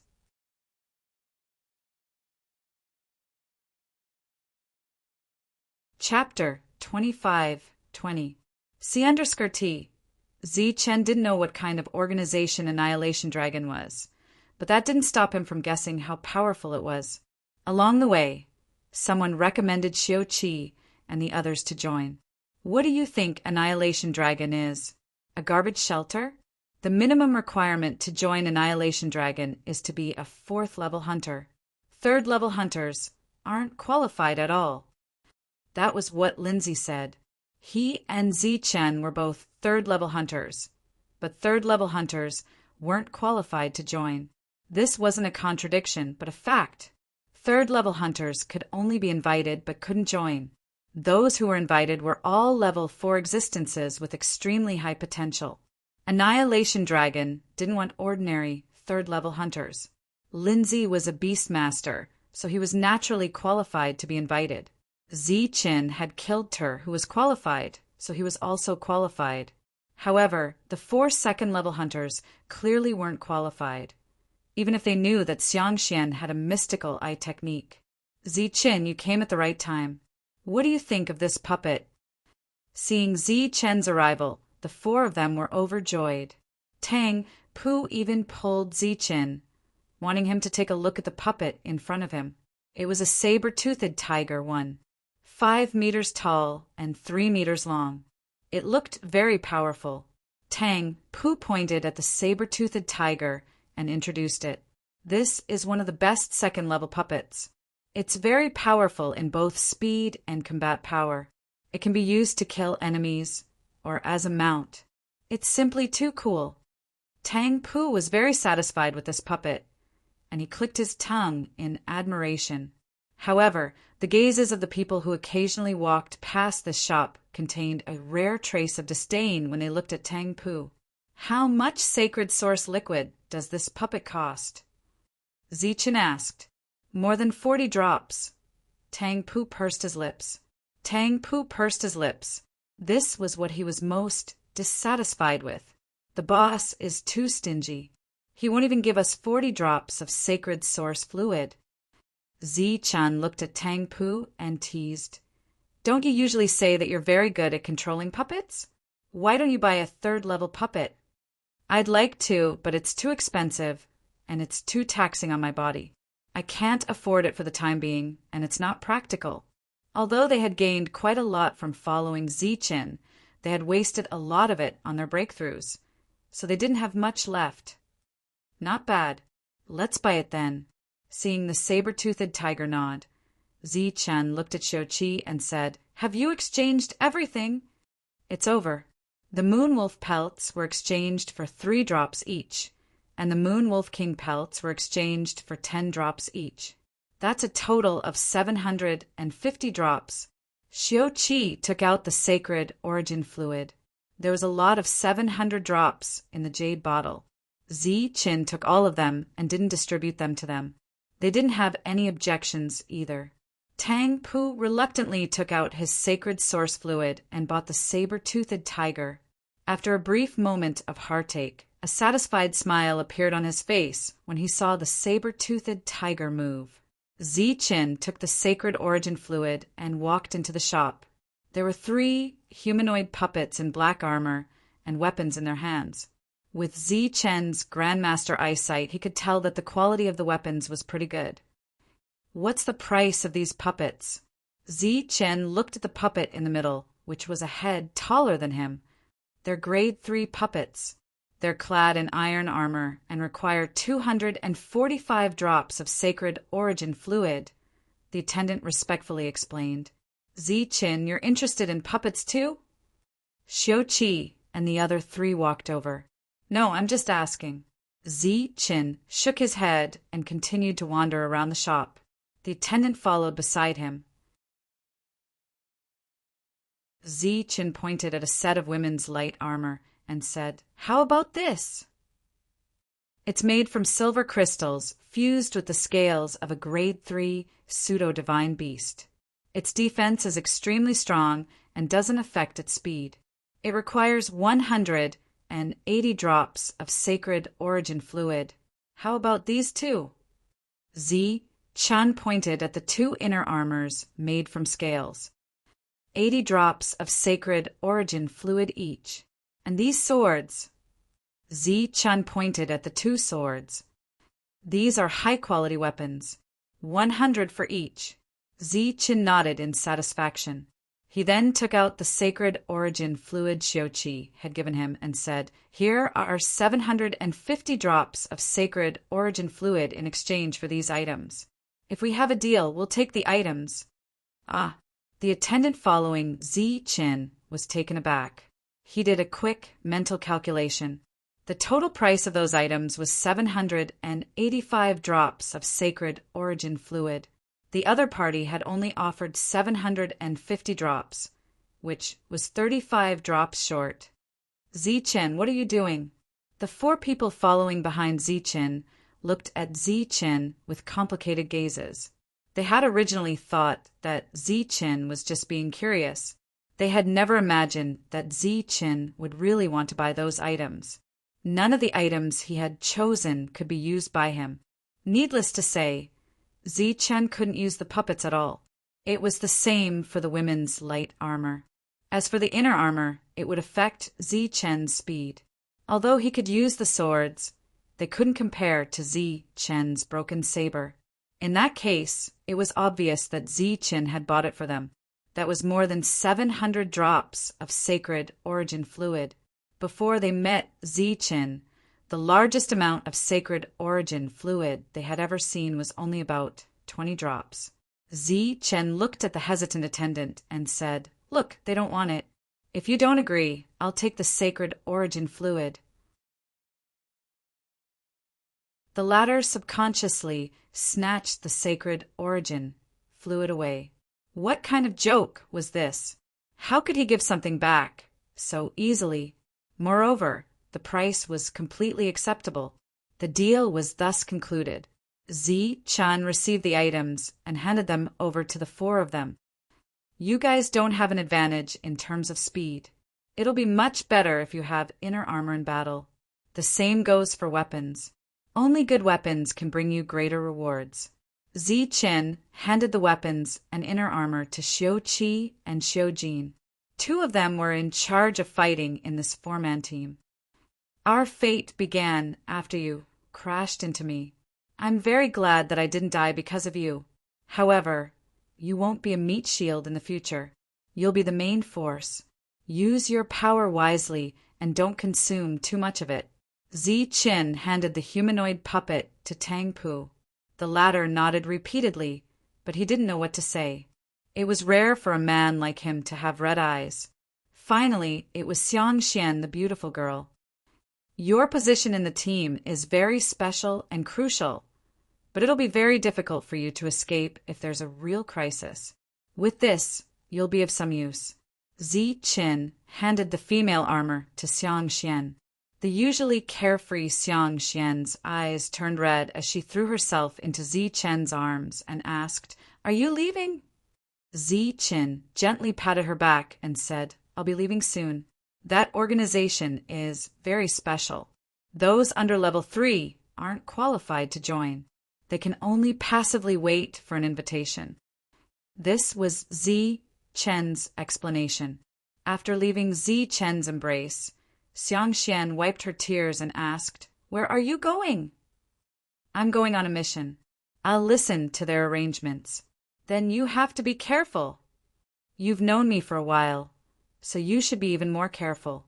If the Huite family can't find me, they'll transfer their anger to you." After that, Zichen hugged the 3 of them one by one before turning around and leaving. The 4 of them watched as Zichen left, their eyes red. After today's parting, they didn't know if they would ever meet again. Not only is his potential better than Ter's, but his mentality and character are also much better than Ter's. "I'm very satisfied with this kid." Dun Li nodded in satisfaction as he watched Zichen walk over. They had all seen the scene just now. With their eyesight, they could naturally tell that those hundreds of drops of sacred origin fluid should belong to Zichen. However, Zichen had used them to buy defensive equipment for them. Indeed, compared to Ter, he's much better in every aspect. He's indeed the best candidate. Yuan Hong also nodded, a trace of admiration in his eyes. Even as a grade 4 hunter, he didn't think he had such courage. "Humph, since you're so generous, why don't you compensate me with 2 green dark snakes?" Lin Sai snorted, but the dissatisfaction and hostility he had towards Zichen from before had disappeared. Behind Xiuqi and the other 3, an old man and a young girl walked past them and entered the shop. "Let's go. Our accommodations have been arranged. Now we just have to wait for the mission." Dun Li stepped forward and put his arm around Zichen's shoulder. Like old friends, they walked forward. Zi Chen's room had already been arranged in the inn. After returning to his room, Zi Chen swallowed a drop of sacred origin fluid.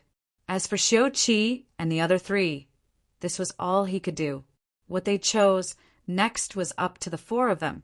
After swallowing the sacred origin fluid, Zi Chen's strength continued to grow, and he was very satisfied with this growth rate. Dan Li's team had a total of 5 members. Including him, there were 6 in total.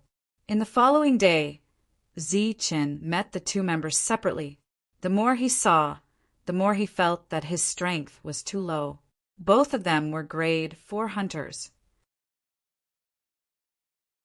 One of them was a puppeteer like Tom, while the other was in existence with extremely powerful strength. In comparison, he and Lin Sai were the weakest of the group. Lin Sai was a beastmaster and should have many pseudo-divine beasts under his control. Therefore, no matter how he looked at it, Zi Chen was the weakest. In the following 2 days, Zi Chen gained a deeper understanding of the two. The puppeteer was called Jiego, while the one with extraordinary strength was called Menta. Both of them had been invited to join the team when they were grade 3 hunters. Clearly, they had outstanding abilities. On the 4th day, Dan Li gathered everyone and said that it was time to go out on a mission. In the room, the 6 of them gathered together. Dan Li took out 2 bottles of sacred origin fluid and said, "There are 300 drops in this bottle for you, Zi Chen. Here are 400 drops for you, Lin Sai." This distribution might be a little unfair, but it was based on Dan Li's evaluation of the 2's strength. At the same time, Dan Li said, "If you make any special contributions during the mission, the reward will be increased after the mission. Do you have any objections to this arrangement?"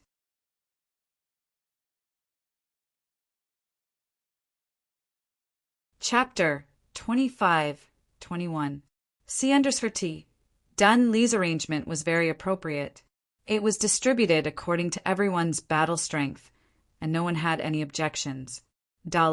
Little Cotton Flower Candy says his evaluation of Zi Chen was limited to that battle. As for Zi Chen's anti-poison methods, if Dan Li knew about them, he might be able to get some extra points. However, Zi Chen didn't intend to be so ostentatious. That was his greatest trump card against the level 4 hunters. Lindsay took his share and deliberately glanced at Zi Chen with a teasing smile in his eyes. His expression was clearly saying, "Look, you can't compare to me." Although Lindsay didn't deliberately give Zi Chen a hard time these days, there was still some unintentional competition between them. Zi Chen chose to ignore it and silently took his share. In fact, he was still very shocked. A single mission, and they were rewarded with hundreds of drops of sacred source liquid. This was undoubtedly a huge mission. Needless to say, the 4 of them who were level 4 hunters would get even more. The total reward for this mission was over 1,000 drops. Zi Chen couldn't help but wonder what kind of mission would be worth such a high reward. He guessed that this should be a large caravan. There should be a long queue of goods, and all of them should be extremely valuable. In this way, the rewards of this trip would be directly proportional to the effort they put in. However, after seeing the employer, Zi Chen was completely dumbfounded. The employer was just an old man, and his so-called long queue was just a carriage pulled by a wildebeest. What kind of goods could such a small carriage hold?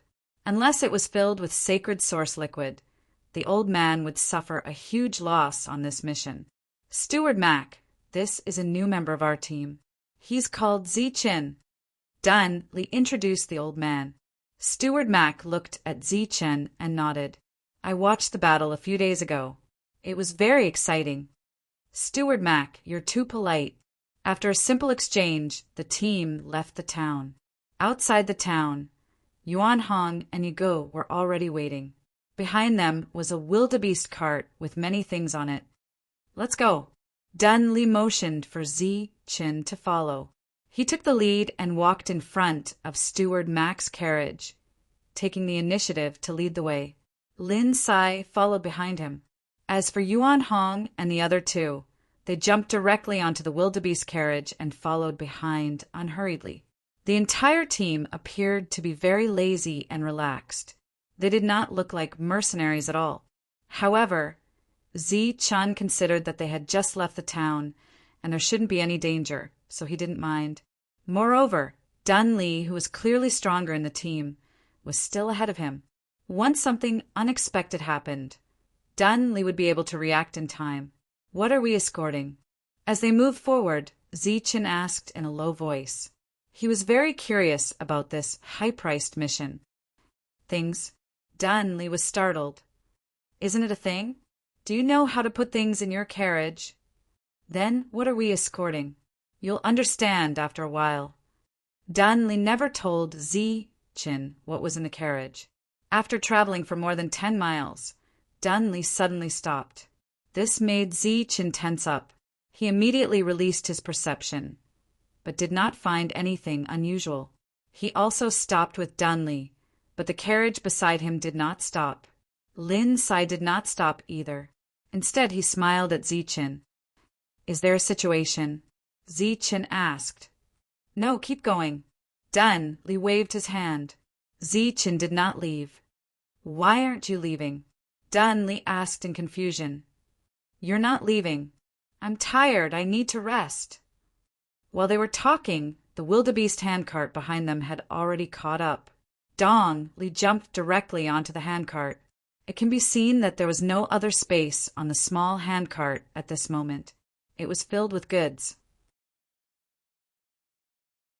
Dun Li spread his hands at Zi-chun, showing a helpless expression. Yuan Hong and the others looked at Zi-chun and laughed. Zi-chun looked back at Lin Sai, who was walking in front.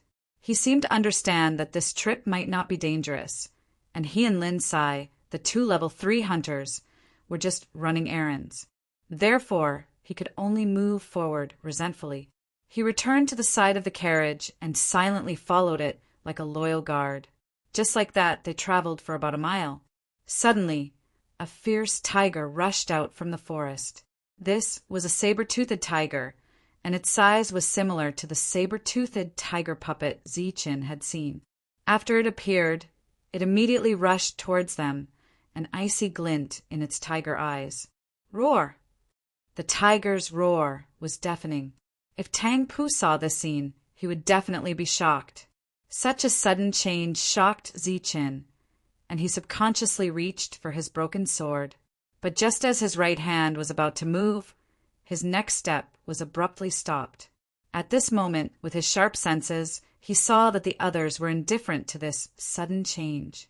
There was even a hint of mockery in their expressions. He was sure that the mockery was directed at him. They were waiting for him to be humiliated or make a fool of himself. Damn it, it must be Lin Sai's doing. Zi-chun immediately guessed the reason, so he pretended to have nothing to do and continued to move forward. The saber-toothed tiger came quickly. Seeing that it was heading straight for Zi-chun, Zi-chun did not even have the slightest defense. Wind whistled as the saber-toothed tiger arrived in front of Zi-chun. It opened its mouth and leaped. When it was inches away from Zi-chun, the saber-toothed tiger leaped past Zi-chun, circled around him, and returned to Lin Sai. "Haha, good job, Zi-chun." Yuan Hong's voice rang out from behind. "Good job. Really good job." Yuji's dissatisfied voice followed. "This little guy is really gutsy." He lost 100 drops of sacred source liquid, just like that. "I say, that's a saber-toothed tiger. Why didn't you dodge or attack? Where's your professionalism as a mercenary?" It turned out that the 2 of them had already made a bet to see how Zi-chun would react to the saber-toothed tiger that suddenly charged at him. The saber-toothed tiger arrived in front of Lin Sai and crouched down.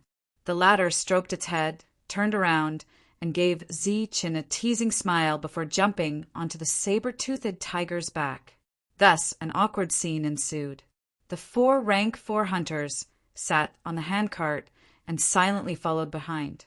Lin Sai sat on the saber-toothed tiger's back and walked at the very front. Zichin, who originally looked like a bodyguard, now looked more like a coachman following beside the cart. Moreover, he was the only one walking in the entire group. Is this the treatment of the weakest? Zichin rubbed his nose and laughed bitterly. Zichin, don't mind it. We all walked like this back then. You'll get used to it, slowly. Yuan Hong's voice rang out from the cart behind them. He seemed to be in a good mood after winning 100 drops of sacred source liquid, and he even began to consider Zichin's feelings. Zichin, you can only walk like this until you reach rank 4. You'll have to get used to it, even if you don't want to, Yigu said. Yuan Hong, let's make another bet. Let's see how far Zichin can walk before he gets angry. I remember that Ter got angry after walking 50 miles, and that was with 100 drops of sacred source liquid. I bet that Zichin can last 100 miles. After all, he's someone who killed Ter. His endurance should be better than Ter's. I bet more than 200 miles. Yuan Hong's voice rang out. Dan Li Menta, do you two want to join in? Yiji's voice rang out again. The 4 people on the cart started gambling without any scruples, and they didn't even try to lower their voices. Zichin smiled bitterly when he heard this. In the end, he couldn't take it anymore and turned to Yigu. Count me in. I bet 300 drops of sacred source liquid that I can last more than 300 miles. Upon hearing Zichin's voice, Yigu and the others all turned to look at Zichin. When they saw his expression, they were slightly stunned. They remembered how Ter had been so angry when they'd been traveling with him. He'd wanted nothing more than to fight them to the death. However, Zichin hadn't. He'd even wanted to join in. Yuan Hong's eyes immediately lit up. He turned back and said, I'll also bet 300 drops. No, 500 drops. Dan Li stroked his chin. Since everyone is interested, I'll bet 500 drops as well. Me too. Menta's voice rang out. It's too late to wait for the expiration date. Yigu turned to Zichin and said, Little guy, as a newcomer, you don't have the right to bet. Just keep walking. You'll only have the right to bet here when you reach rank 4. It's fine if you don't have the right. If you want to win, you can give me half of the resources. I guarantee that I'll get angry after walking for a while. I won't even be able to walk 50 miles. Zichin said without turning back. That's not bad. Who else wants to bet? Yigu seemed to take it seriously, and his eyes began to shine. Lindsay, who was walking in front, also smiled when he heard the conversation. Compared to Ter, Zichin was stronger in all aspects. The most obvious one was that he didn't have Ter's arrogance. Ter kept on talking about how the Huite clan was. The more he talked about it, the more people felt disgusted. Therefore, everyone jokingly called him Ter instead of Huite Ter. Although that sounded more cordial, it wasn't the case for Horter. He felt that they were ignoring his greatest reliance. Along the way, Zichin thought to himself that this was probably how newcomers were treated. Wasn't there a saying about bullying newcomers? That was probably the case with his current situation. Judging from everyone's expressions, they didn't seem to care about this escort mission at all. It was obvious that they didn't expect any danger to occur. However, he didn't understand why Steward Mac was willing to spend so much sacred source fluid on a journey that wasn't dangerous. At that moment, Steward Mac, who was in charge of driving the cart, smiled as he listened to everyone's teasing. Soon they were 50 miles away. Zichin didn't complain and remained silent the entire time. Because he was right next to him, Steward Mac could see that Zichin would occasionally throw a drop of sacred source fluid into his mouth. On one hand, it was to ensure that his body had enough sacred source fluid, and on the other hand, it was to improve himself. This was clearly different from Ter, who had complained that he needed to rest after walking the same distance. No one had any intention of stopping, so Zichin could only follow along. They walked another 50 miles. After such a long journey, the 4 people on the cart were drowsy and didn't have the mood to play around. Little guy, are you tired? Steward Mac asked as he watched Zi-Chin walk 50 miles. Not tired? Zi-Chin shook his head. There's another seat here. Come on up. The old man pointed at the empty seat next to him. That won't do, right? Zi-Chin was startled. After all, they were both employer and employee. Look at them. Do they look like disciplined people? Steward Mac smiled. That's true. Thank you, Steward Mac. Zi-Chin boarded the cart.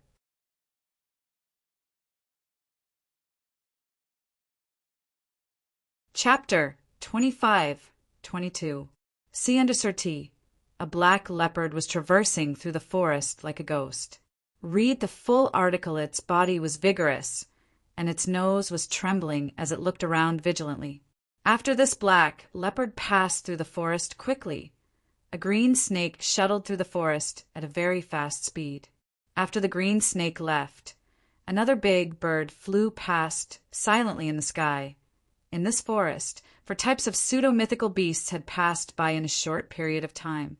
If one looked carefully, they would find that they were a distance away from each other and were constantly wandering around as if they were searching for something. Outside this forest, there were 2 carriages moving forward, one in front and one behind. The 4 pseudo-mythical beasts always kept a certain distance from the carriages. Every once in a while, the big bird would soar into the sky and circle around the nearby area to check if there were any abnormalities in the surroundings. It was because of the existence of these pseudo-mythical beasts that Dun Li and the others were not as vigilant as mercenaries should be, and seemed very relaxed. Of course, this was all thanks to Linsai. With such a beast master, they could save a lot of trouble and be less vigilant. They only needed to be alert and make a move at the critical moment. Zi-Chin got into the carriage and chatted with Steward Mac. Of course, most of the time it was Old Man Mac who was asking questions and Zi-Chin who was listening and answering. During this time, Zi-Chin secretly released his senses. He was still very curious about the items in the carriage. However, he could not sense anything in the carriage, as if there was something magical blocking his senses. Zi-Chin, how long have you been in this world? Steward Mac asked casually. Almost a year. Zi-Chin thought for a while and said he did not have much concept of time and did not calculate it carefully. Oh, you have achieved so much in such a short time. That's really amazing, Steward Mac praised sincerely.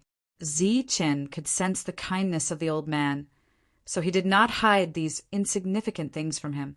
Steward Mac seemed to be praising sincerely, but in fact, there were huge waves in his heart.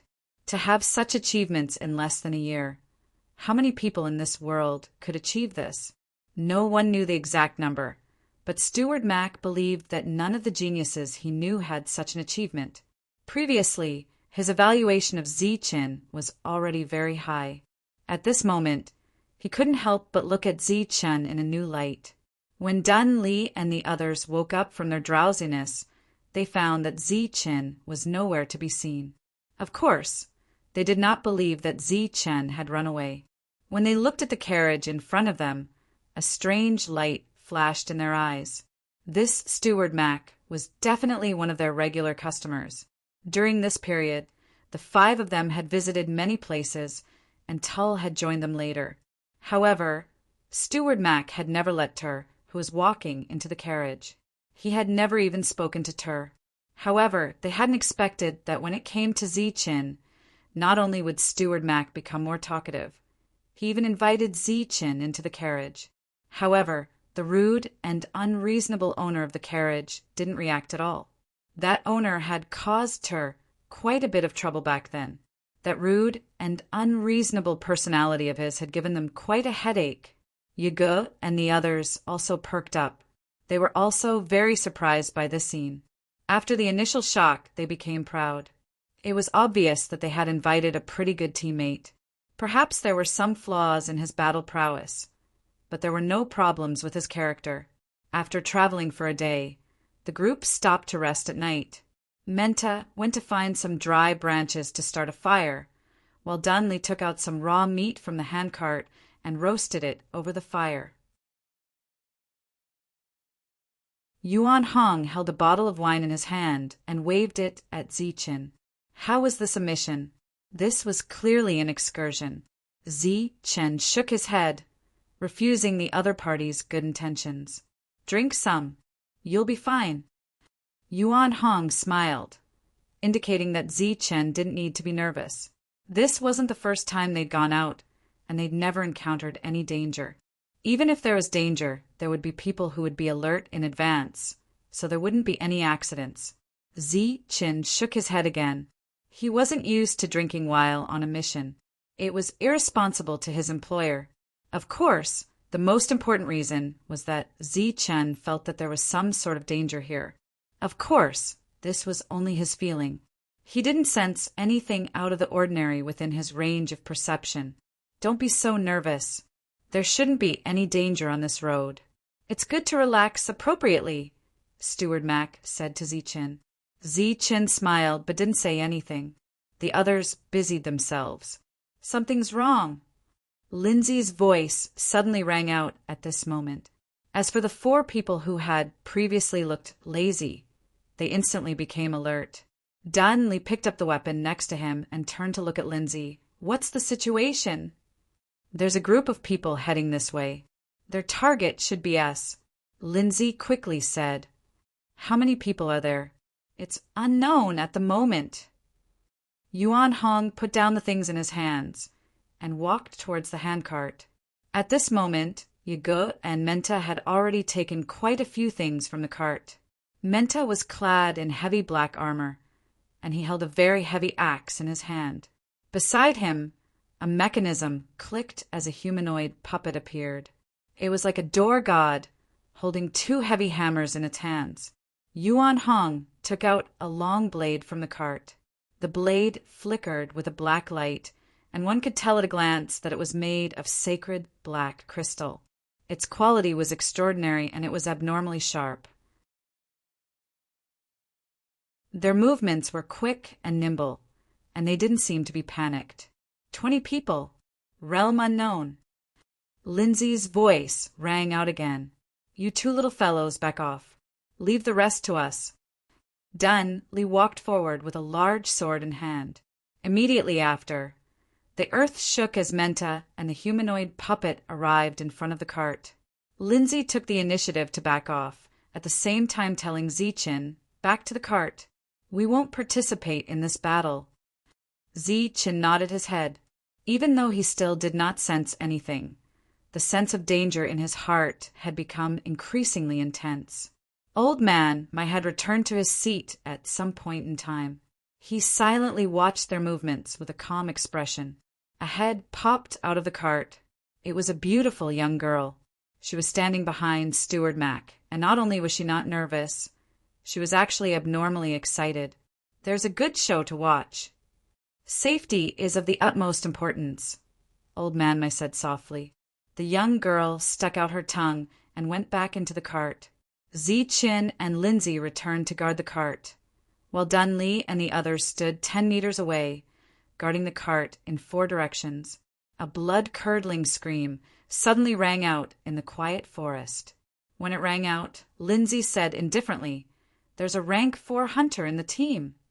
At that moment, in the forest, a green snake was cut down at the waist. Beside the green snake, a person fell down, dead from the poison.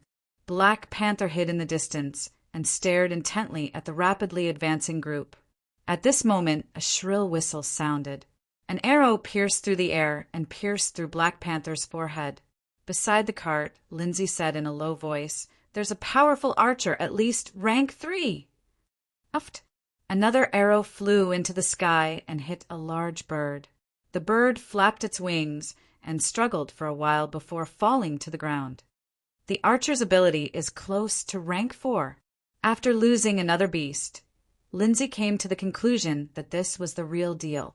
At this moment, Lindsay's backup was disappearing one by one, leaving only a palm-sized rat hiding in the weeds, its intelligent little eyes watching the team closely. Uft! Just then, the rat's vision darkened and it lost consciousness. It had been crushed by a large foot. There's an assassin in the dark. This was Lindsay's last message. His surveillance methods had all disappeared at this moment. According to Lindsay's information, there was definitely a powerful enemy attacking this time. However, Dunley and the other three weren't nervous at all, and even seemed a bit excited. It's been a long time since someone made a move against the dragon of destruction. How nostalgic. Dunley licked his lips, his eyes flashing. I hope it's a worthy opponent this time, or we won't be able to bring out the prestige of the dragon of destruction. Menta sneered in his heavy armor. The people in the dark appeared in Zi Chen's perception. There were a total of 20 of them. 19 of them were in one direction, and in another, there was one approaching like the night. His figure was almost invisible as he blended into the night. This should be the assassin Lindsay had spoken of, but in Zi Chen's perception, he was able to see all of his movements. Out of the 19 people, one of them left halfway, leaving 18 people behind. That person had a robust figure, holding a black longbow in his hand and carrying a row of arrows on his back. It was the archer. The archer leapt about in the night, looking for a suitable position to attack. He didn't continue forward. The 18 people quickly charged forward, appearing in everyone's line of sight. Haha, we really found a big fish. The leader held a large blade, the blade still stained with the blood of the green snake. When he saw Dunley and the others on guard, he laughed heartily. You're courting death. Menta roared and charged forward without the slightest hesitation. He wore heavy armor, and his figure was like a mountain. The earth trembled with every step he took, and he was like a moving mountain as he charged towards the 18 people. Kill him! The leader with the large blade shouted, indicating for the others to charge forward. Pung! Pung! Pung! These people immediately charged forward, but they were sent flying in a single exchange. The sound of bones shattering could be heard as most of them were injured, while the rest died on the spot. Rank 4 hunters. The leader with the large blade was clearly shocked when he saw this. At this moment, the humanoid puppet charged forward, the 2 heavy hammers in its hands dancing. It was like a cutting machine, quickly reaping the lives of the injured hunters. Rank 4 puppets, damn it! The leader cursed, his expression extremely ugly. In the blink of an eye, nearly half of the 17 people under him had died, while the rest were injured. They were almost completely wiped out. More people are coming from behind. At this moment, Zi Chen's perception picked up traces of others.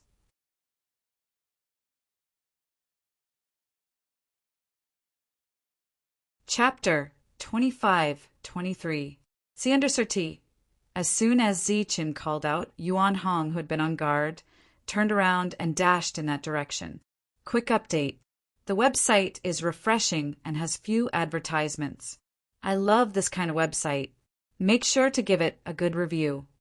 Although they did not see any enemies, nor did they hear any movement, at this moment they had absolute trust in Zi Chen, who had just joined them. In the carriage, Steward Max Calm gaze contained a hint of curiosity towards Zi Chen. The head that had poked out again was also curiously sizing up Zi Chen. At the moment, Zi Chen was completely on guard and didn't notice the situation in the carriage. When he saw Yuan Hong go to guard behind them, he immediately said, Yuan Hong, come back. Humanoid puppets, go over. Zi Chen's tone was calm, but there was an undeniable meaning in his words. This stunned Lindsay, who was beside him, and he found it a little funny. The weakest existence in the team was actually giving orders at this moment. How was a rank 4 hunter supposed to go? Even Yuan Hong himself was stunned and stopped moving. Ye Go, who was hiding in the humanoid puppet, also turned around to look at Dunley. It seemed like he was the one giving orders in the team. Yuan Hong, who had stopped moving, turned around and looked at Dunley with a questioning gaze. Dunley didn't participate in the battle. He turned around to look at Zi Chen and saw Zi Chen's serious expression and furrowed brows. Zi Chen didn't look at him. Switch. Dunley clenched his teeth and said decisively, clearly choosing to believe in Zichin. Ye Gu, who was in the humanoid puppet, immediately turned around and walked back without hesitation. His footsteps were very heavy, making thumping sounds wherever he passed. Although they reacted quickly, they were still a little distracted and wasted some time. By the time Ye Gu reached the designated position, there were already black figures charging in their direction. Every single one of these shadows was very tall, and every single one of them was a colossus. Puppets! With Yaji's eyesight, he naturally saw that these were all puppets. The force of their impact was definitely not something that Yuan Hong could block. In the entire team, only he and Menta could withstand such an impact. Although Menta's defense was strong, his weapon of choice was an axe. It was inevitable that he would be at a disadvantage against these defensive puppets, so he could only be the most suitable candidate. While he was secretly surprised by Zichen's choice, Ye Gu didn't hesitate to charge forward. The two large hammers in his hands began to dance. They were like high-speed rotating boulders that collided with the puppets. Pum! Pum! The two sides collided, and a muffled sound of impact echoed. One puppet after another was sent flying by Ye Gu. Full text reading, however. Even more puppets rushed forward and pounced on Ye Gu. During this time, the number of violent bears was the largest. Their defense was very strong, their speed was slightly slower, and their strength was moderate. The most important thing was that he could withstand Yaji's powerful attacks. Ye Gu blocked these attacks. The others admired Zichen's choice very much, but at the same time they were also guessing what method Zichin had used to know the opponent's strength in advance. It looked like Ye Gu had blocked this wave of attacks, but Zichin didn't look happy at all. On the contrary, his expression grew even more solemn. He didn't understand what was going on with this team, nor did he understand his employer's situation. However, he could guess that this wasn't an ordinary ambush, but rather a premeditated one. This was because he could sense that an enemy had appeared on his left. The enemy's aura was very strong, and he was a powerful enemy. Yuan Hong left. Zichen called out once more, his tone even colder and more unquestionable than before. This time, Yuan Hong didn't look at Dunley, directly charging to the left with his blade in hand. Then he saw a person charge out from the forest on his left. The person in the lead wielded a long blade as he charged at Yuan Hong at an extremely fast speed. Clang! Clang!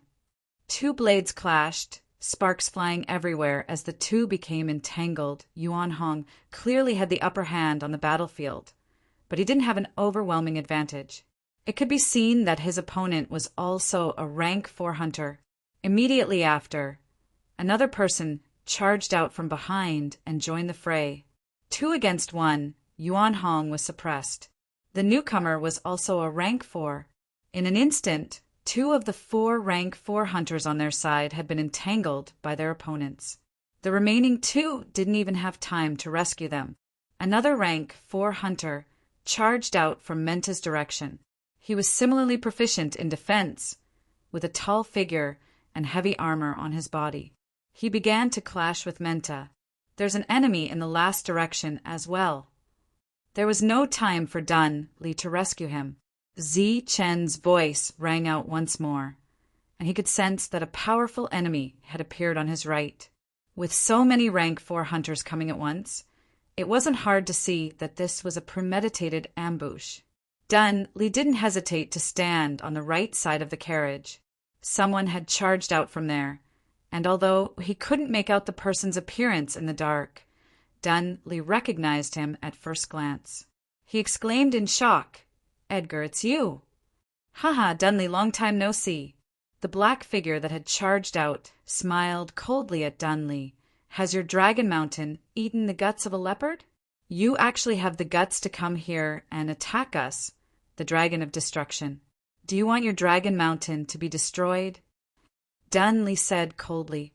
When Steward Mac heard Dunley's words, his calm expression changed slightly. He understood the organization Dragon Mountain very well. It was the only organization in Dragon Mountain Town that could be mentioned in the same breath as the Dragon of Destruction. When he'd first made his choice, he'd considered Dragon Mountain as well, but in the end he'd chosen the more reputable Dragon of Destruction. He didn't expect to meet Dragon Mountain here today. They were supposed to be mercenaries, but today they'd become bandits. Dunley, you don't have to be so absolute. As long as I kill you, only the heavens will know what happened today. The level 4 hunter named Edgar sneered and charged towards Dunley. Dunley's expression was extremely serious. In this area, only Dragon Mountain would dare to attack the Dragon of Destruction, and Dragon Mountain would definitely be fully prepared if they were to attack. They hadn't encountered any danger along the way because Dragon Mountain had been secretly observing them and understanding their team. Although Zichen had made the best arrangements at this moment to allow everyone to maximize their strength, they were already at a disadvantage when they met Dragon Mountain, who was fully prepared. A few thousand meters away from the battlefield, there was a mound.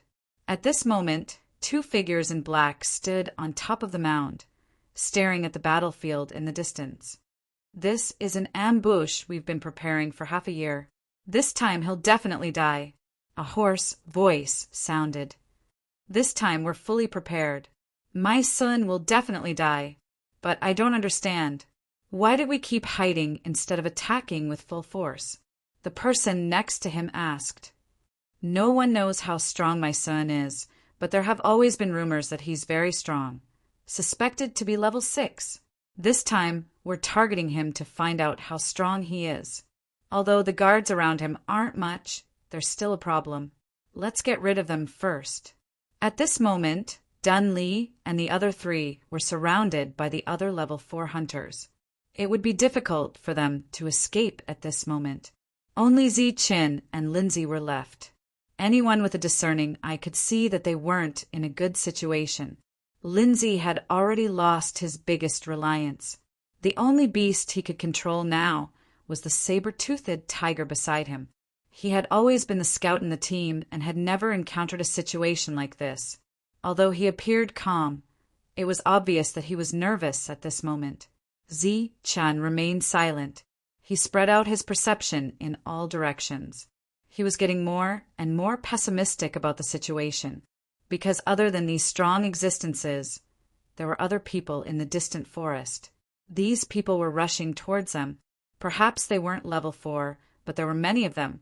They would be more difficult to deal with. At this moment, in Zichen's perception, a black shadow was moving quickly towards Yuan Hong. It was the assassin. He was one with the night and moved silently. Yuan Hong was currently fighting with 2 level 4 hunters and didn't notice the assassin's appearance. Yuan Hong! The black shadow began to speed up. Zichen shouted.